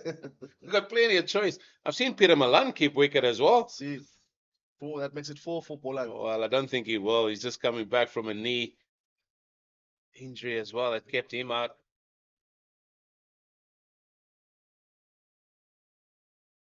Aaron Paarl. What are we going to get here? These two men played with each other up there in the north in Titans many years. So it's a little bit of bragging rights out here now. The two experienced men, Van Berg versus Pangiso.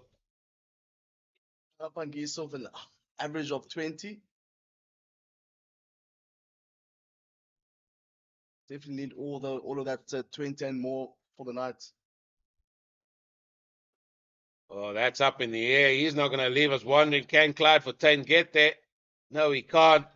It's going to go over the boundary. It's going to be a 4 to Pangiso.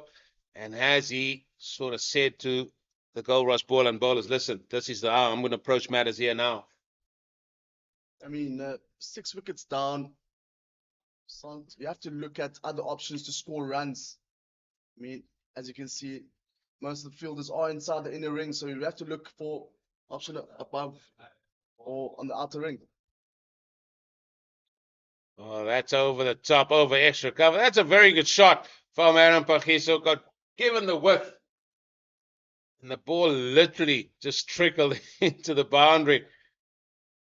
Bit risky, but I mean, it does understand there is space on the outer ring. Just one fielder outside the inner circle, standing at just backward of deep square leg towards fine leg area. Well, now we see the man at extra cover, he's gone a little bit deeper. A width on offer again, and this time full of length, and that has gone again for a 4. So 3 4s in the over, all to Pangiso, and he's decided he's going to take the attack to the spinners here of Goldrush Boland.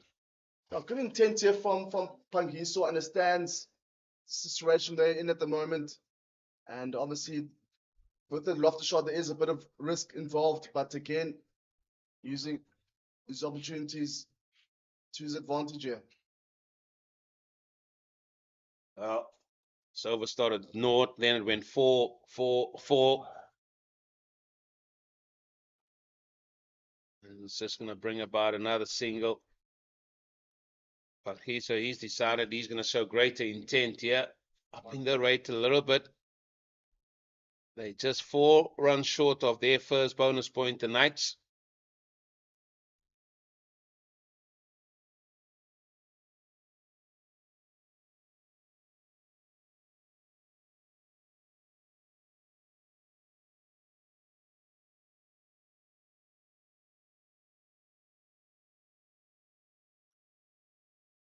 Starts heading off, and that's going to conclude over number 54.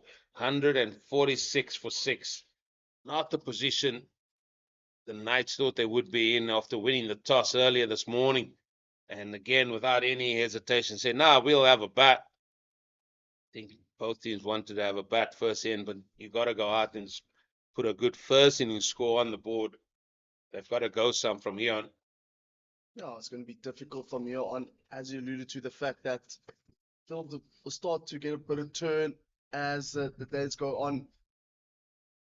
Making sun hitting the pitch, cracks start to develop. But positive signs from the previous over, 13 runs from it. from the bat of Aaron Pangiso, the experienced candidate of Pangiso. Now he's still on strike now to Sia Mahima. Oh, very well so far, 17 runs with 2 wickets to show from it.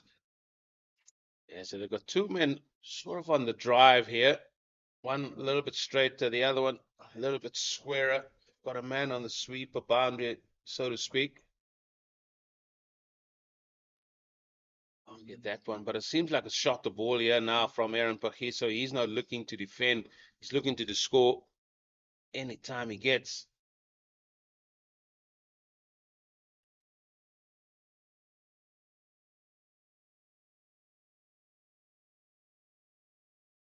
Like this field. This field is very good to him. Mid-off and mid-on, they are just hanging a little bit deeper. Who's going to blink first here?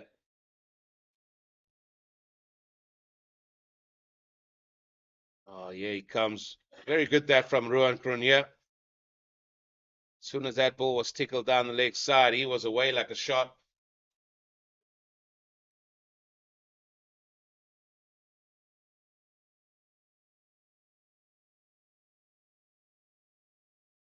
So in comes Silly Point again. Gavin Kaplan, he's got the helmet on.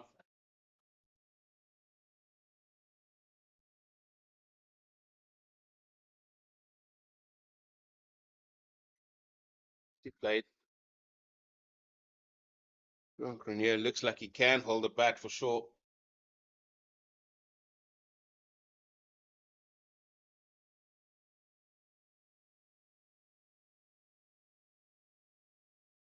Beautifully played.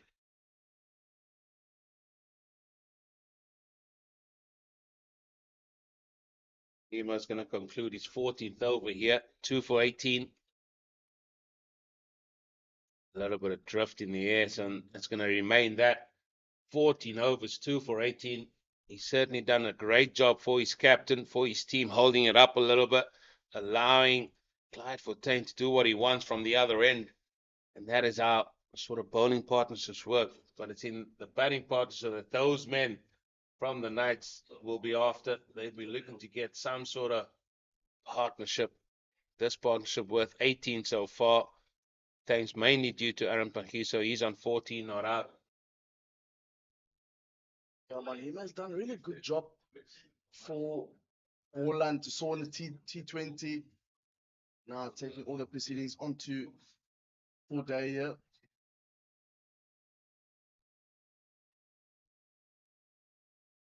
Oh, it's in the air and just goes past Clinton Stearman, who's there at short cover. Come through for 1. Now it's Ruan Cronje on strike. Yeah, he should just play his game. Aaron Pangiso's taking a lot of the pressure off him with the intent that he's shown. Oh, I knew that was definitely coming. Unfortunately, just the edge, just outside of Mahima. Seen a few of those thus far Yeah, from the spinners, getting a bit of purchase. I've seen that as the 150 comes up for the Knights. Coming up in the 56th over.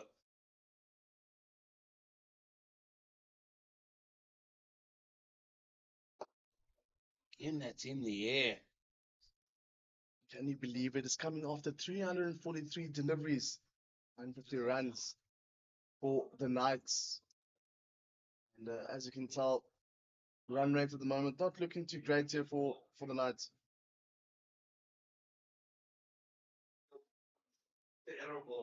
Yeah, the run rate is not great, but for now, it's all about building partnerships.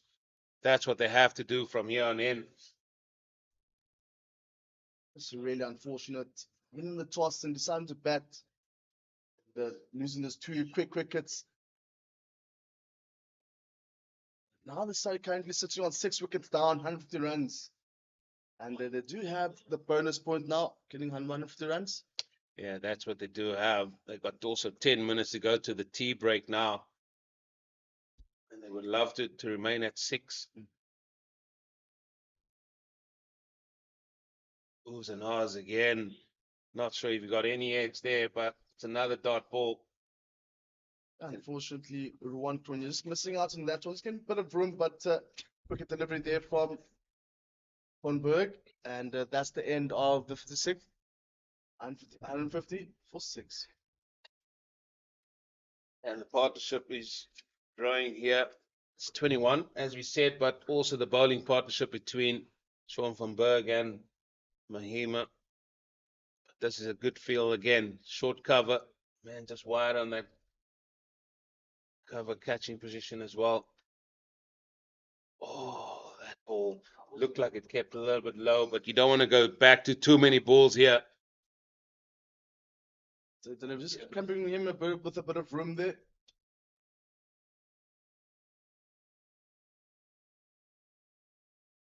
That's powerfully hit through to the sweep on the offside. Just a bit of width off it there from Mahima. Definitely don't want to miss out on those. Anything wide, definitely need to punish. Yeah, but you say that, but I think the field they have is quite good. They know that Aaron Pagiso is looking for boundaries, so if they can stop the boundaries, at least it's just one, which means they're not getting further away from them. A little bit slower through the air again from Mahima. So just watch how this overdevelops. There's 3 balls still left. I think he's going to throw it up 2 more times, and then that 6th ball could be a little bit of a quicker one here. So Cronje, what's that pad of yours? Another slower one. That one time is down the leg side. He wouldn't mind that. But in the head, he wants to say, right, I'm bowling it slower, bowling it slower. Your feet try and move accordingly.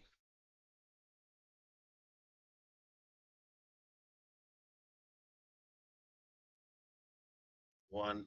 I'll watch that front pad of yours now, Cronje. This could be that quicker one.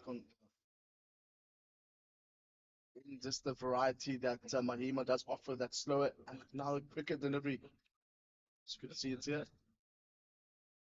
Oh, he tossed it up. Oh, it's in the air. Oh. Oh, it was well bowled again. Well bowled by Mahima, only conceding the 1 run. Certainly doing a job for his team. Feel it, I feel it, I feel it. I feel it, Eugene. It is coming. It is definitely coming. Both bowlers are doing very well. Let me see the scorecard here. Siti Khale, 40. And just looking at the scorers there, Dion Forrester 30, Garen Kluti 28. And now we're stuck with the tail enders, Ruan Cronje and Aaron Pangiso. Pangi on 16 runs of 11 deliveries. 3 men getting starts there, Nate. That stands out there. Hale, Forrester, and Kluti, men that got themselves in. He just couldn't carry it on. Berg, he's going to continue here too. Aaron Pangiso with, looks like 4 men on the boundary. Quicker ball. That's well played by Pangiso. And this is what sometimes happens as well. You can come in and you show great intent and you push the field out. And then after that, you can just play normal cricket. And that was a good normal cricket shot to the sweeper. That's one. Just shows the experience of the man. I'm going to give him that credit, Pangi. He's been around for a long, long time. Still enjoys his game.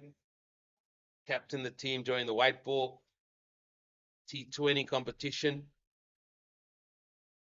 I think that's when Pitt was going to go join the Proteas test squad. But I see what they're doing. They do open the offside field for Pangi just to go for the signal to have Ruan Cronje on strike.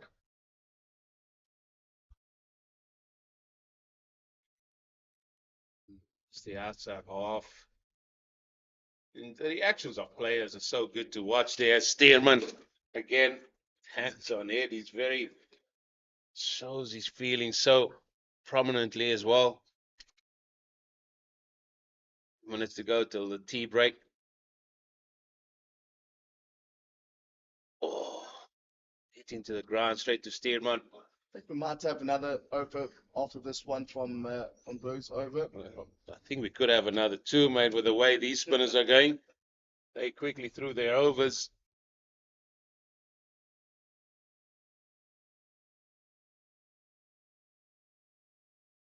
Been long slog so far.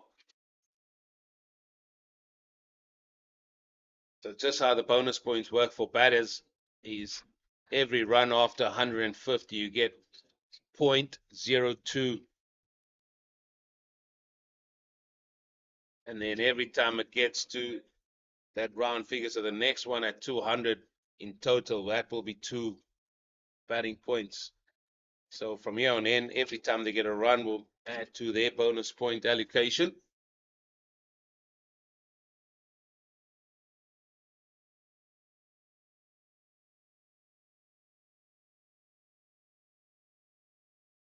Plays that fine again. Ball won't get to the boundary. Turn run for that third.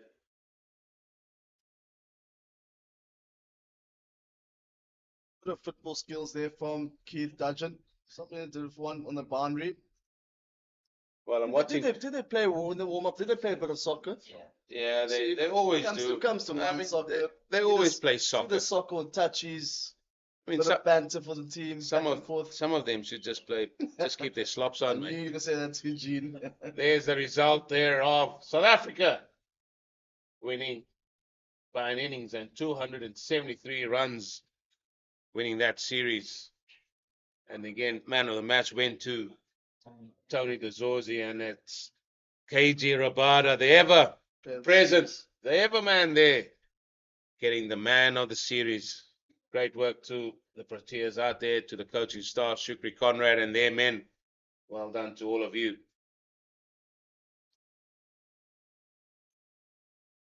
Well, we'll see how quickly Mahima bowls through here. Tell you one man that won't be walking very quickly is Murray Erasmus. He's the umpire here at the Nederburg end. Will he be wanting an extra over? Would he want his cup of tea?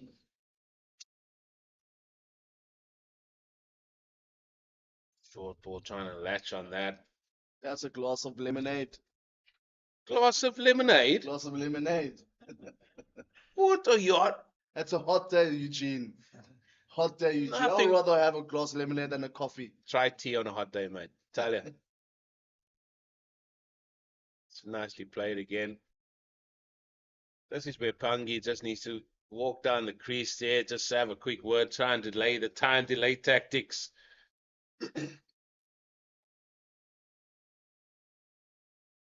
Much a round arm delivery that time. So 2 balls to go. The clock says 14:58.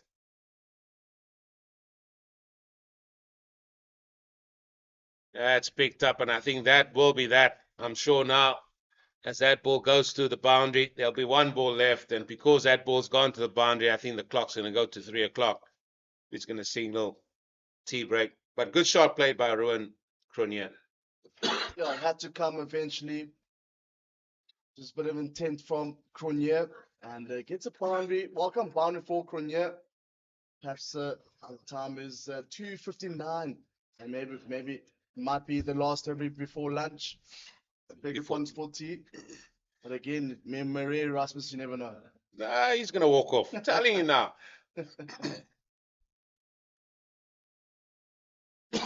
What does Murray Rasmus do here? Takes the cap. Gonna wait till his colleague gets to the other side. Whoa! Another wicket, another over. I told you. Sometimes Marais surprises all.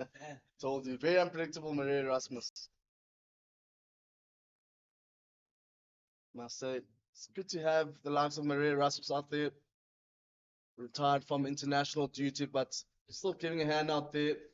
I believe he lives close to his regions here in Paarl area. So I'm not surprised to see him at Valdevie quite often with in the golf course there. There you go. Now then, I would bring the field up if I was Sean van Berg, just tempting him here before tea. Go and have a hit. Go on, Pangi. Surprised he hasn't, though.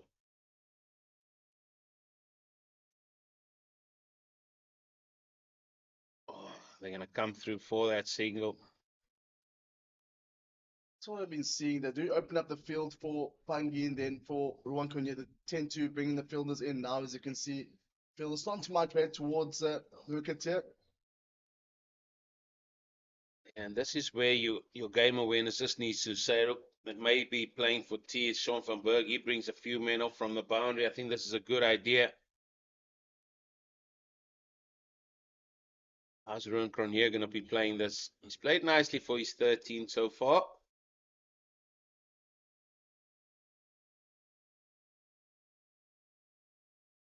Pitch delivery there from Van Berg. Very consistent this far from both Mahima and Van Berg.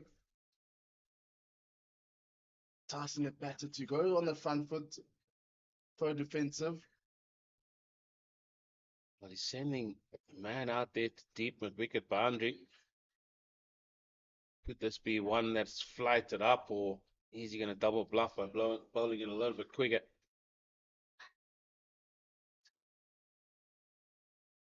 Losing ours, but no harm done.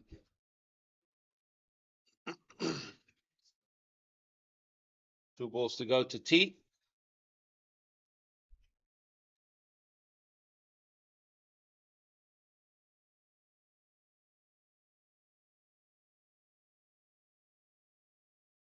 You can rest assured Pangi wasn't going to go for a single there to face the last ball before T.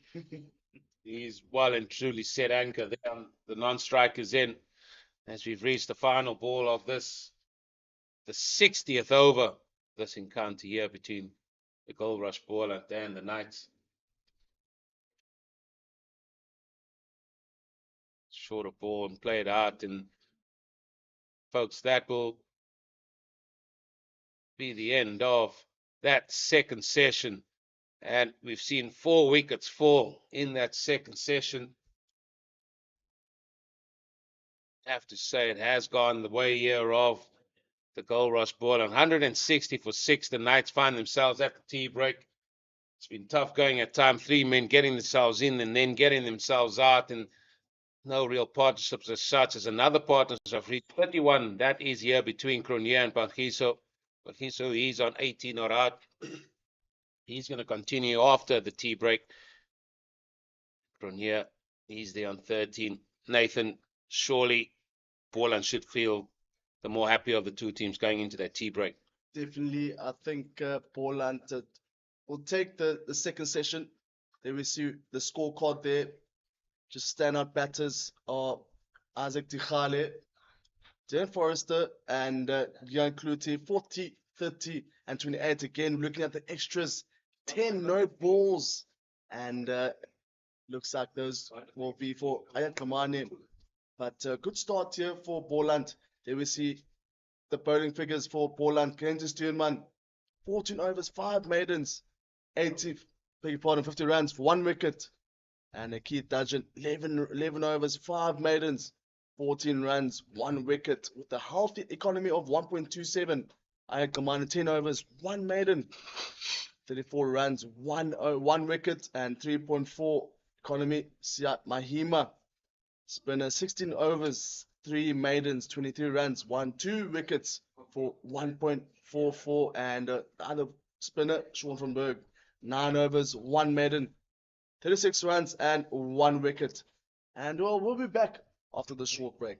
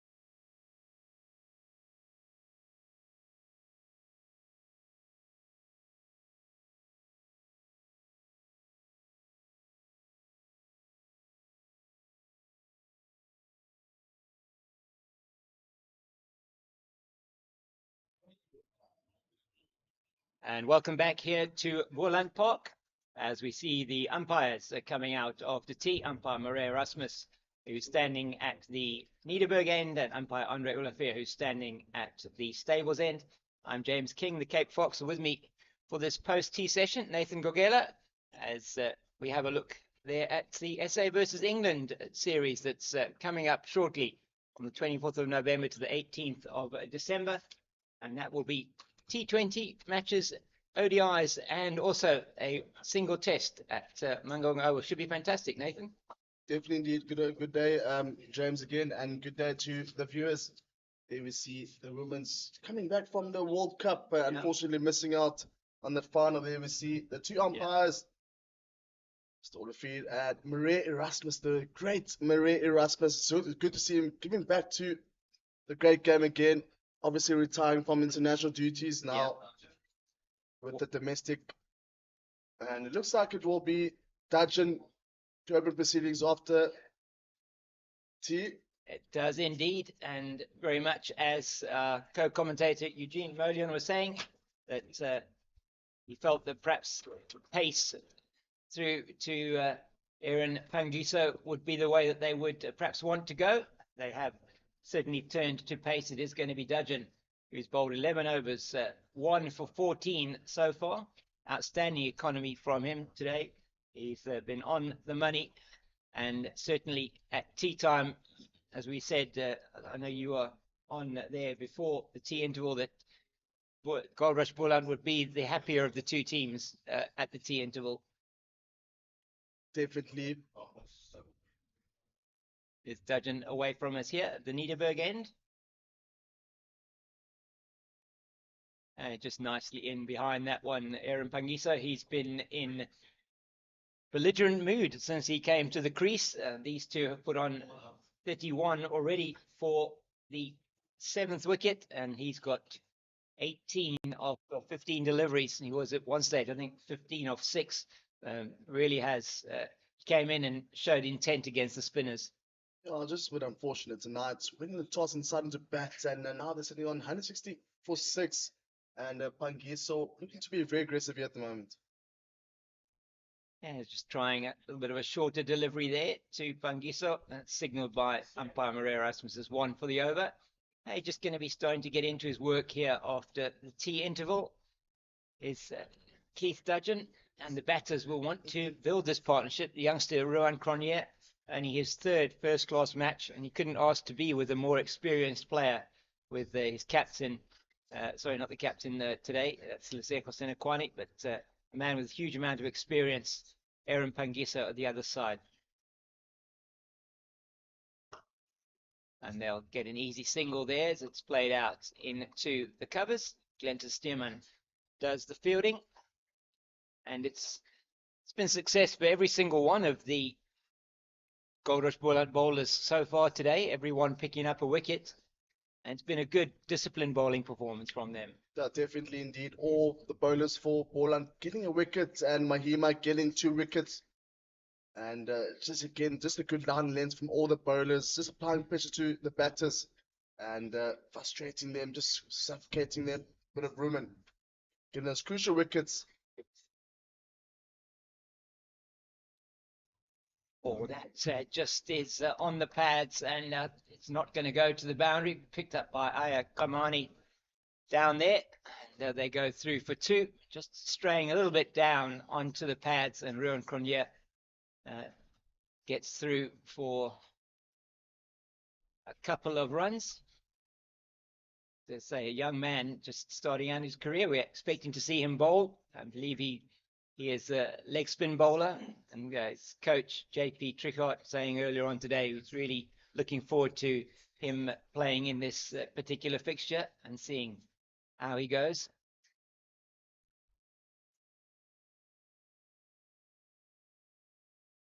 That one again is angled into middle and leg and just played nicely down to the man on the deep square leg boundary. That's Peter Malan. He's been out there most of the day. A great shot there from Rohan Cronje along the legs there. Yeah, he Down looks towards the leg side. Ron Cunha is coming along very nicely. It took him a bit of time to get in out there. 16 runs of 40 deliveries. Yeah. He's looks like a very compact player. Opportunity for him to shine here. Certainly, they need the runs, the Knights. They want to get well over 200, you feel. Well, that's a good delivery, angling in off the pitch to the right-handed Pangiso, and it means that Cronje will be on strike. And I'm not sure who is going to be bowling from the stables end. It doesn't look like it's Sean von Berg. Maybe it is Sia Mahima. Yep, it is indeed Sia Mahima. Thank you, Nathan. And he's going to be picking up from where he left off and bowling. It was his second spell, was he bowled from the Niederberg end. He's coming back on from the stables end now. Picked up a wicket from both ends. Earlier on, the very important wicket of Isaac Dikhali, who got to 40 of 126 deliveries, and he just started to come out of his shell and play some shots, Isaac Dikhali, and he tried to play it, forcible shot into the leg side, just got the top edge and was caught mid-off. Mahima, it's been excellent today. Definitely has been excellent. Just good lines from Mahima. Able to float the deliveries, slow deliveries, and full one, and managed to get 2 wickets, 2 key wickets for Boland. He just gets he's got so much variation in his speed. He varies where he delivers the ball from in terms of the crease. That one very wide of the crease. Sometimes he comes in much closer. Perhaps not as wide on that occasion, but he really does can toss it up. He can dart one in straight. He's got a lot of variation, which really does help. Height as well, Yeah. which does tend to help him a bit. Get a bit of revs from the spin. Yeah, he's Getting a bit of purchase out of the surface. really A lot of enjoys. wickets out here at the moment for the past 3 months. Yep, it has been. Indeed. It's just well played by Cronje. I think we need to commend the ground staff here. Mm. Able to produce world-class pitches out there for 3 months straight.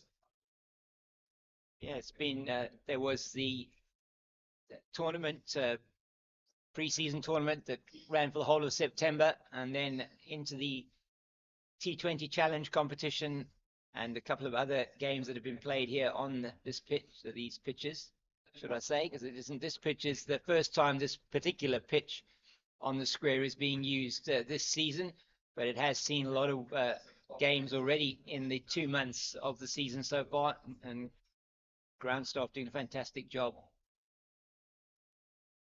They may well think about 2, but they won't take the second.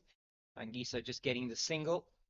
I think what's going to be really important now, I mean, you spoke about it, Eugene spoke about it, is the pitch, if we were able to hold up. Because I mean, I went out, he was inspecting the surface with patches of grass, a bit of, as you guys alluded to, the fact that there's a bit of a steep line from right to left. So, yeah, will be interesting to see how it holds up for the next couple of days.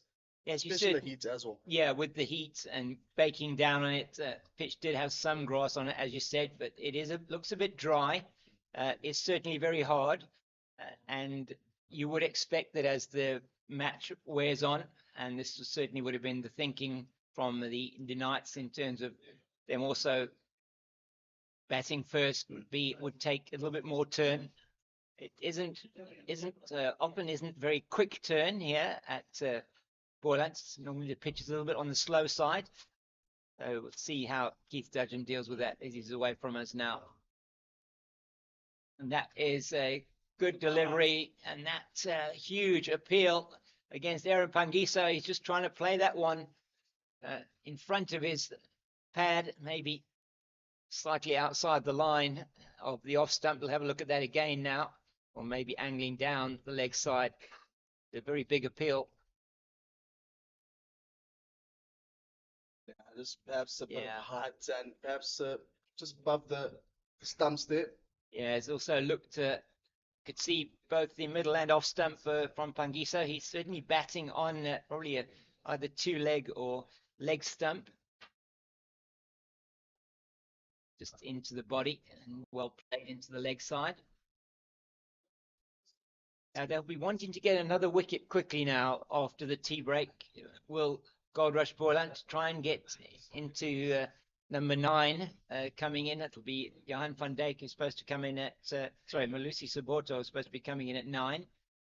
We'll wait and see exactly what does happen. We have had one change to the batting order already from the Knights. There's still even Frisco Adams to come back. I mean, it's such a long bowling lineup for Boland.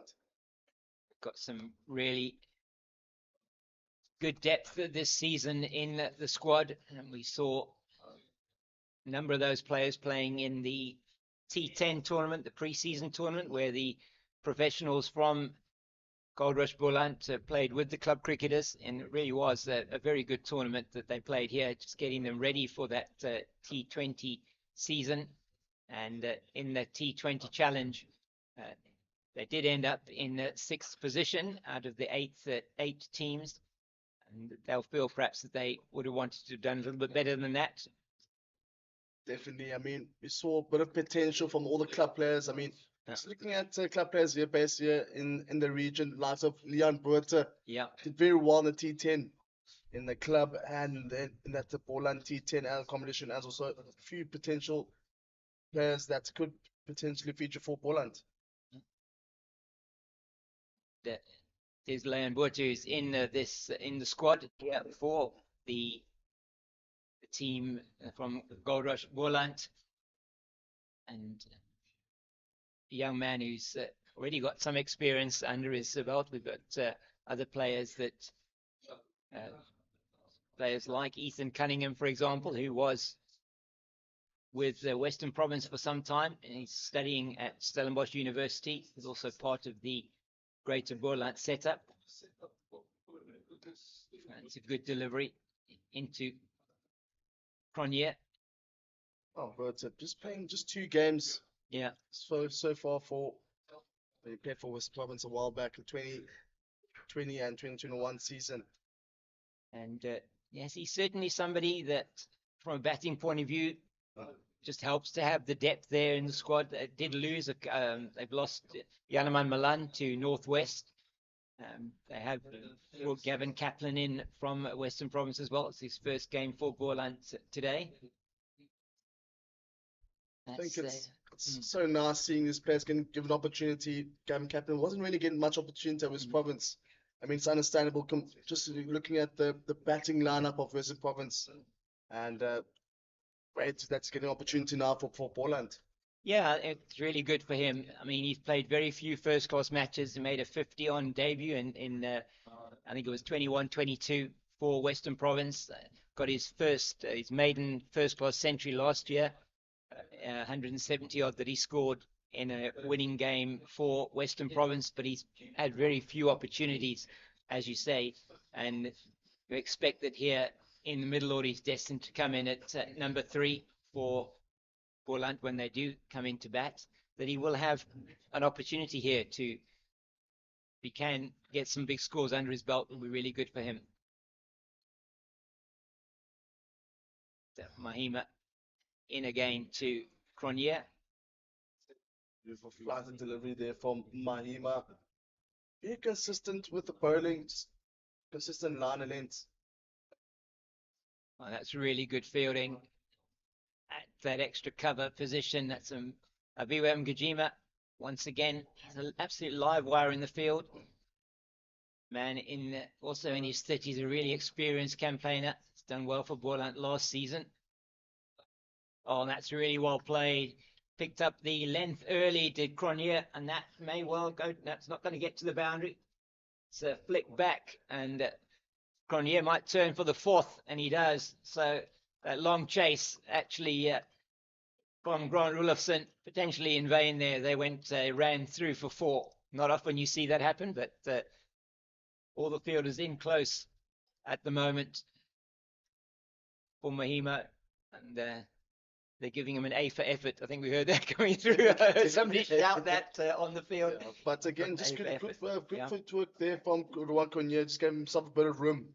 Yeah. And played it very late. And a good chase there from Rulofsson. That one he plays on the bounce back to Mahima.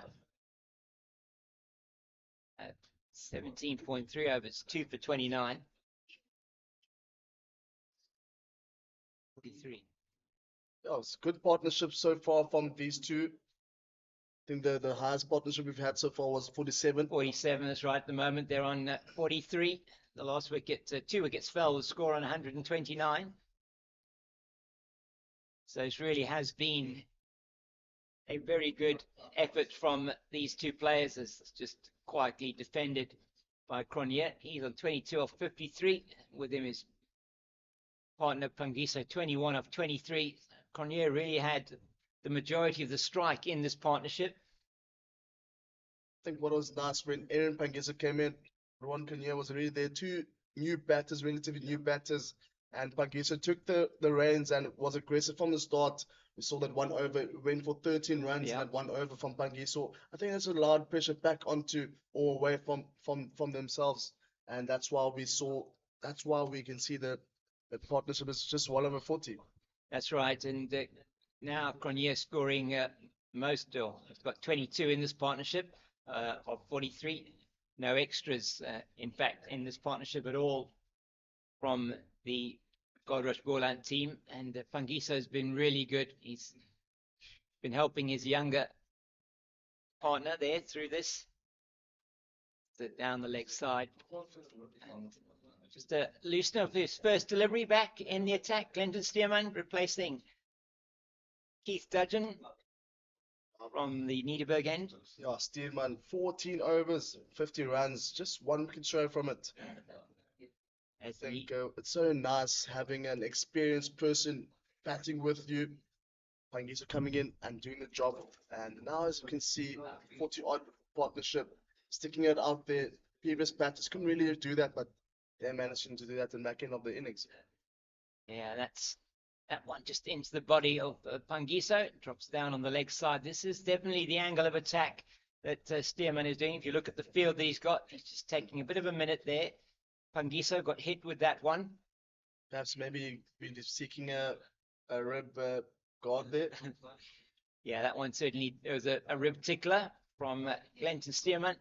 He's got those two men, it's Sia Mahima and Aviwa Mgijima, both in at short mid-wicket positions. They're both catching positions for that one just flicked off or in the air from Pangiso. He just plays that one very nicely back down the wicket. That is the intention from the bowling team, and Stearman at this stage is bowling to that plan. It looks like the Pangiso still feeling that previous delivery. Still holding the ribs there. But perhaps that could be the plan here. Just attack the body of Pangiso.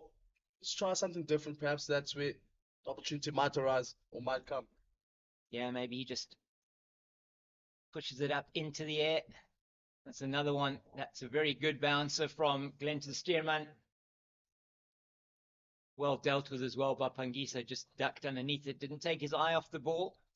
Very important if you are a young batter and you're watching this match, just look at the technique that you would use it with short pitch bowling. Never take your eye off the ball. We saw that in one of the T20 matches with Mhlali Mpongwana. It was against the Titans. But it was against the Titans in that qualifier that he actually took his eye off the ball with a short pitch delivery from Gerald Coetzee and got hit on the helmet. And not a good idea to take your eye off the ball. Especially not delivery coming from Coetzee. Very, very good bowler, Gerald Coetzee. Just looking, he's back now with the protest setup. Marco Jansen back in as well. So it's again, all these players been and done that, but now they're back in there again. Good leave there from Pangiso, just a bit wide there. And that is the end of the 65th. Maiden over there from Stearman, 172 for 6. Yeah, it's good over from Glenton Stearman. Pangiso just asking for a bit of treatment there, maybe some ice coming out. That gives us a chance to perhaps give you some the information. If you haven't heard, just looking at the bowling figures, sorry, for you there. And Sia Mahima, probably the pick of the bowlers, 18 overs, 2 for 29. Sean von Berg, been a bit expensive, 1 for 36. Pangiso took a liking to him when he came in. Stearman 1 for 50, Dudgeon 1 for 20, and Kamani 1 for 34. So they've shared them between them, the wickets, and is going to be Sia Mahima, I think, to continue from the stables end. Not sure, just waiting to see. Aaron Pangiso's had a little bit of treatment, and just waiting to see what happens there. If we so some news from Gqeberha at St George's is Jordan Herman, who went into tea on 99, not out, is out for 99 No. after the tea break, and they are now 191 for 5, are the Dapperbet Warriors. So just missing out on 100 there was Jordan Herman, and then in the match at Hollywood Bets Kingsmead, it is Western Province in their second innings. The World Sports Betting Western Province 52 for 3. They had a lead of 16 in the first innings. They lead by 68, but they're 3 down there at Hollywood Bets Kingsmead. Goes back, plays it nicely into the offside, does Cronier. Nervous 90s there. Just unfortunately for him, a nervous 90s. Yeah, definitely was a nervous 90s for him, and unfortunately not getting his 100. That's in the air, but it is going to fall safe and gets away with that. That one does Ruan Cronier.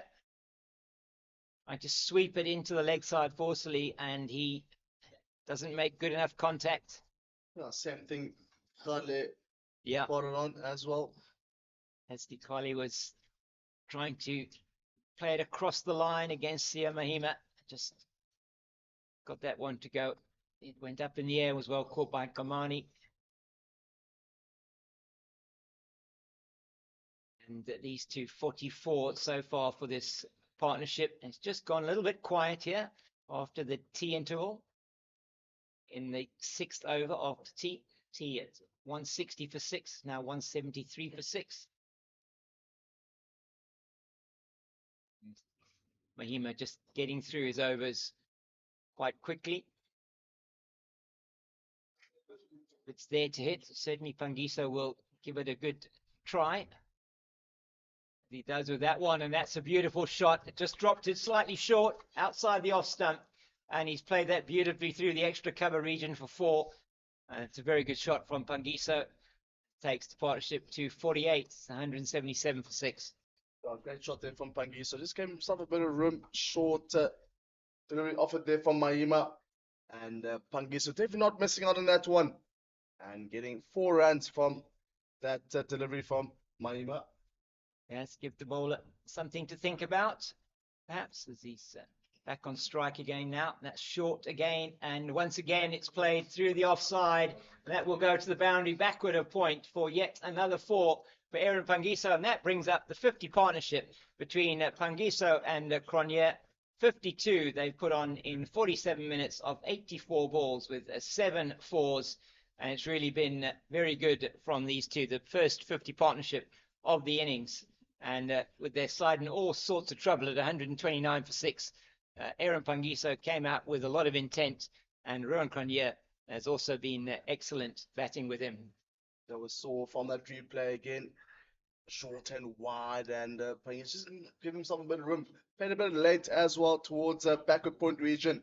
The backward point region for another boundary. Is to be very comfortable out there at the moment, and now we see Stillman Boland again.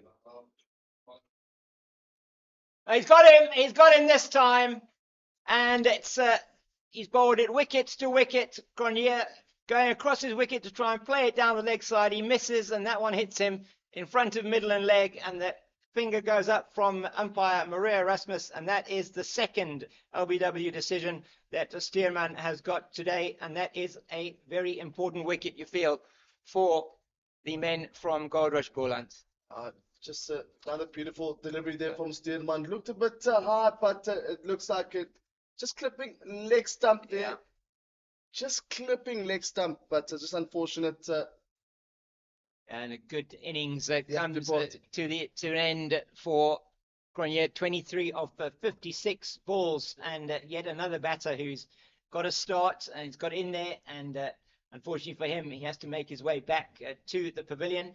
But it is 181 now for the loss of 7. So 52, the best partnership of the innings between Cronje and Pangiso. As you see who's coming in now for the men from the Knights. Lucy Saboto is supposed to be coming in now. And Can see yeah. from the walk how he Yeah. walks, man. Yeah. Actually, for a long time, he used to know my neighbor actually Okay. a while back. So Oh, nice. went to same school, Okay. Hamburg. So yeah, I know how his mannerisms.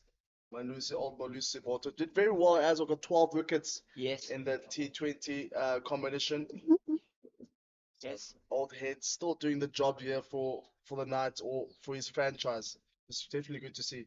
Yeah, absolutely brilliant. You do have there are a number of these old professionals, you might call them that. Sounds terrible to say call them old professionals, but journeymen professionals that have been around and really have applied their trade across the country. Aaron Pangiso, one of them as well, now with the Knights and coming down from the Titans. Lucy Saboto and a couple of others. Abiwa Mgajima, another man here who plays at Boland, who's certainly been in a number of different provinces. And it's really good to see them still playing out there at first class level. And it's going to be the left-handed Saboto to take strike against Stearman. Stearman getting his second wicket. And you have to say he probably does deserve that. He's been probably the most incisive of the Goldrush Boland pace bowlers today. As we look at Malusi Saboto's numbers, we'll have a look at those now in terms of his batting.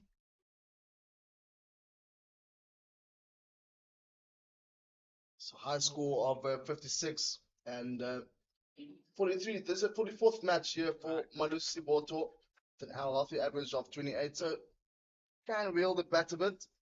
Yeah, that's first one. He managed to defend very nicely into the leg side, and there's no run. So reward for Clinton Stearman for doing what bowling coach Henry Williams says you have to do on this wicket, and that is basically you bowl at the stumps. You're wanting to make sure you bring the stumps into play as much as you possibly can on this wicket. He did that there with the youngster Rowan Cronje, just coming across his stumps and not able to flick it down the leg side. Saboto walking almost towards that one, out the wideish outside the off stump. So since the tea interval, 21 runs in the 6.3 overs so far. So batting at about 3 and over. Been some good shots in that last over from Aaron Pangiso, getting 2 boundaries off Sia Mahima.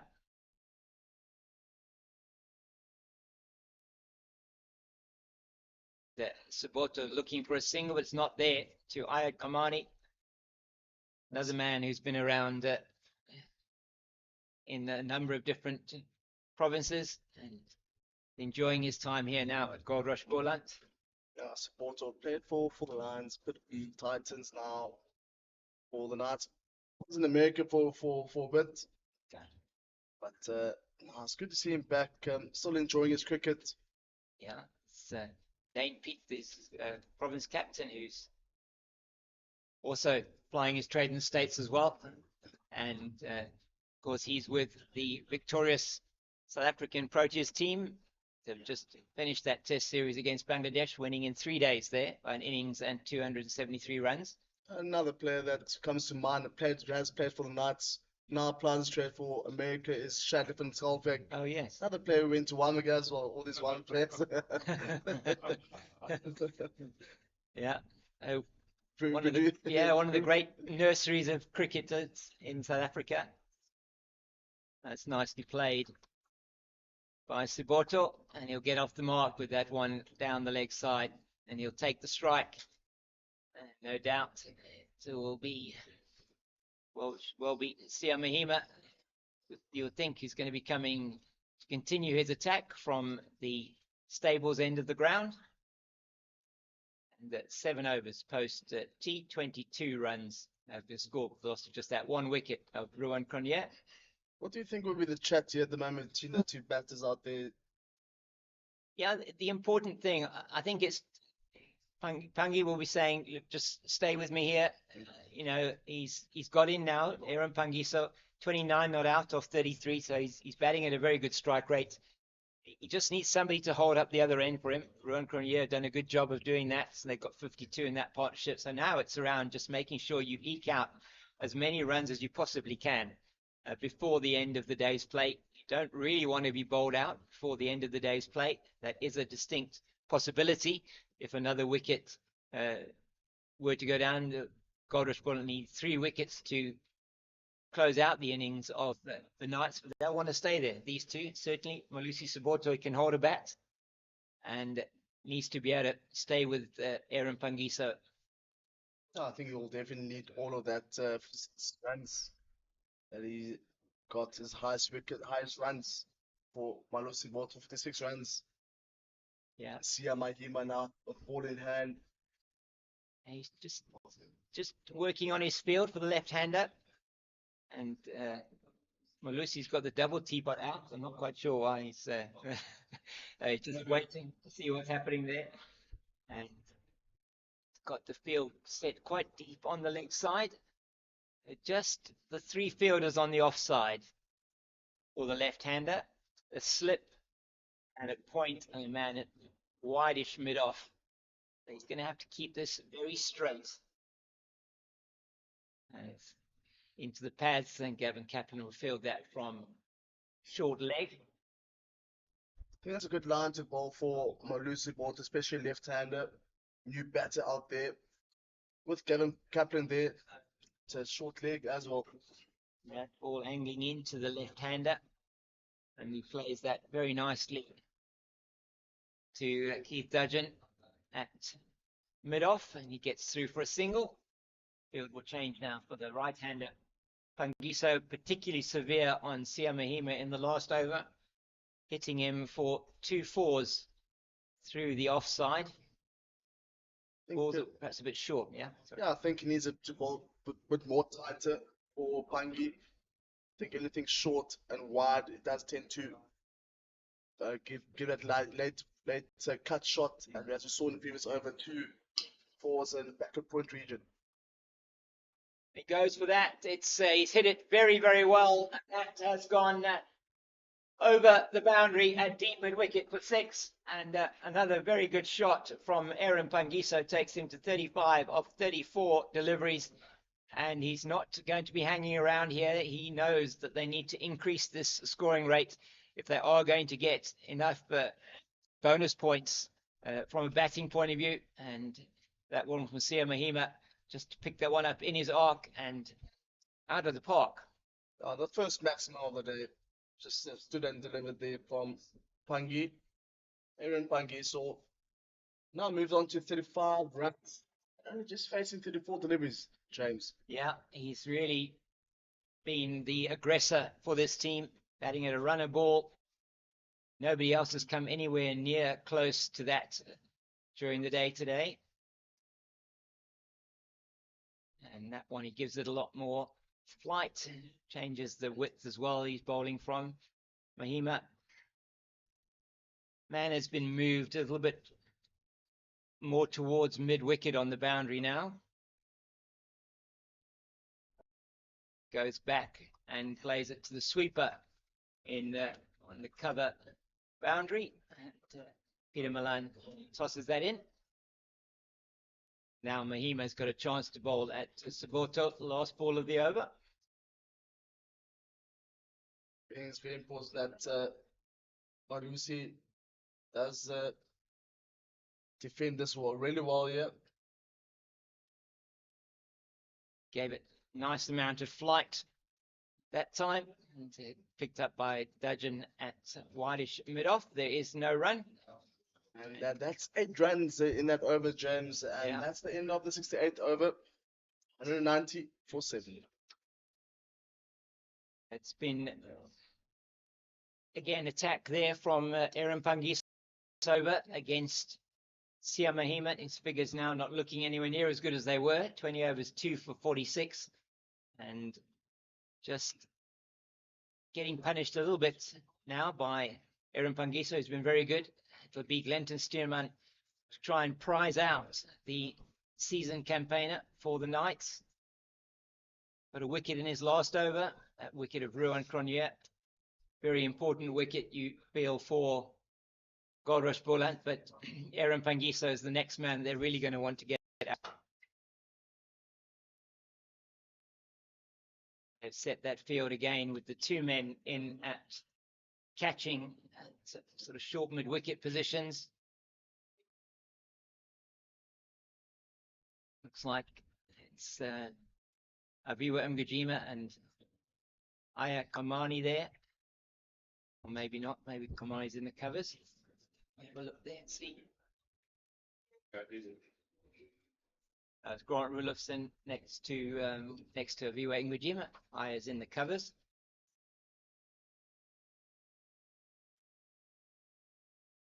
Just back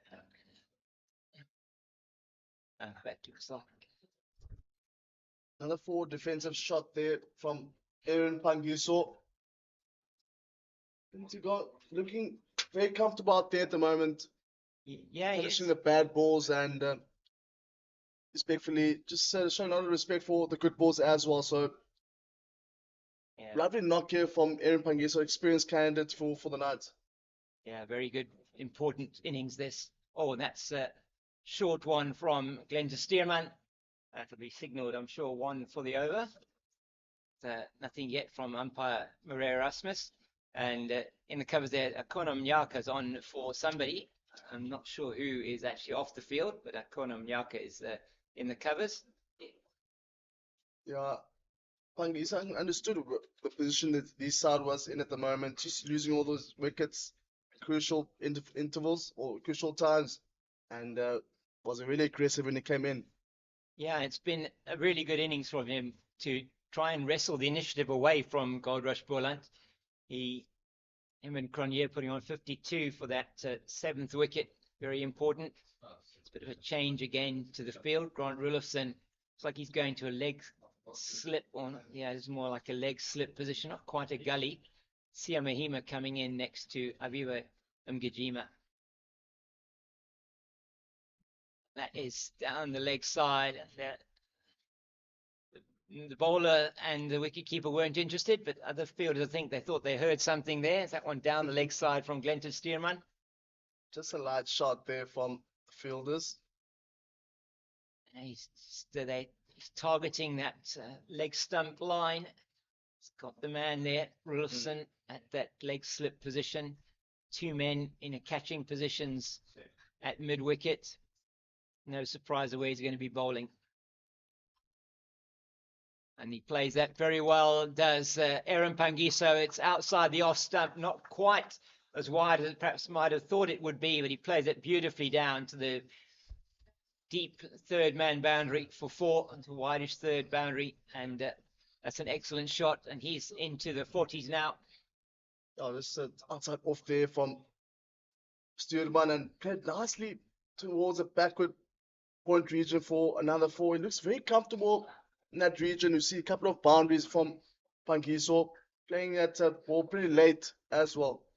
Yeah, it was a very good shot from him. It's nearly the highest, equal highest score of the innings. Just takes single easily there to Dudgeon. And he's now does get up to the highest score of the innings so far, 41. He is off of 42 deliveries. As we're going to have a change here, it's going to be Eugene Molian coming in to join me. Thank you, Nathan. It's going to be a change of bowling from the Staples end. It's going to be Sean von Berg who's going to be coming in. Sia Mahima has been punished a bit in the last couple of overs by Aaron Pangiso. Pangiso is on strike, and it's going to be von Berg to continue the attack for Goldrush Boland. And welcome back, Eugene. Afternoon, James. Afternoon to all our viewers, wherever you find yourself. Yeah, it's game is certainly moving into a different direction here, where But he's certainly taking the attack here to the Goldrush Boland team. He's on 41 or 42 deliveries. Shown great intent coming in, played his shots, been very fortunate, played some big shots as well. And he's going to amble through for the single. And they get closer to that 200 mark. That's 7 wickets down. The wicket to fall since the tea interval out of Ruan Cronje. Trapped LBW by Glenton Stearman. Ball that looked like it was going on to hit leg stump, given by umpire Marais Erasmus. I just wasn't sure of the tactics used. I saw the field set there by Glenton Stearman and his captain. He was bowling to a 3-6 onside field as well, and being hit for 4 through the offside is not what you want. It was played riskily there. That is all the way along the ground by Saboto down to Peter Milan at deep square. Yeah, I think the line of attack needed to be with the field. Couldn't be bowling anything outside the off stump. And I think Pangiso perhaps made a little bit of room for himself to be able to play that one very nicely through the deep third man boundary. Yeah, I know Stearman got the wicket as well off Cronje, and he's bowled 3 overs in this spell. Are we going to see more from him? As one bird into Pangiso. Be interesting to see how Aaron Pangiso deals with Sean von Berg here. Is he going to be as aggressive as he has been against Sia Mahima of late? Yeah, it feels a little bit spread.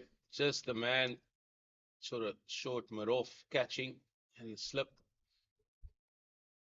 That's just angled to Gavin Kaplan, who's at a like a backward point position, quite close-ish on the edge of the square. This is the intent that we probably wanted to see early on from the top order, from the Knights, and that could have probably elevated them to beyond where they find themselves now. And there's acres of space out there on this side, on the leg side. And they're going to turn for 2. That's a good running from Lucy Saboto. There was definitely 2 there any day. And he gets through for the 2. They edge closer to that 200 mark. And Pangiso to what will be a very well played 50. Oh, you can't be saying 50 yet. He's on 44. Let him just enjoy himself out there, Kate Fox. He's been showing such good intent. It really would be good to see him get to his 50.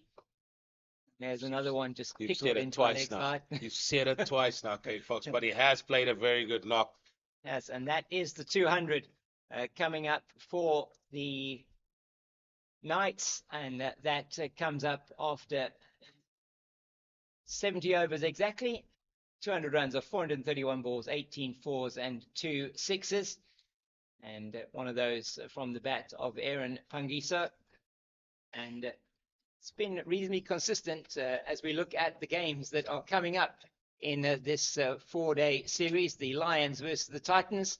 Yuxke Derby on Tuesday, the 5th of November. That 4-day game starting at 9 a.m. And then the Thursday, the 7th of November, it should be at 10 a.m. The Boland versus the Warriors. We'll be hopefully back with you for that game. And then Thursday, 7th of November as well, the Knights go home into Bloemfontein starting at 10 a.m. That match against Northwest, Auto Investments Northwest. And it's going to be very interesting to see the 2 other games on the go at the moment. Are the Warriors at Gqeberha playing against Auto Investments Northwest. It's the Dafabet Warriors. And then the Hollywood Bets Dolphins playing against World Sports Betting Western Province up at Hollywood Bets Kingsmead. And here for the Goldrush Boland, we have Aya Kamani coming on to replace Glenton Stearman. And you called it, Eugene, just a 3-over spell from Glenton. And going to pace, the third paceman to operate from the Niederberg end after the tea interval. Again, we look at this field as now 4-5 leg side field, and with 2 catches at mid wicket, one feels it's going to be trying to hit the stumps. That's what I want to achieve here, and they haven't seen many of that either. That one outside the off stump, just left alone. It didn't really carry through to Nathan Engelbrecht. The field is certainly set for him to be bowling it onto the pads or very straight. A very interesting field, sort of ring field on the offside. Not quite a mouton, it's just 4 of them. No, not the 5 in a ring. It's like a gully. It's outside the off stump. That's not where you want to be if we're going to bowl with this field. And that's beautifully played there by Aaron Paarl. He moves to 49 now, 1 away from what will be a very well played 50 indeed. Yeah, and that was as easy as you like for Pangiso. That wasn't particularly quick. It was wide. It was there to be hit. And man who's been there and who's been playing his shots, that was not difficult to be able to play that into that yawning gap on the offside. Ayat Kamani's got to do something with his line here. Cannot be bowling it wide of the off stump with the field that he's got.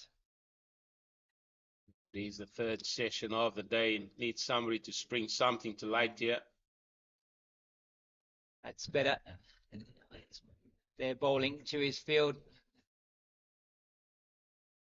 Yeah, it's usually been called the graveyard session. This one, absolutely. the back end where fielding team have been in there from ball 1 and they just want to get through the remaining overs. There's still 27 overs left in the day's play. Yeah. And that is, they're going to need to fill that with a fair amount of spin as well. Definitely, but not from one end, but from both ends. And that one angling down the leg side just overcompensates a little bit there. That has been the problem. If they've gone straight, they sort of have gone down the leg side more often than not. As umpire Maria Rasmus again clears the line, and we know what that means. Yeah, we do, yes. I'm waiting to see that arm, one arm outstretched, the right arm. Aya Kamani with 8 no balls already today. And not been what he would have wanted, I'm sure. It's bang on. Yeah. That is bang on where you want to be. Excellent delivery. That was owning in on off stump there. And that has been where we've seen the success for Glenton Stearman as well with his 2 LBW decisions, making sure that you're bowling it. If you batter is not going to get the bat onto it, and it is going to be you miss and I hit. Already 2, as we say, 2 LBW decisions from this side. Jean Kluter, left-hander, and Ruan Cronje.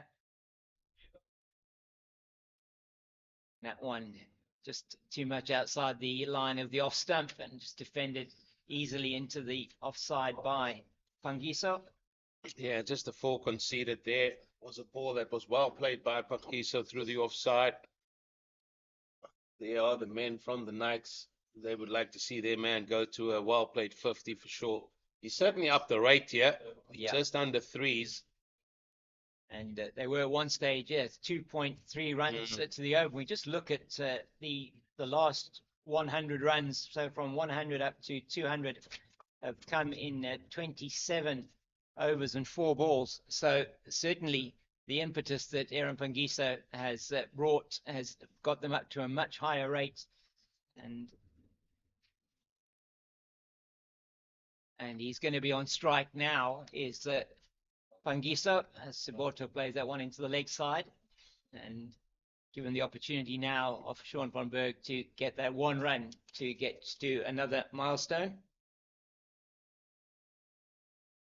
And excuse me, we hope that he is going to get there in this over. It will really be a well-deserved 50 for Aaron Pangiso.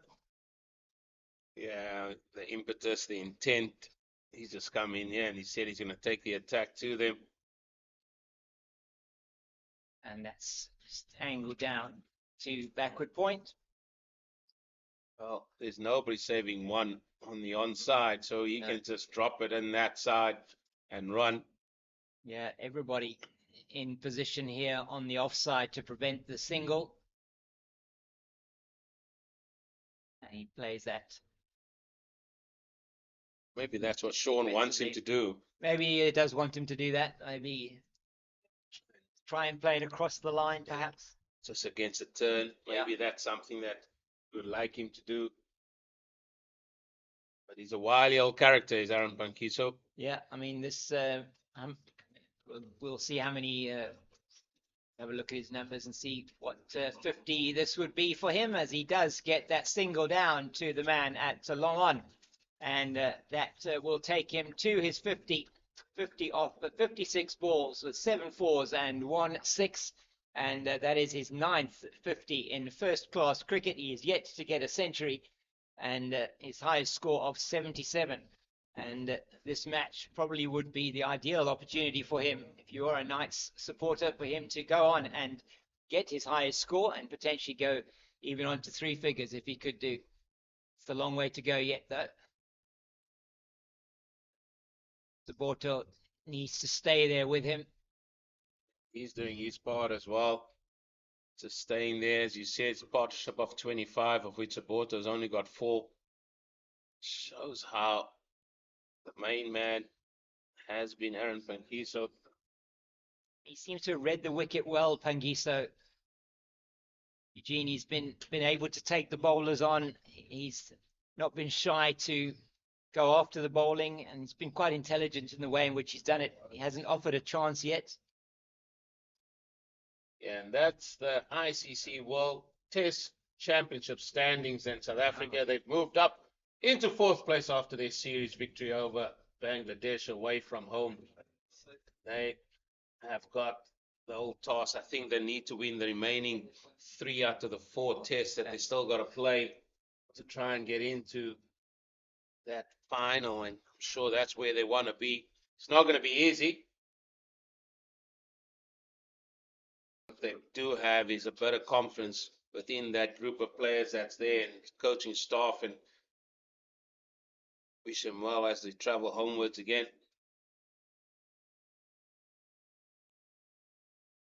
Kamani into Pangisa, and just off that pad, he's hanging it into the leg stump, as he's been asked to do by his captain. And he will now be, I think, be bowling for almost the first time, I think, in this spell to Malusi Suboto. Going to be coming around the wicket to the left-hander.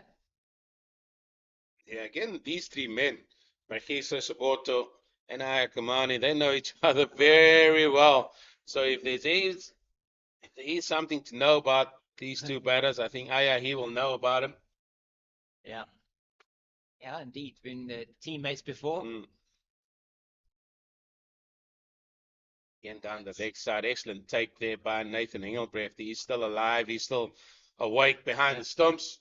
Yeah, very important in this post-tea session, as we are approaching almost an hour after, or 3/4 of an hour at the moment after the tea interval, and it has been advantage to the Knights post-tea. 47 runs have been scored for the loss of the 1 wicket at Ruan Cronje. Goldrush Boland just searching now for another wicket. And that's well bowled by Kamani.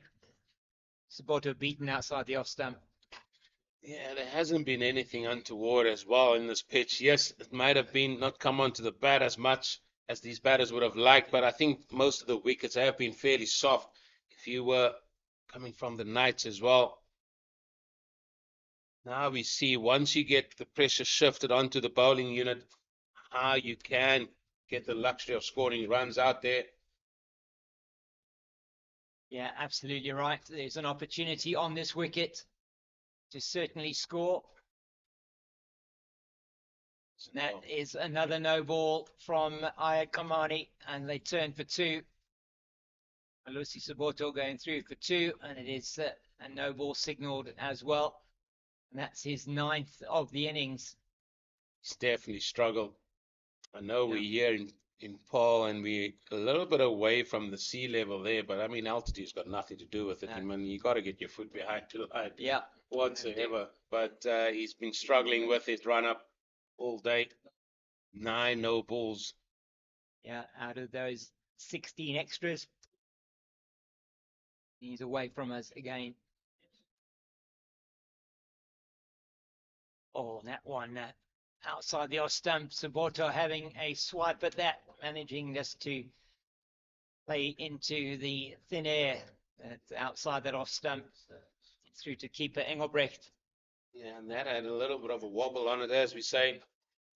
Beating the outside edge, Saboto's eyes lit up there. It was a ball full of length. He thought, wow, I'll cash in here. And it might just take one of those moments of indiscretion to get the next wicket for Goldrush Boland. In the meantime, Knights, they just want to stay there, accumulate runs down the leg side. So he's really battling with his line as well now. It's just been too much inconsistency. If you ask me, it's just been too many balls that weren't in the sort of business end of the pitch here. The ball down the leg side. You know, you need to keep following up the good balls with another good ball, and that way you build pressure. That hasn't come. No, Ian Kamani.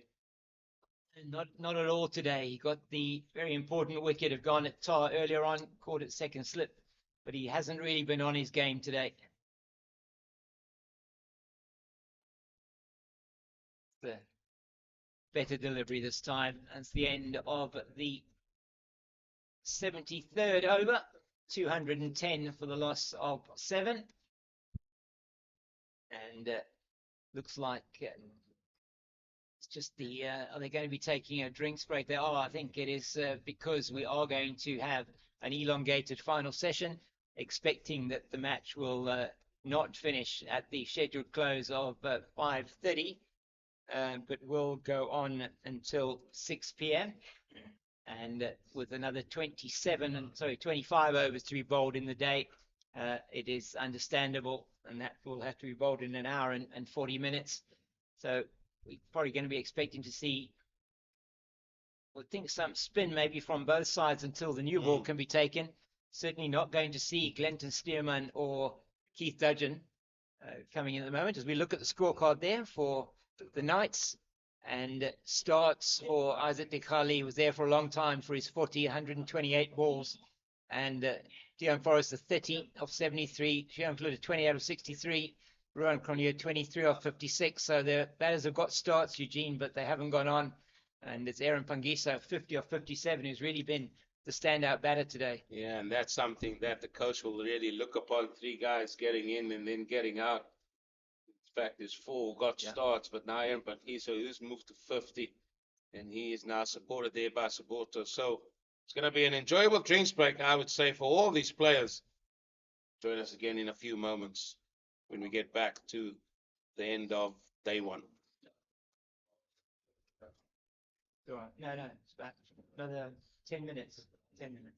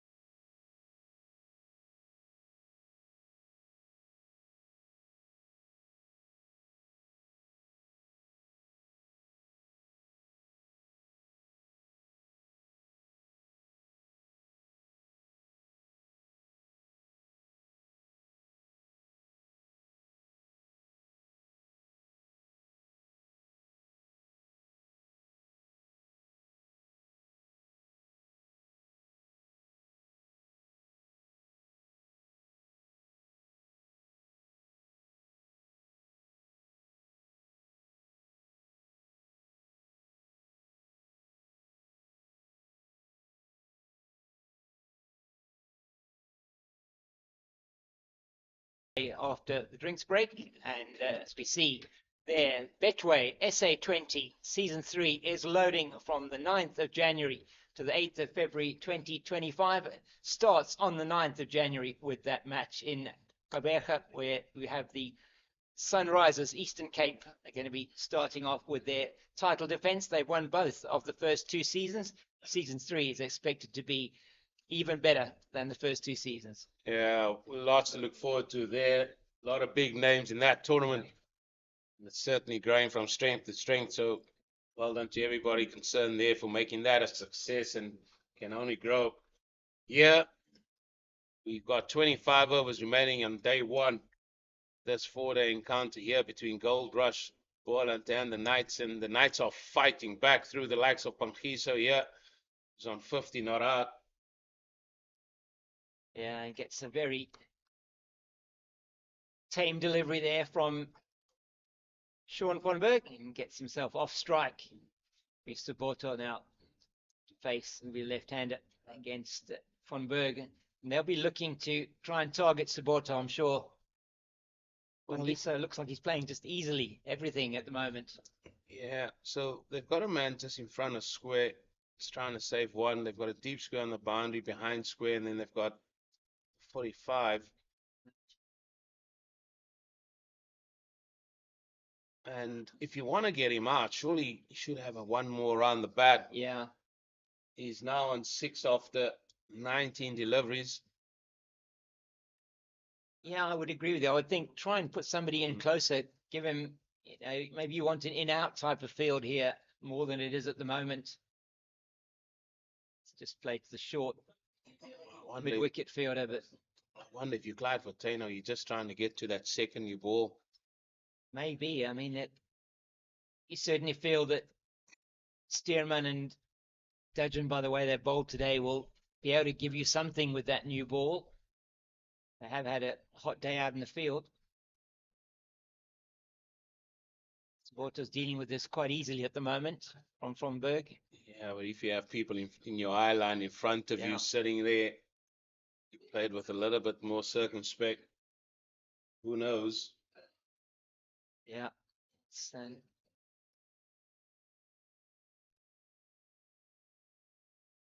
perhaps an easier game from up here than it is down. Oh, it field, always is. Oh, it always is. Difficult. I think that this partnership already is 30, of which only 6 of those are off the bat of Suboto. So you can see just the dominant part that Pangiso's played. Well, he's playing his part in this partnership, and that's all that matters. As another over gets concluded there, 74 done.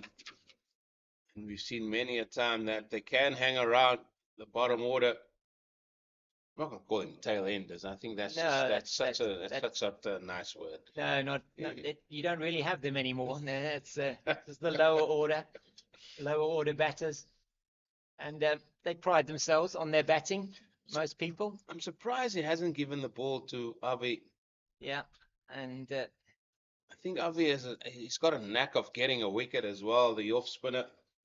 Yeah, you feel that he probably would give Malusi Suboto something to think about, potentially. Yeah. Off spinner bowling to the left-hander.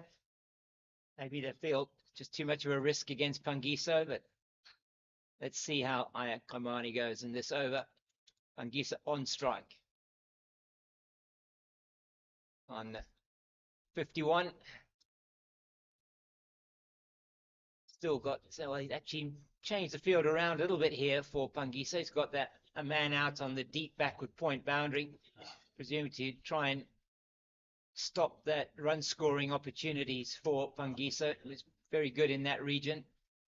Yeah, but the field suggests he shouldn't be bowling out that side. No, not at all. Still very much a predominant leg side field here for Pangiso. He's looking for that one. He's going to just flick off his pads into those short mid-wicket. And he's very nicely behind that one. Yeah, this is one of the things you've got to try and find out more clues or more answers from. Once we see the boys in the morning to find out what the plans were, how did you guys see it? I mean, it's great insight once you start playing, talking to these players and hearing their reasoning, and then it sort of just gives a different sort of perspective of matters as well. As you said, we just calling it from here as we see it. Yeah, very much so. Just the opportunity to engage with the players, and you were saying just chatting to Knights coach JP Trickard at the tea interval, and just sort of thinking, okay, what are the plans? What have they put into place out there? What was their thinking around having like these two short mid-wicket fielders, and ball not going to them that often? What sort of lines are you expecting your bowlers to bowl? And that one is into the pads, and that's the sort of line that we are expecting him to bowl to this kind of field. Yeah, everything is just sort of meandering here a little bit, folks. So I just feel for Goldrush, Boland, they just playing their way to get to that second new ball, and then feel the Knights, you're just waiting for a loose delivery that you can sort of pounce on. Yeah, it all does seem to be a bit of a waiting game, doesn't it? It's slowed down quite a lot. Ahead of and after that drinks break. That's one he's trying to get into the block hole. Gets it on the full Pangiso, but he can't beat mid-on. Captain Clyde Fontaine. Yeah, this is sort of why we like this format a little bit. Yes, then the ball's in your court, then it's in my court, and then we're just waiting to see who sort of budged first. Yeah. Who's going to be the first one to potentially break under these circumstances? The bowler going to err? Is the batter going to err? He's just nicely behind that one. Pangiso does not want to give it away now. No, he doesn't, but there we can see the sort of 75th over, how soft this ball has got. And the wicket hasn't got a great deal of pace in it. There's nothing happening out there, no real turn. It's just a waiting game here to see who's going to be the next one to sort of make amends here. Yeah, it'll be who's the first one to potentially make the mistake, and we're going to have another Sean von Berg over to Malusi Saboto. They're continuing with that same field. I made his way quite slowly back to mid-on.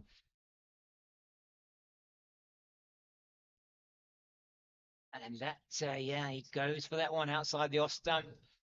Puff of dust as he hits the ball, the bat into the dirt there, I think. Yeah, it just shows how full that ball was from Sean van Berg.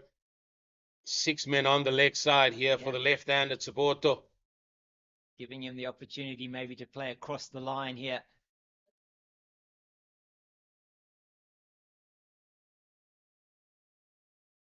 A little bit more interested at the moment with those first two deliveries, but it is all happening in slow motion. Coming from very wide of the crease. Sean von Berg. Yeah, and that one, that short and just played into the offside. Didn't get all of it at all. Saboto for the single. Brings Pangiso on to strike. Yeah, he actually played that very nicely. Good use of the feet, gave himself the width. Arms free, played it down there for one. As we said, the outfield hasn't been quick all day. It has been scarified over the previous week. Yeah, and we're expecting it. Grounds are expected to get better over the next week or so. It's quite spongy underfoot and not really getting the value for your shots necessarily. Playing them across the turf.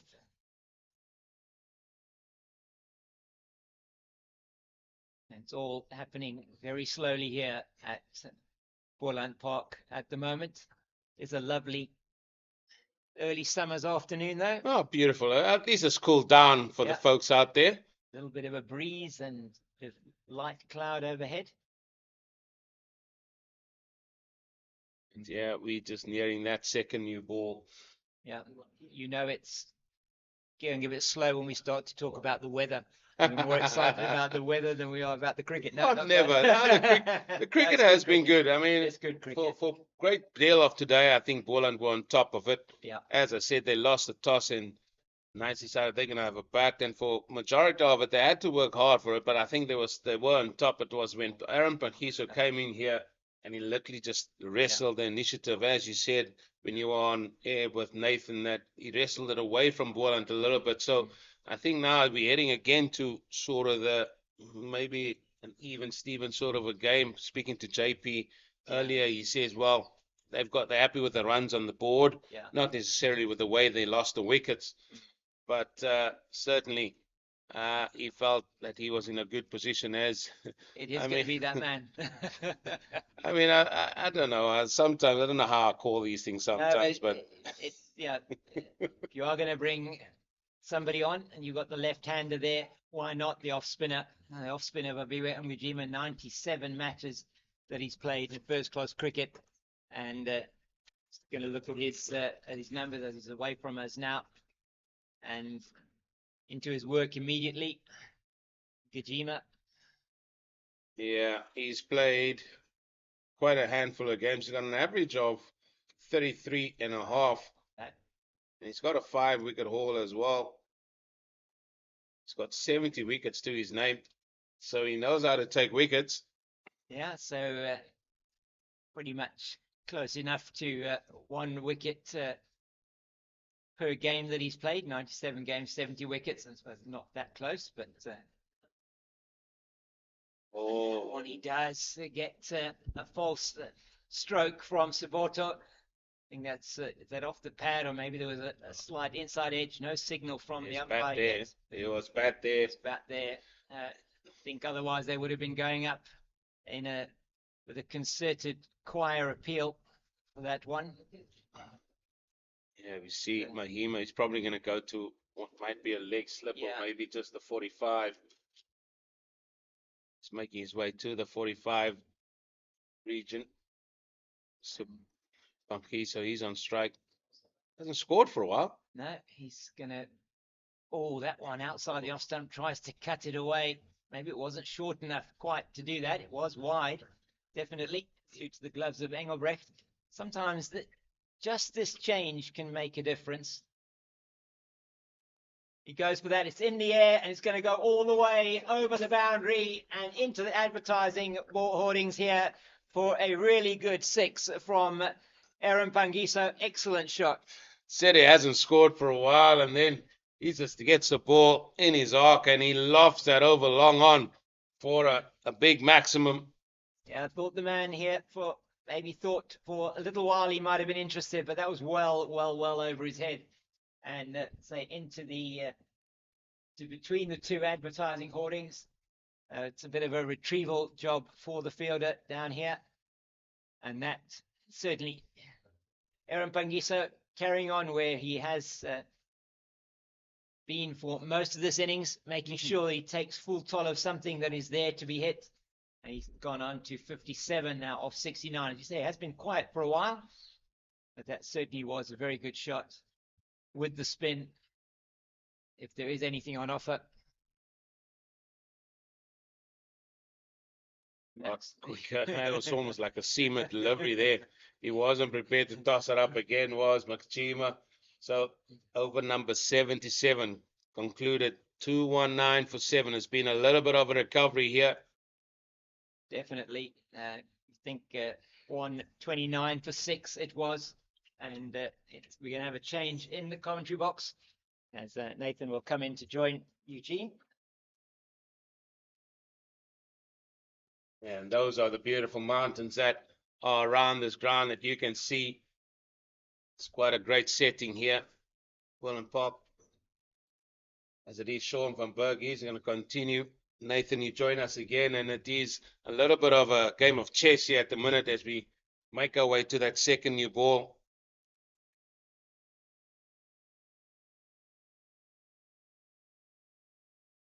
Yeah, good day to all the viewers and good day to Eugene as well. As you alluded to, we're heading to that second new ball. That's if they decide to take the second new ball after the 80. Wow, but you just take it straight away. You don't even need to think about that. That's good feet again from Saboto.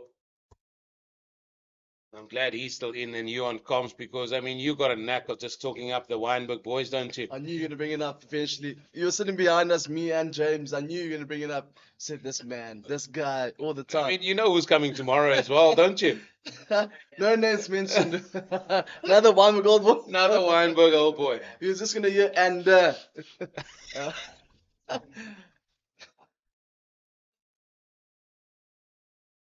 Oh, he's got him.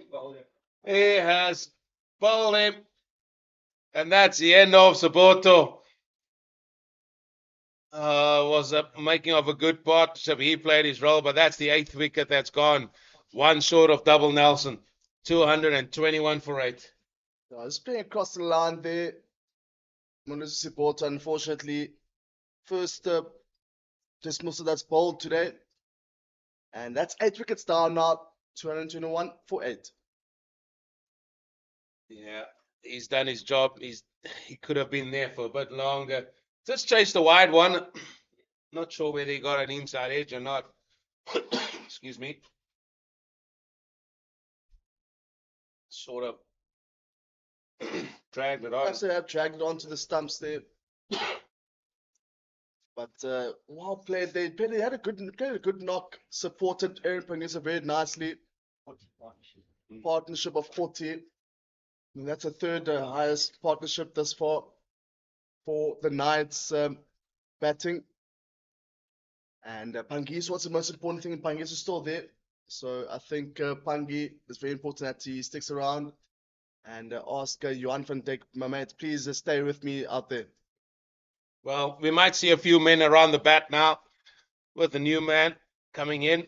He's got a high score of 58, averaging 14, so no mug with a bat. But he's facing up to the wily old Sean van Bergen.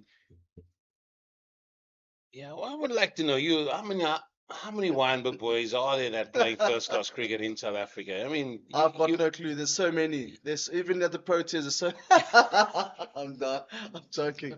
There's so many. But the thing is, again, James alluded to the fact that this school produces so much players of quality come out of Weinberg. But again, not just Weinberg. This is just in general in the Western Cape region.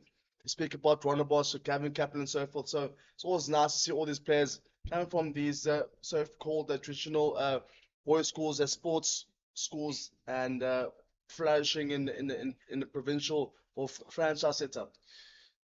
Well, we're not going to have plenty of men around the bat, but we're going to have a short mid-off as it is, a straighter mid-off, and then a man at short cover as well. They're bringing the man from the sweeper boundary on the leg side also in.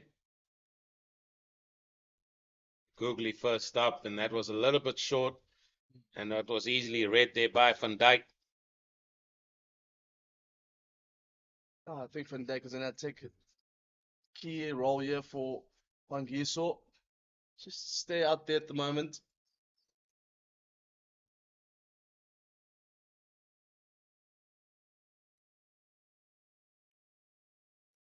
You can see Pangiso, he's just staying on that side. He's not going to move. There's one ball left. He wants Van Dijk to see out this last ball.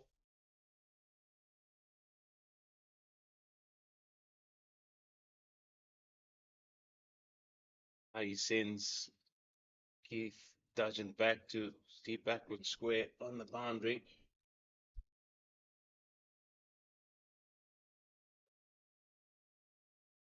Again, oohs and ahs, but it was just the middle of the bat that time, found by Van Dijk, and that is an over that brought the end of Saboto. 8 wickets gone, 221, 78 overs completed.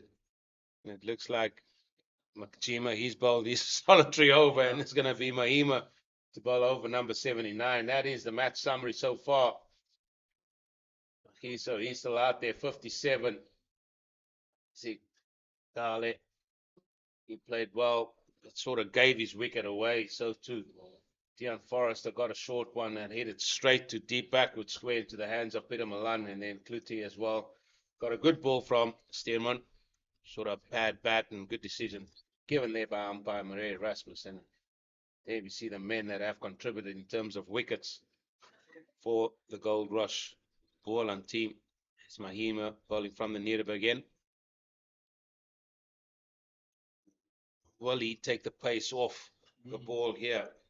Tell Aaron Pakhi, so if you want to hit boundaries, you got to make it all yourself.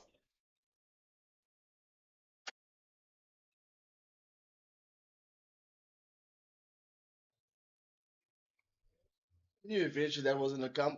Looking to play that ball very late, as was giving some bit of room. We saw the previous deliveries or previous overs where troubled Mahima back at point, boundary, and a 6 as well over at Carl corner.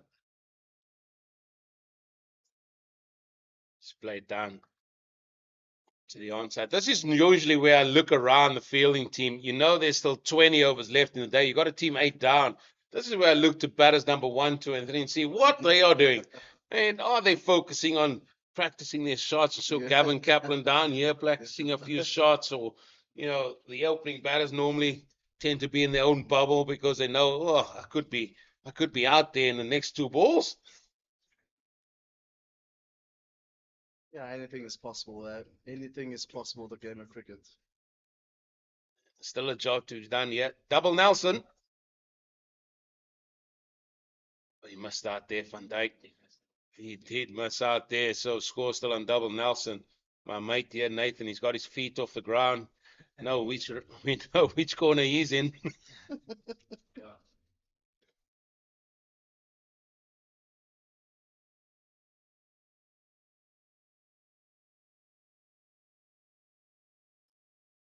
But this pitch there's been no alarms, nothing in it. Not real pace in it. Hasn't had a great deal of turn in it. If it did turn, it's been fairly slow.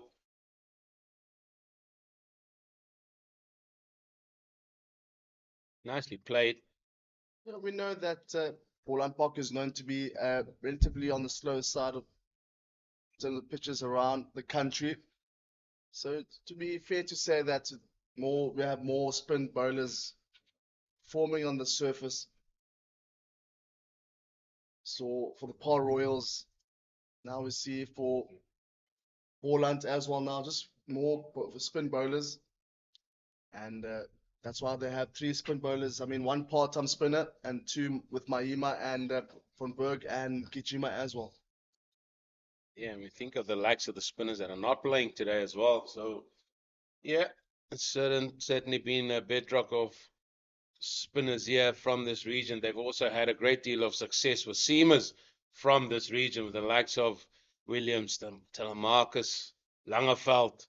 Now you're speaking about the legends here. Yeah. Speaking about old legends.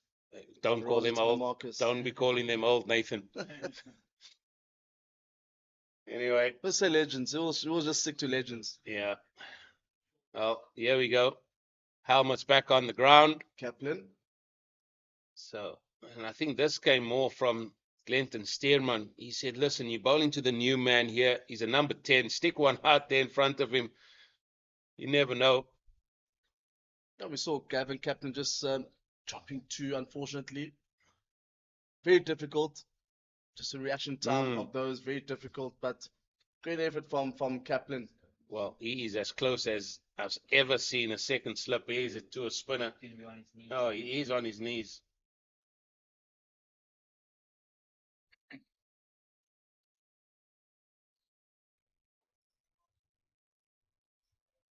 Well, I've never commentated on anything we're seeing a man on his knees, so this will be a first. I've seen many things on the cricket field, Eugene. Yeah, I've seen it. I haven't commentated on it.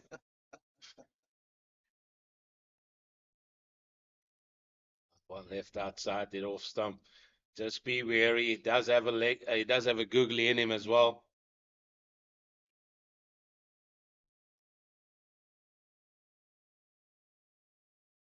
He's at first slip.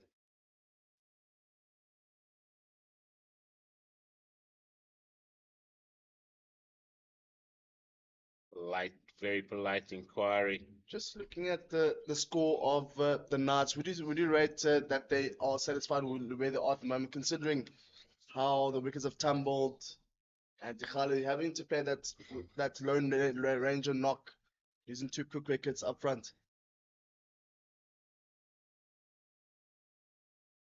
Gone for the big hit. I would say they won't be happy with the nature they lost their wickets. I think the nature of them were fairly soft, and I think they would think that they are a few runs behind where they ideally would have liked. They also wouldn't have liked too many wickets down as this. As we see Sean running in here again. Oh, just short. Good take there by the big man, Mahima. So it's a case in point where we're going to see how both these teams are once they get a chance to bat on it and bowl on it, and then sort of see what sort of planning they have. See who can come out the best to adapting to the conditions here. Oh, that's off the back of the bat.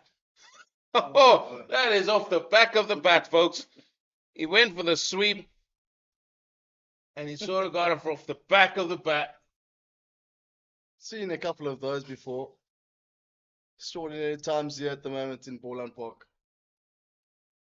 Oh, I mean, with that qualify as a reverse hit then. Yes. That's correct, Eugene. There we see the dugout of the Knights.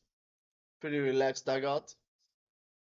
I think they'll be pretty happy. 223 for 8, considering all the wickets that have lost. Good knock here from Aaron Pangiso. Highest run so far for the Knights. Yeah, 58. And very, very surprised they're continuing with spin. Mahima continuing. Had his guided down and some work to be done by Rulofson. He's coming back. And Nathan, you surprised they didn't take the new ball straight away? Did speak about it that they wouldn't take the new ball. I mean, using the spinners. I mean, again, anything is possible. You said, why not, man? Why not? Again, look. I'm going to ask you the question, why not? Well, they didn't, of course. Look at him. That's a question you actually should all be asking Cloud for 10 after the game. How's Des play? Let's ask Cloud for 10. Cloud, why not after 80 overs? Well, we'll see after the next over, but for me, you got to start 8 down. There's still, 18 overs left in the day. I mean, you want to give enough time for your batters to play yourself in as well. And worst thing that can happen is you go out there and have to face about 5 or 6 overs just to see out the day. So if you're Knights, I think you would appreciate this more than facing the second new ball. Especially when the light starts going down, it does become very difficult to face some seam deliveries. So again, what you're saying there is a valid point, Eugene.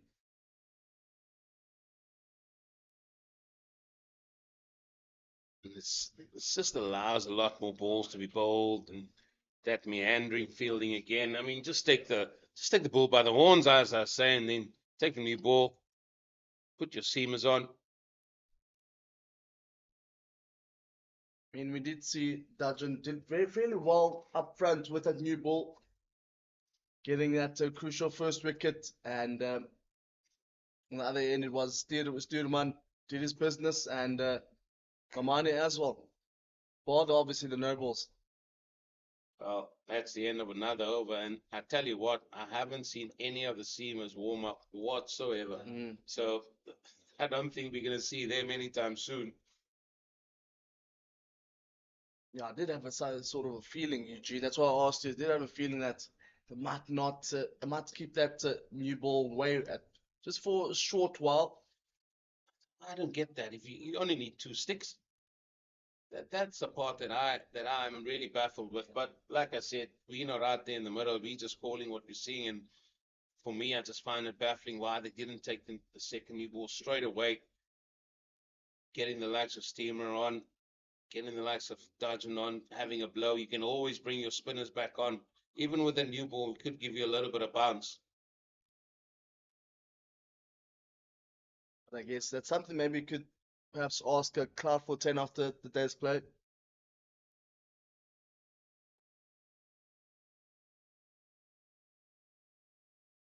Yeah.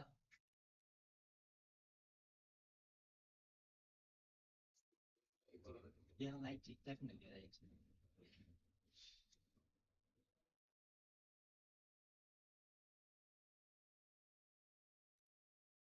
Laid down, and this is exactly what the Knights would have wanted. Keep the spin on. We'll take the runs on offer. Eating into the time. Remember, this is 4-day cricket now. You're also talking about eating into or buying into the time a little bit as well. Taking time out the game, as they say. But this is a line that the Knights just to add to their total as well.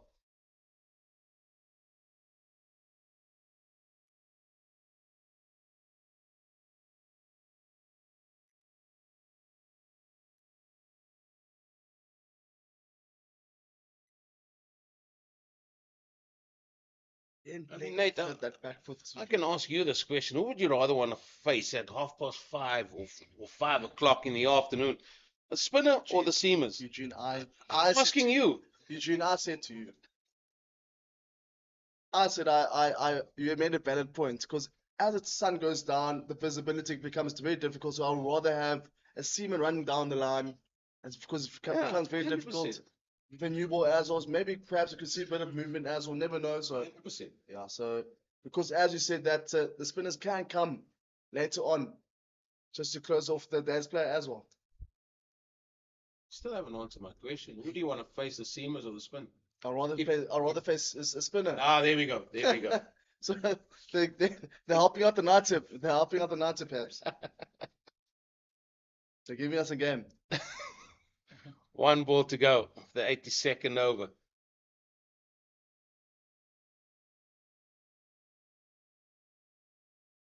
And that's the end of the 82nd over. And that's 227 for 8. Still another spin bowler here. No, Mahima's going to continue. He's going to continue. That discussion, that topic is done and dusted for today. We're now just going to continue with the game at hand. The Knights, they've done really well to get up to 227 for 8. Pangiso, he's on 62, 76 deliveries. I said, looking at Peter Milan, he's there at deep mid wicket. He's always focused on his batting.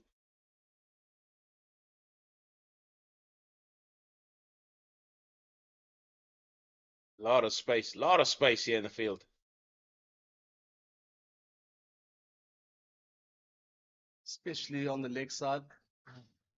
Just nudge down on the leg side, just for a single. On the offside. They're giving him a single all around this pitch now. I think they are releasing a bit of pressure at the moment. Boland side. We expect maybe get a new ball out there, try pressure back onto the Knights. But I guess we're just commentators. We're just watching. We're just commentating on what we see, Eugene. I've let that topic go, Nathan. That topic is. You are lying. I'm not talking about that whatsoever. Yeah, single again. Easy as you like. We'll talk about that again once we see that Goldrush ball and might have to bat 5 or 6 overs. Then we'll talk about that. But not now. Mahima, he's had a good day. He's got 2 for 43. Busy with his 22nd over. There's the brains trust, so to speak.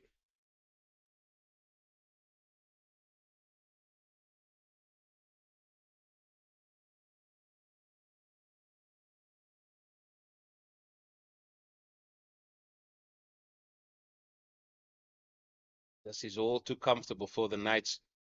One feels here. Again, there's going to be a change here, and Gavin Kaplan gives his cap there to Marais Erasmus. And he's going to go right in front here of Van Dijk for one ball.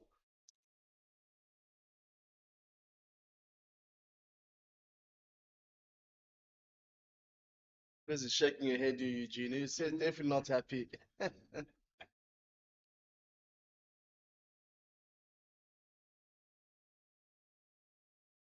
And that's the single to close out the 83rd over.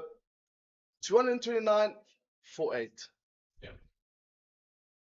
What do they decide to do here? No movement whatsoever. Third umpire. New ball being taken. Perhaps not. I would love to be a fly on that shoulder there.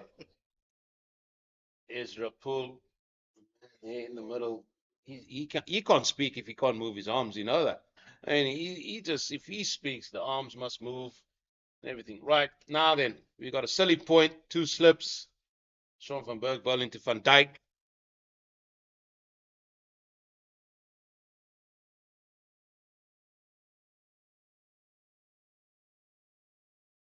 Leaves it outside the off stump. Easy gonna sort of bowl a couple of leggies and then throw in the googly. He's just been struggling with his length a tad, but has Van Berg.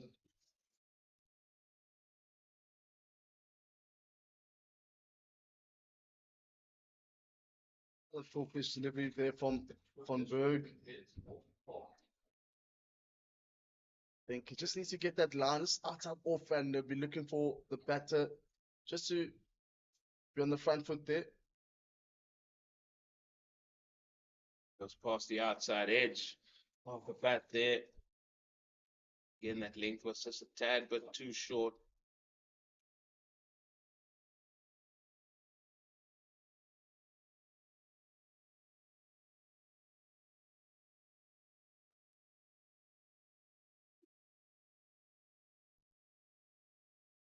Oh, that was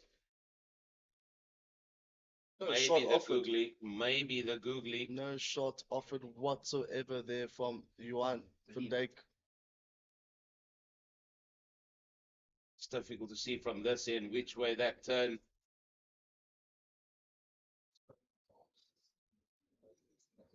Definitely one that was a googly, but the umpire, he wasn't sure. And if you're not sure, can't give them.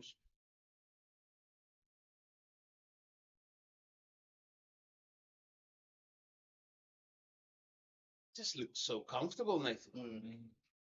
Very comfortable indeed. Just looking to block it out here, Johan van Dijk. Just supporting Pangiso on the other end. As you spoke about the fly on the shoulder, so eager to find out exactly what's going through the mind of the Knights batters out there, or even a Cloud Fontaine, captain of Boland.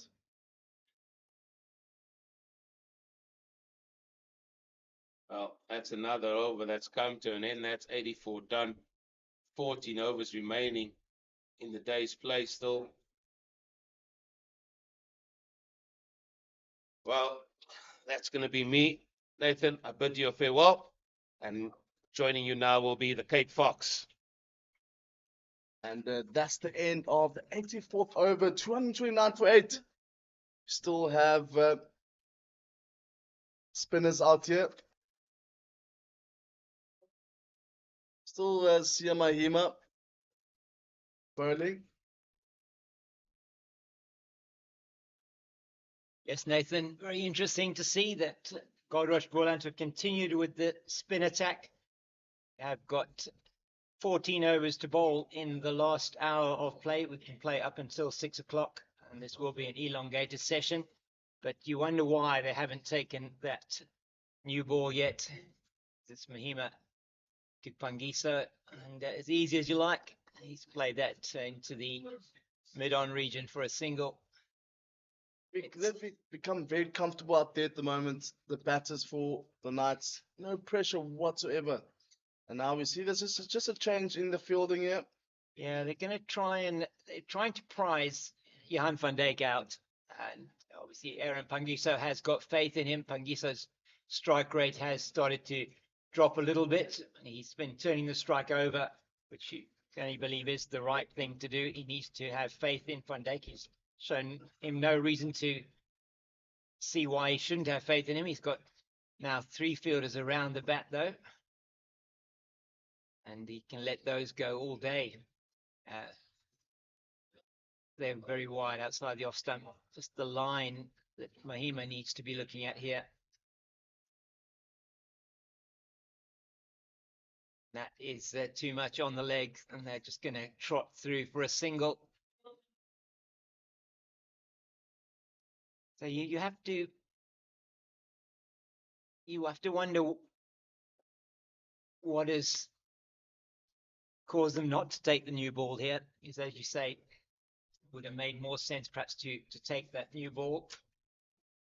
Here Mahima continuing with his attack, and do have a little bit of a discrepancy between our scorecard and the scoreboard. But Mahima again, Pangiso just can get singles at will here, giving him the singles. He's in the 60s, approaching his highest ever first-class score of 77 at the moment. And once again, 2 balls left in the over. They're going to crowd around the bat of Johan van Dijk.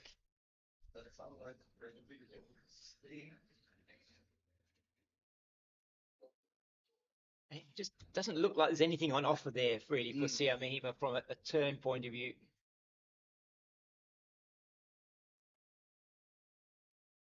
Van Dijk can just easily get in behind that delivery.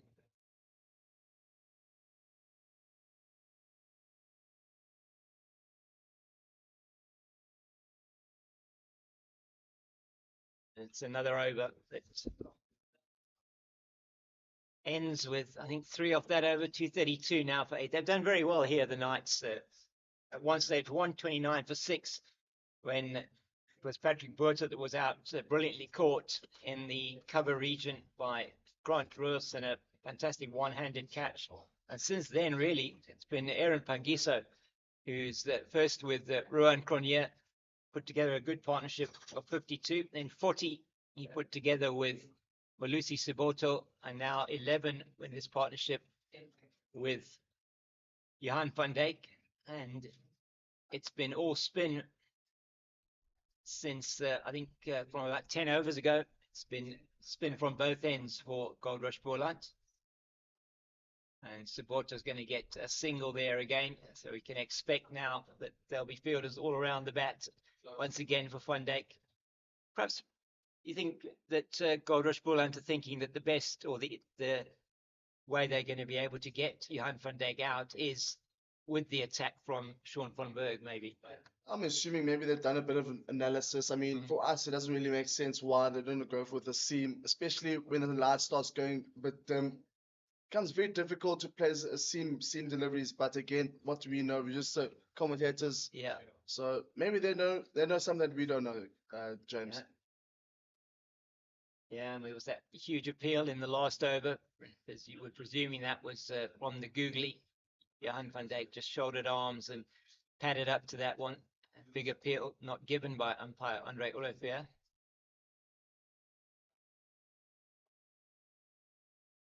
And that was in the air for some time. Hands on head, teapots out. You look at all 3 of the fielders there, CSA Mahima, Clyde Fortuyn and Gavin Kaplan, all with the teapots out there. That is the shorter one. I think that was probably the googly, and it's been well played by Van Dijk out to the deep.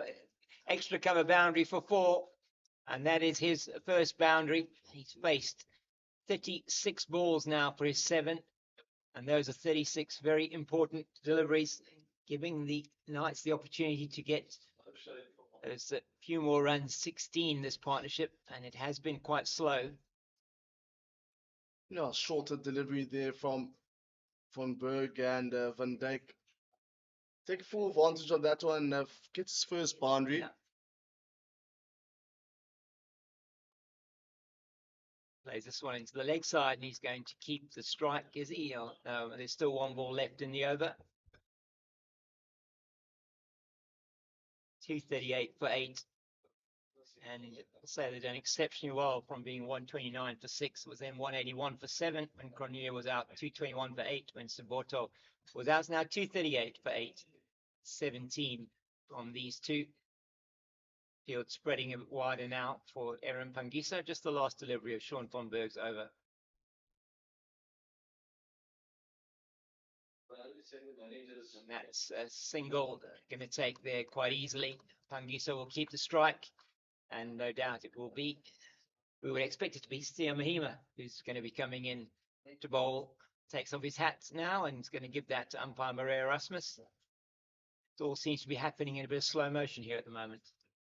I think they're just understanding, just looking at the time, perhaps, and looking at the time and what's been working for them at the moment. Again, we don't know exactly what's going through the mind of the captain, Clive Fontaine, but maybe he feels that this is the correct option for them to go with the spinners.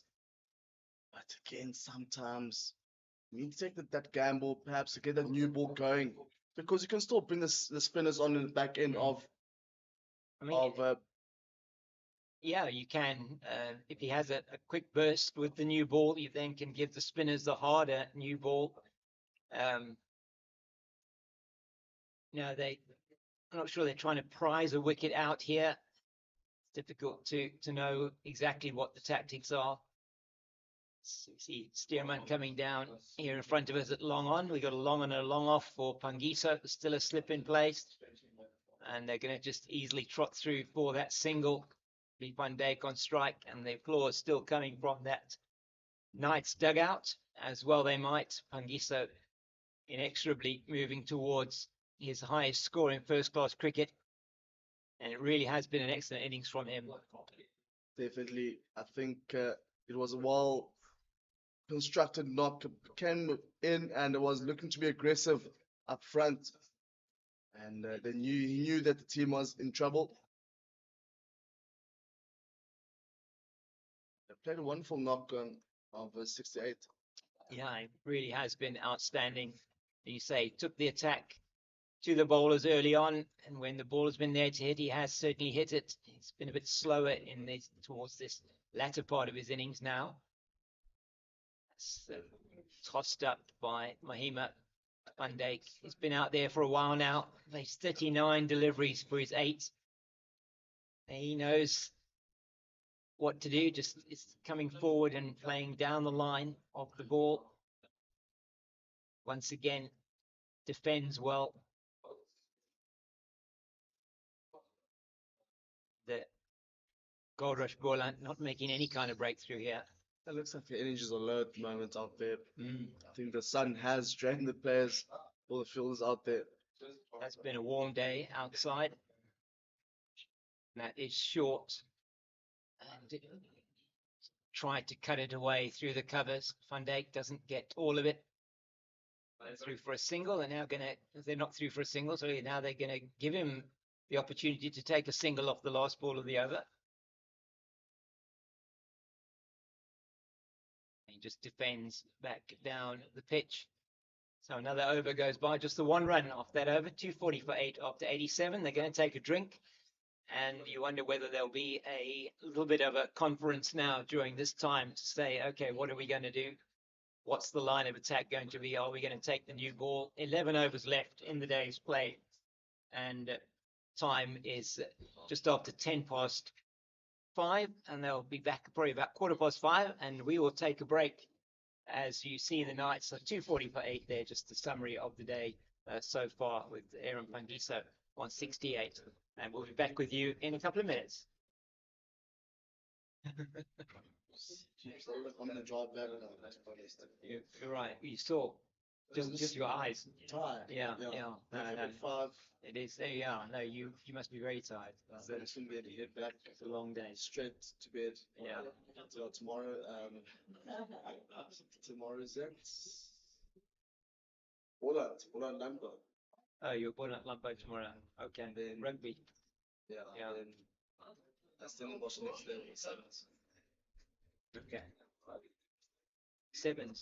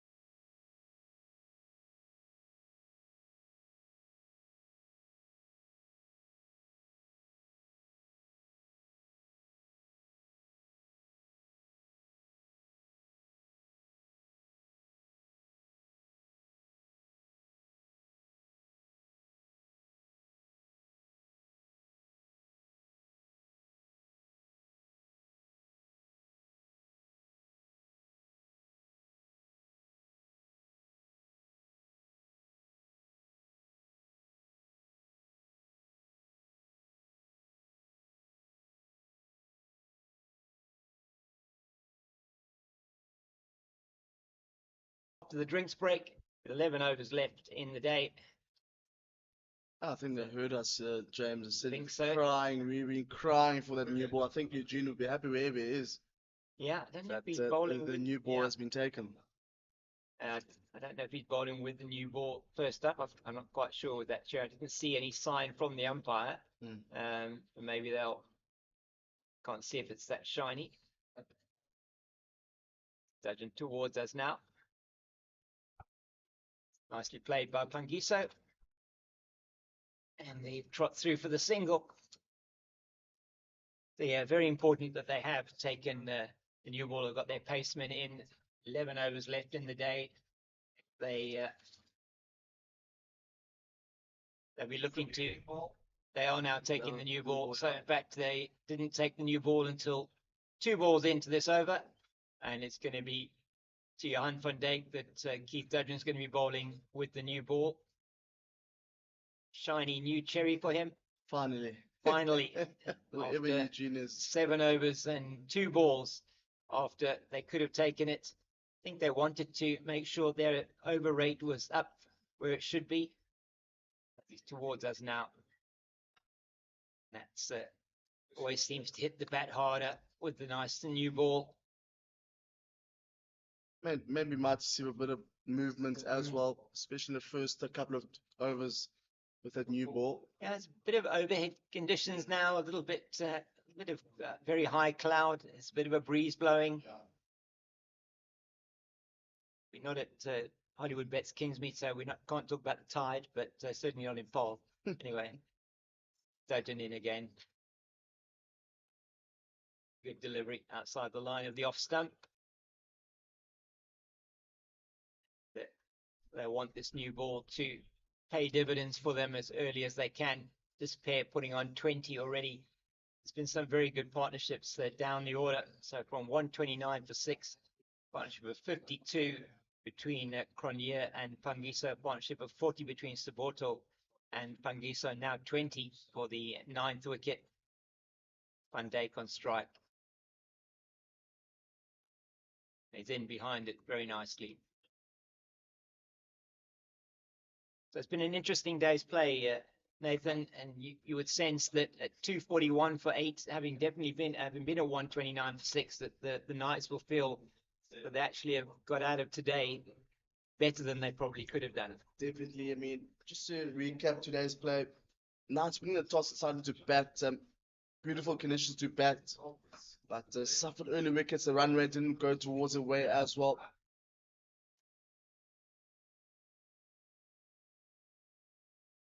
Then we saw a couple more wickets coming by, and Dean Forrester coming in, doing a bit for his side. Quick knock of 30.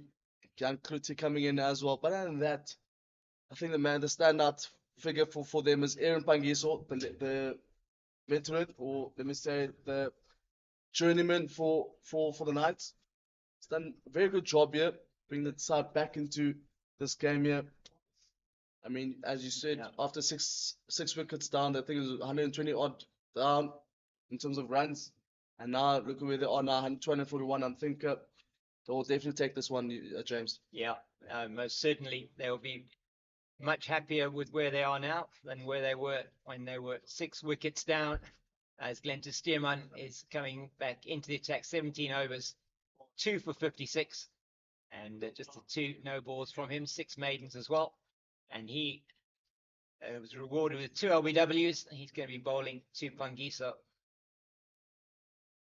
And that immediately is a very good delivery. Pangiso leaning forward, trying to get bat on ball. And the shot he played there as practice is certainly not the shot that he played.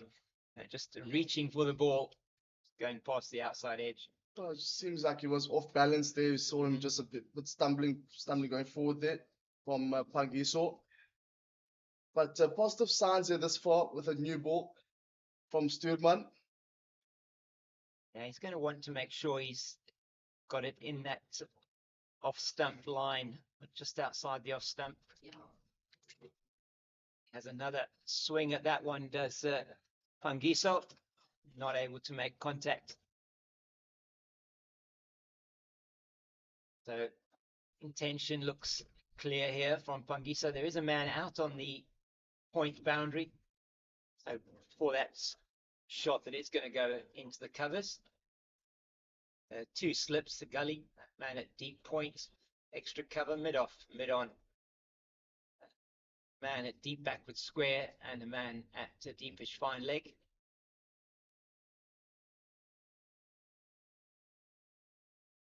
It's left alone well this time outside the off stump. Just needs to get that one a little bit tighter to the off stump. Stearman, it's done a lot of work today.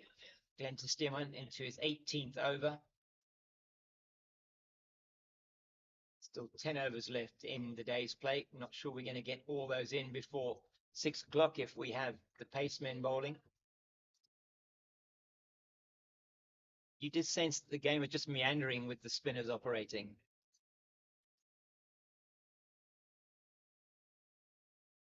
Nicely played down to Clyde Fortain at mid-off. Well, I mean, the tail ender up there, Johan van Dijk. Why will you still carry on with the spin bowling? If you have an option of that new ball and see movement, I mean, Eugene didn't speak about it, but I'm pretty sure he's probably pleased by now that the new ball has been taken. Yeah, I think using the drinks break as the opportunity to take that new ball. Stearman, that's better. He's on the money there. Pangiso can only defend or short of a length. And just feel maybe they have missed a trick. I guess we'll see whether this new ball is able to get the breakthrough that they really are looking for. They want to make sure with this delivery that Pangiso doesn't get on strike, doesn't get a single, bringing the man up from the deep cover area and the man from deep backward square. And that's very well bowled and well defended by Pangiso. He doesn't get the run. It's going to be Van Dijk. It's going to be facing up to Dudgeon at the beginning of this next over. And tired looking Glenton Stearman there. He's got a few overs left still in the day. He's put in a good effort here. 18 overs, 2 for 56. Dudgeon as well. 14 overs, 1 for 21. Only going at 1.5 runs to the over.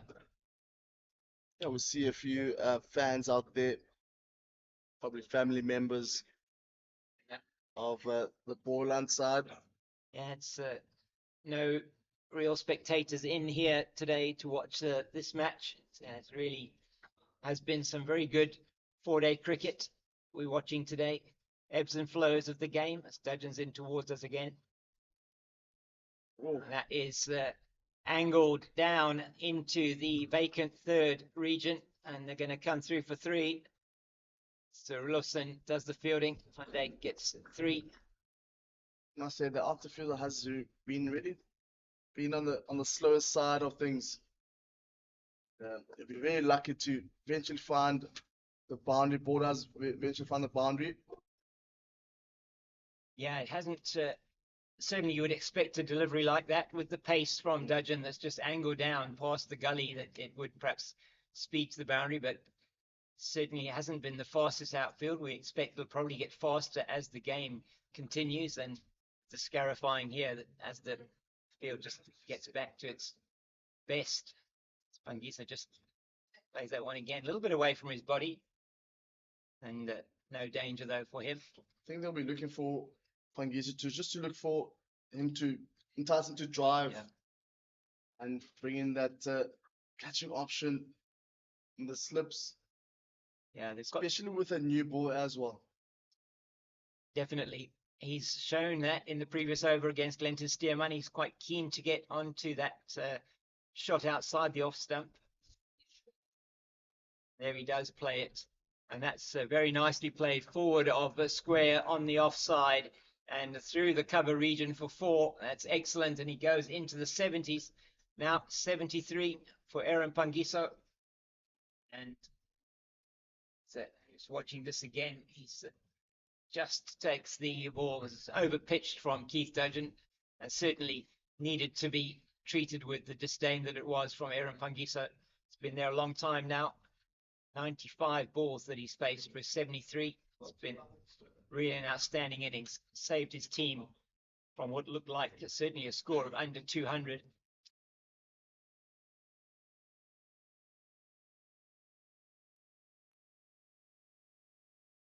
Dudgeon targeting at those stumps there. Good delivery and well played by Pangiso.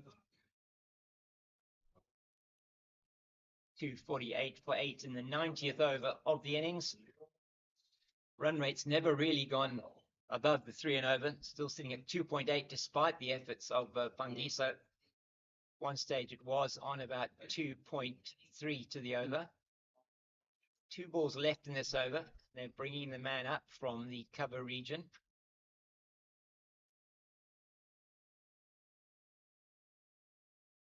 Targets the stumps again. That's a good delivery. Gets down on that one. Pangiso quite nicely. 1 ball left in the over. A good delivery there from Keith Dudgeon. So looking to be really aggressive there. Taking the stumps hard. Applying pressure onto Aaron Pangiso. Pangiso now just 4 runs away from equaling his highest ever score in first class cricket. 77 is his highest score for Northwest versus Boland in Paarl. Oh, that one beats him outside the off stump. Just hangs his bat out at that one. Perhaps a little bit lucky to get away without a touch, but he is safely through to that end of the over, and it's going to be Johan van Dijk who's going to be facing up to Glenton Stearman at the beginning of this next over. So far we've had 90 overs, 8 overs gone, and 248. Definitely not. So definitely take this one, considering the situation they were in, losing crucial wickets in the middle portion of the second session, and up front as well. Khalid did very well to stay in there, been playing a lone ranger role, no one supporting him, but eventually Deon Forrester coming in, playing a wonderful knock of 30. So now we're back with the Stearman to Van Dijk. That's down the leg side. I think that is potentially, it's not going to go away. They'll come back for 2. It's such as the confidence that Pangiso has in Van Dijk, and that should bring up the 250. It does indeed. 250 now up on the board for the Knights, coming off 553 balls, 21 fours and 3 sixes, and that coming up after 90 overs and 2 deliveries. Stearman away from us again. Just left alone outside the off stump by Van Dijk. And they'll be looking to try and prize one of these 2, if not both of them out, to get these last 2 wickets before the close of play today. Stearman's put in a huge effort today, 18 overs now and 2 deliveries, I think. It's 2 for 56.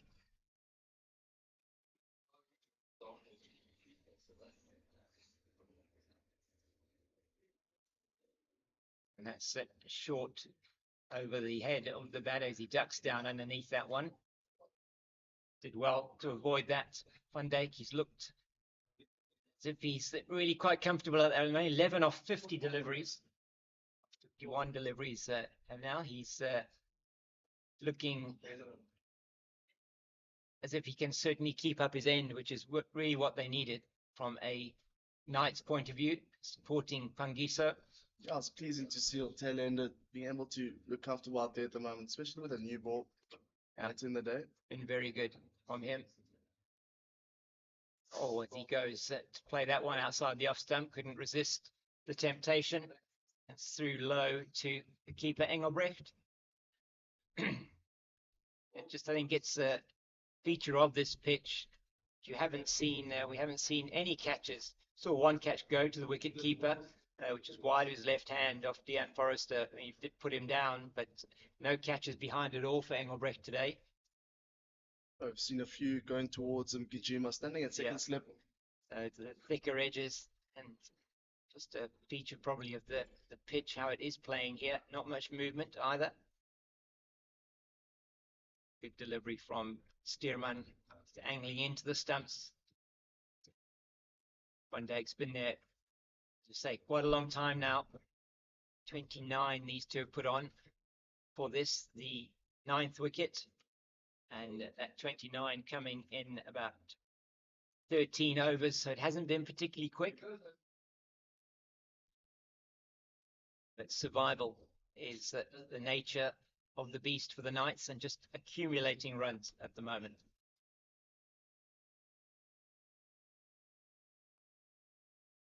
Another good delivery. Well played by Van Dijk. Out to the man at deep point, and they've got the single that he wanted for that. And as we say goodbye to Nathan for today, and wish him all the best as he takes his leave of us here.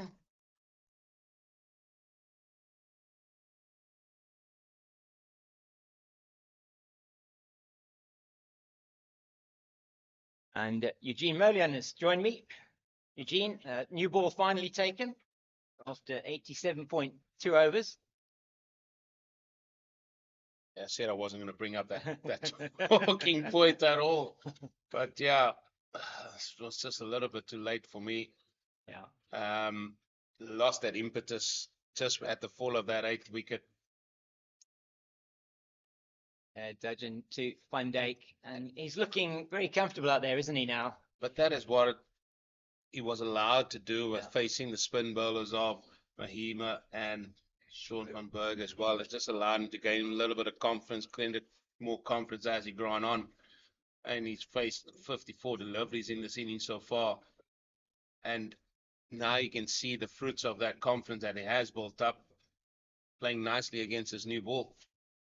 Yeah, they haven't really looked in too much trouble. Maybe one or two that have beaten the bat, but nothing exceptional at all. Sure, there would have been a massive appeal if he'd missed that one, but just doesn't look like he's doing anything at all late in the day. No, it's not, but it's allowed, what it has allowed is the Knights to get back into this game. They've now amassed above 250, the 251 for rate. Certainly they've got a total there that the likes of Johan van Dijk, who is actually batting here, I heard much about his bowling, and he's got some gas about him. Yeah, we expect him to see him steaming in tomorrow at some stage, or even tonight, as it's on the bounce to Rulofsson at almost a 4th slip. But it almost looks like it's hard to see where a wicket's going to come from at the moment for Goldrush Boland. And that impetus there is that they wrestled away from Boland in terms of the Knights. They have certainly reaped the benefits of it here, and they can certainly take that into the coming days of this encounter. Yeah, not that easy a pitch to score a lot of runs on, I feel. That was a slower delivery there from Dudgeon. He's trying something different.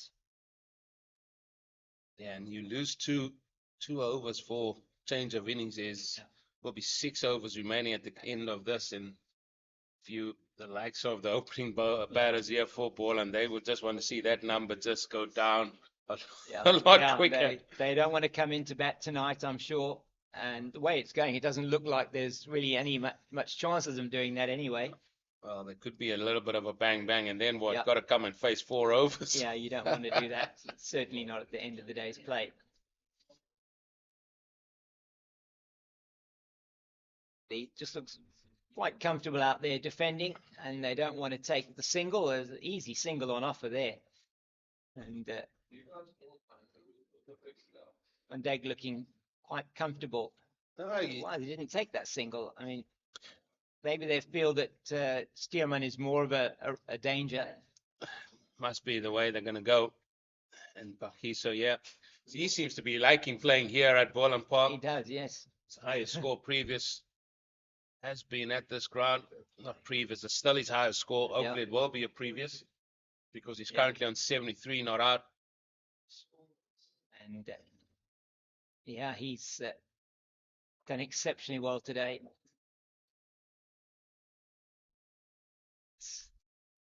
They will take the single on this occasion, which doesn't seem to make any sense to me at all. Didn't take it off the previous delivery. They take it now, and it will be Van Dijk who's going to be facing up to Glenton Stearman.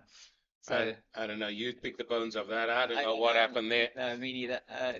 Sometimes you just don't know how the mind works. I guess that was almost an automatic feeling that, okay, I've played it down to long leg. I'm definitely going to be able to take a single here. And that Stearman it is going to be to continue. His 20th over of the day. He's put in a lot of work today. Glenton Stearman. Yeah, he has, and I knew it was going to come to this. He's bowled 19 overs. I think it was halfway through the day. He's already reached 14, I think it was, and yeah, he's put in the long yards as well. Picked up a couple of sticks. Yeah, 252 for 8 after 92 overs. That's yeah, far too wide for Van Dijk to have any thought of playing a shot at that. It's still sort of semi-attacking here against Van Dijk. 2 slips, almost first and second slip, almost a fourth slip, not really a gully. There's a man deep at backward point. The cover and mid-on, deepish, mid-wicket, but not in, saving the single, and a man at long leg.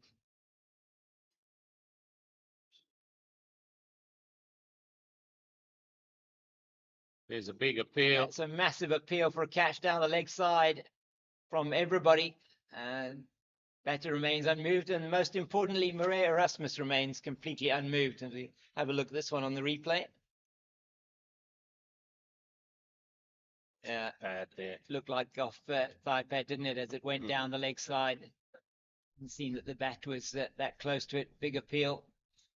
Yeah, you always appeal if it goes down there. Yeah, absolutely. It's one of the more difficult decisions sometimes for an umpire to make. Yeah, also the sound sometimes can be harder sound off that thigh pad. In behind it nicely, Van Dijk. They've certainly been very comfortable. Yeah. Since that 8th wicket gone, there's another partnership of 31. Yeah. And again, sort of guided by Aaron Pakiso, showing his experience here with this lower order. This is just helping them amass a total. They can get closer to 300 as well. Who knows? And they can get the Goldrush Boland team under pressure. Yeah, I mean, you sense that close to 300 would be a good score. Post first up. Again down the leg side, Van Dijk. Really nothing to do with that one. It's just still seems that the game is meandering a bit here. It has been for quite some time.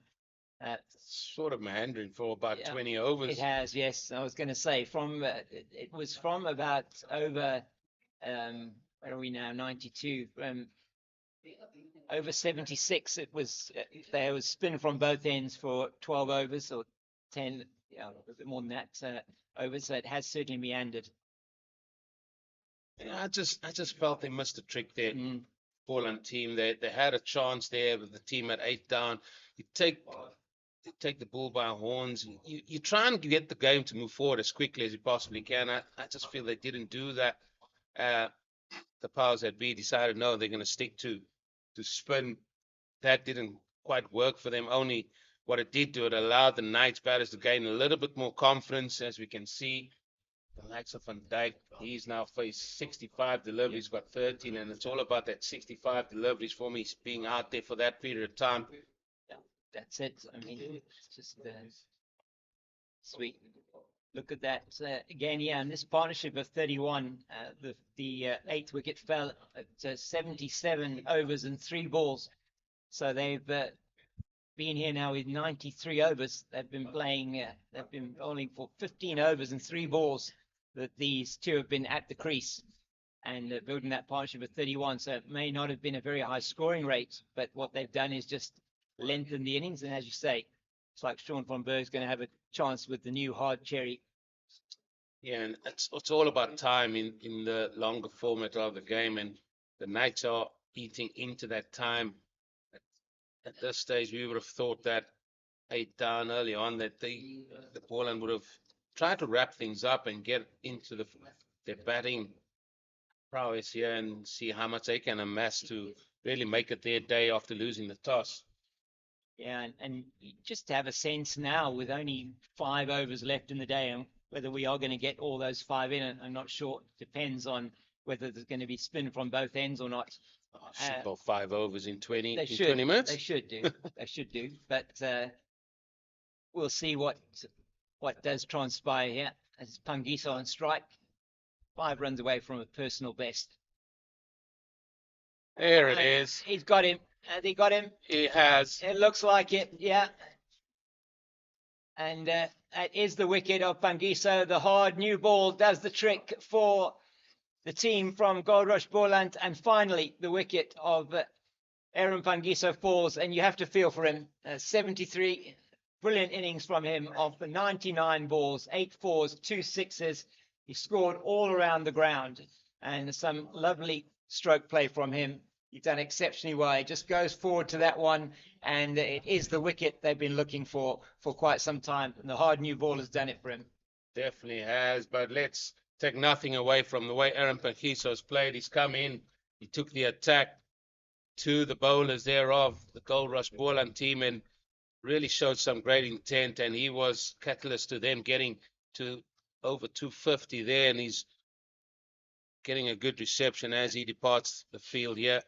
But yeah, this could have been early doors in terms of Goldrush Boland. This could have been over 81, where the seamers could have had a go again. You could have always thrown the ball back, as I mentioned at the time. You could have thrown the ball to the spinners again if that wasn't quite going your way. And I just feel they've lost that little bit of impetus there, as it is Langa, the new man coming in. He's played 39 matches. He only averages 10, high score of 30. So not much to talk about in terms of batting, but he's got to face up to Sean van Berg, who dismissed Aaron Pangiso. Simple as you like by Mahima in first slip. Yeah, just that little bit of perhaps away movement with the harder ball and with the standard leg break delivery. Sean van Berg does the trick, and they'll be looking to wrap this up. I'm sure the opening batters, as you say, from Goldrush Boland will perhaps be hoping that they don't wrap it up within the next 2 minutes. Yeah. At the end of this will be 4, so they'll count this over in. So they lose 2. If everything gets wrapped up in this over, they'll have to come and face 2 overs. Yeah, which is not what they would want to do, definitely. But let's see what happens. New batter at the crease, Sidimbile Langa. There we have Peter Malani. He's practicing his shadow batting there. I don't blame him. Cover. But what that does do, that 9th wicket, we'll talk about that now. And there's a huge appeal, and umpire Andre Olafir is absolutely unmoved. And looked like they were already on their way to the change room there, the Goldrush Boland team. What happened there? I'm not sure. I think Nathan Engelbrecht, he's going to block our view. Yeah. Was the googly. He gets that's maybe pad or some kind of bat on that, and they're going to turn for the second. As Gavin Kaplan does the chasing. So 2 more to the total. 254 for 9. So that does mean that Goldrush Boland have got a full haul of bonus points for bowling. So there's 4 bonus points for bowling, getting that 9th wicket before the 100th over. And at the moment, just over 3 batting points for the Knights. Once again, looks like he bowled that the googly again. I think like the quicker one. Getting onto the batter. Well, this is a big ball, this one. Yeah.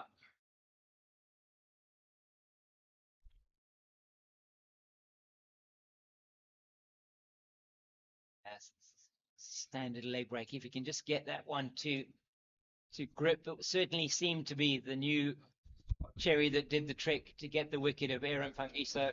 But what a brilliant innings it was from the senior man in the Knights team. 73 held them together after they were 129 for 6.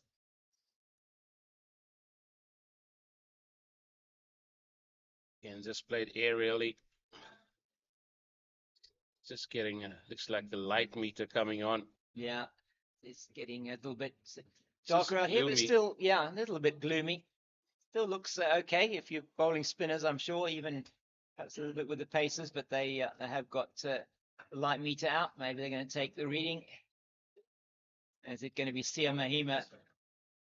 Yes, it is indeed. He's going to be bowling from this end, the Niederberg end. Just reaching the last rights today for the first day's play. Yeah, 4 overs remaining in the day. I think if there's one more over, that nothing happens. I think whatever happens after that, that will be that. It's a reading taken. But I never understand why there's so many white shirts around, because that also affects it. That helps to make it brighter, doesn't it? Just crowd around the light meter, guys, for a minute. Let's see if we can get some more play. It certainly has got a bit gloomier out there. But, still think it is not unsafe, or the light isn't that bad for the batters to continue. But well, it depends on which batters. But depending on which batters they are now. I mean, Peter Boland has said, "Oh, umpire, where are you?" Yeah, I mean, he's playing around there with the square leg umpire from where I can see, and I mean, all will be sort of decided when that decision comes. So we got 4 overs left in the day. Looks like it's going to be the spin twins again. Yeah, I think so. Try and get all these overs in. That will prevent any kind of penalties. Mahima to Van Dijk, and he's done a great job for his team here. Johan van Dijk, partnership of 31 with Pangiso. He's batted out 11 overs for his 13, and just taken some of that time out of the game as well. And just lets that one go. Seen enough of this bowling already today. Yes, he has. I mean, 68 deliveries he's been out there for.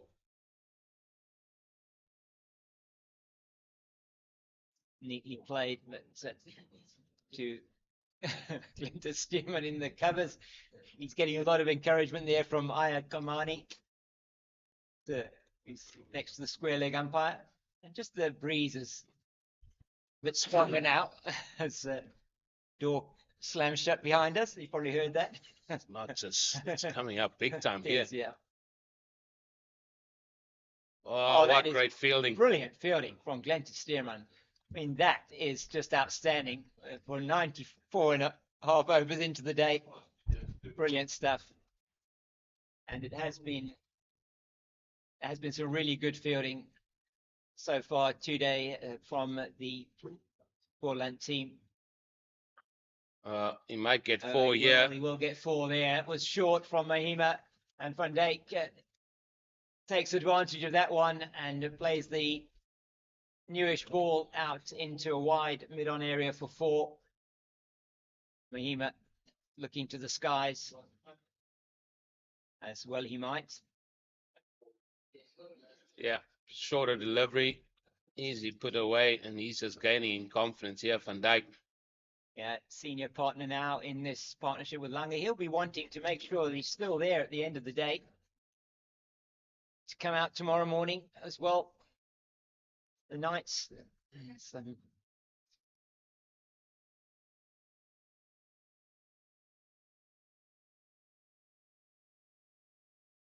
Once again, Stearman does some good fielding in the cover region. It's the end of the over. Been able to keep Lange on strike for the Von Berg over. 95 gone. And that is pretty much it. It means now that even if the wicket falls in this over, it will be then the end of the day's play. Not enough time for the change of innings for Goldrush, Boland opening batters to come out tonight. So I'm sure that what they'll want to do is wrap this up in the next 3 overs if they can. I think that is planned. Hey, at the minute, 3 overs to go. Sean Van Berg, he's going to look to finish it off here. And yeah, it's been a lot of talking points in this day one here at Boland Park.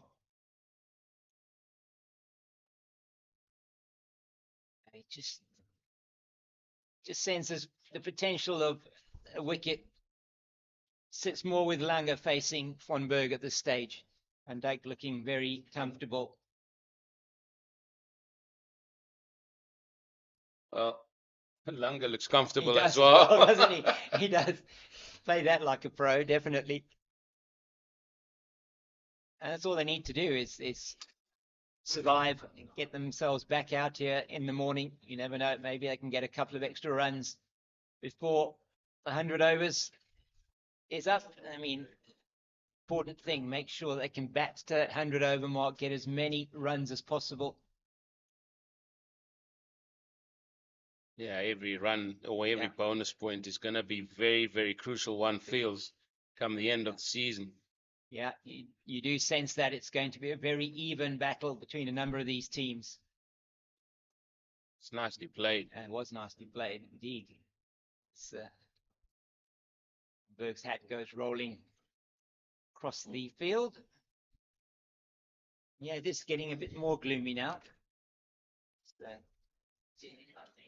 Cloud overhead, just very high cloud at the moment. That's yeah, really not great from Van Berg that time down the leg side. Not able to be cleaned up by Engelbrecht. One of the few mistakes that he's made today. Difficult to take that one. Yeah, it's going to be interesting how they assess their day for the Goldrush Boland team. I think if you're a Knights, I think they'll be pretty happy, especially from where they were after winning the toss and how they've gone about it, especially Aaron Pankiso showed great intent, and I think there's great learnings for the top order through that. Yeah, I would agree with you. It was 129 for 6. We just remind you of that. 12 for 1, 30 for 2, 77 for 3, 112 for 4, 129 for 5, 129 for 6. And since then, 181 for 7, 221 for 8, and then 252 for 9 when Pangiso lost his wicket. But they put on 130 runs since the loss of the 6th wicket. And you have to say that Goldrush Boland have missed a trick in terms of getting through there. And it was well, but really was really up to and because of Aaron Pangiso. Yeah, 100%. Definitely so. But take nothing away from the way the Knights have played. I thought that lower order have played really nicely. It's been a long day. It's been a quick turnaround. Let's not forget that as well, from the T20 action that we saw not so long ago to changing into whites and getting the red ball out. So that plays a factor as well. Boys being out there for the guts of 98 overs as what it's going to be here today. Yeah, it's very different bowling 26 overs in a day to bowling 4 overs in a T20 match. And see him into his 27th over now. Just little scratch. Yeah, I think so. It was that's probably what saved him. Looked maybe a little bit leg sideish, but I think it was the scratch that saved him.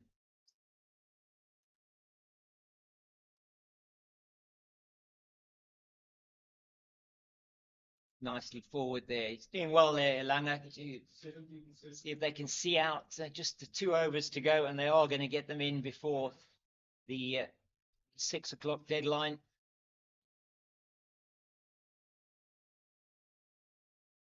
Oh, he has a full go at that, doesn't he? And could so easily have dragged it on. If you had hit it, it would have gone a long way. Ifs and buts. Yeah, ifs and buts. Maybe up in the air. You don't know. Gave it the old forward defense of the ball before. Yeah, he did. Oh, and that is edged and through past the first slip. And Sean van Berg almost looked like he was taking evasive action there as it went past his left to his left. So not able to get anything onto that.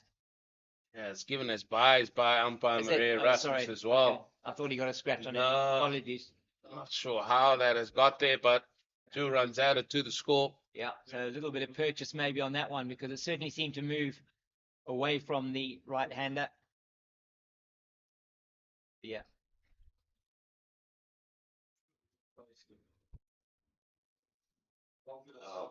I mean, how would you assess the day if you were Goldrush Boland? I think you'd say we missed if you were them, we'd say we missed opportunities today to take the game away from the Knights, and certainly would be not what they would have wanted. They let Pangiso take the attack to them in some ways, and they weren't able to stop him from doing that. And that was really the difference between the two teams on the day. They were really in the game at 129 for 6. Not to say they aren't in the game, but this pitch doesn't look like it's that easy to score quickly on. Maybe if you take the initiative and you have got a tired bowling attack bowling at you, maybe there is an opportunity to do that. We'll only be able to see that once we've seen Goldrush Boland bats. But I think they won't be happy that they've got 259 for 9. They'll be happy they got the 4 bonus points, but the score, they would have wanted to have bowled them out for under 200. Yeah, and this is the last over of the day to be bowled there by Sean van Berg. He's got figures of 20 overs, 3 wickets for 57. He's pulled that economy rate back quite a bit towards the end of the day here. He's going at 4 and over earlier on. And that's very nicely played. It's a drag down from Van Berg, and Lange is not going to miss out on that. Goes the deep square leg boundary for 4. Yeah, not what he would have wanted. No. Late in the day. It looked a real tight delivery, just short. And well put away by Lange, it has to be said. So 266 now. 4 balls remaining in the day.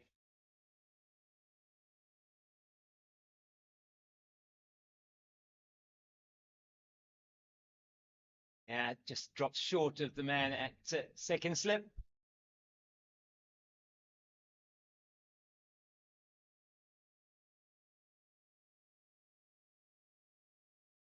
Oh, and then if you're the Knights, you sure will be fairly happy with what you achieved on day 1. I think so. I think from where they were to where they are now, excellent stuff from the Knights. Oh, and he's given him, and that is OBW. Andre Olivier gives the decision, and it is Sitambile Lange who is OBW to Sean van Berg. So that is the end of the Knights innings in the last over of the day.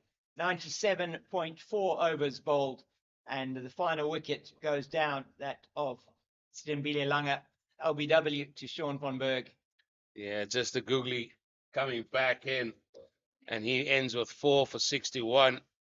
It's a good return for Sean van Berg. In fact, Mahima as well got 2 for 62. He did his job, tried to tie one end up, and allowed Clyde Vertain to really just mix up his bowlers from one end early doors.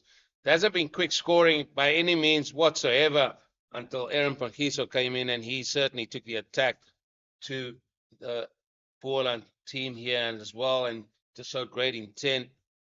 He sort of went over the top, took a chance, took a risk, but it sort of came off. And again, getting to 73, just 4 short of his personal best in first-class cricket at this very ground as well. But all in all, I feel the Knights will be happy with their day's work. 266 all out. There it is. And the likes of the Gale, they've got to look at the amount of balls that they really were out there for. He was on 40. Dean Forrester, he was on 30 of 73 deliveries. Cloutier as well, 20 out of 63 deliveries, as well as Ron Grunier. He also spent some time out there. Just couldn't get it on. It was just Aaron Van Giese. But for the likes of the bowlers, Glenton Stearman, he tried all day long whenever he got the ball, tried different things. Keith Dudgeon as well managed to get breakthroughs as well. Ayakamane bowled too many no balls for me. Yeah. And I think that would be his talking point as well. And then the likes of Sean van Berg with 4 for 70 and Sia Mahima, they were certainly the pick of the bowlers. He then getting 2 for 53. So all in all, that stumps the Cape Fox. I think we're fairly evenly poised here, and it's going to be interesting to see how the Goldrush Boland bat on this surface tomorrow. Yeah, 100% agree with you there, Eugene. And we will have a look at that tomorrow. We'll be joining you just before 10 a.m. South African Standard Time for the innings of Goldrush Boland in this, the first of the 4-day matches in the season. And the Knights 266 all out at the end of the day's play. And from both of us here at Boland Park, it's a very good night.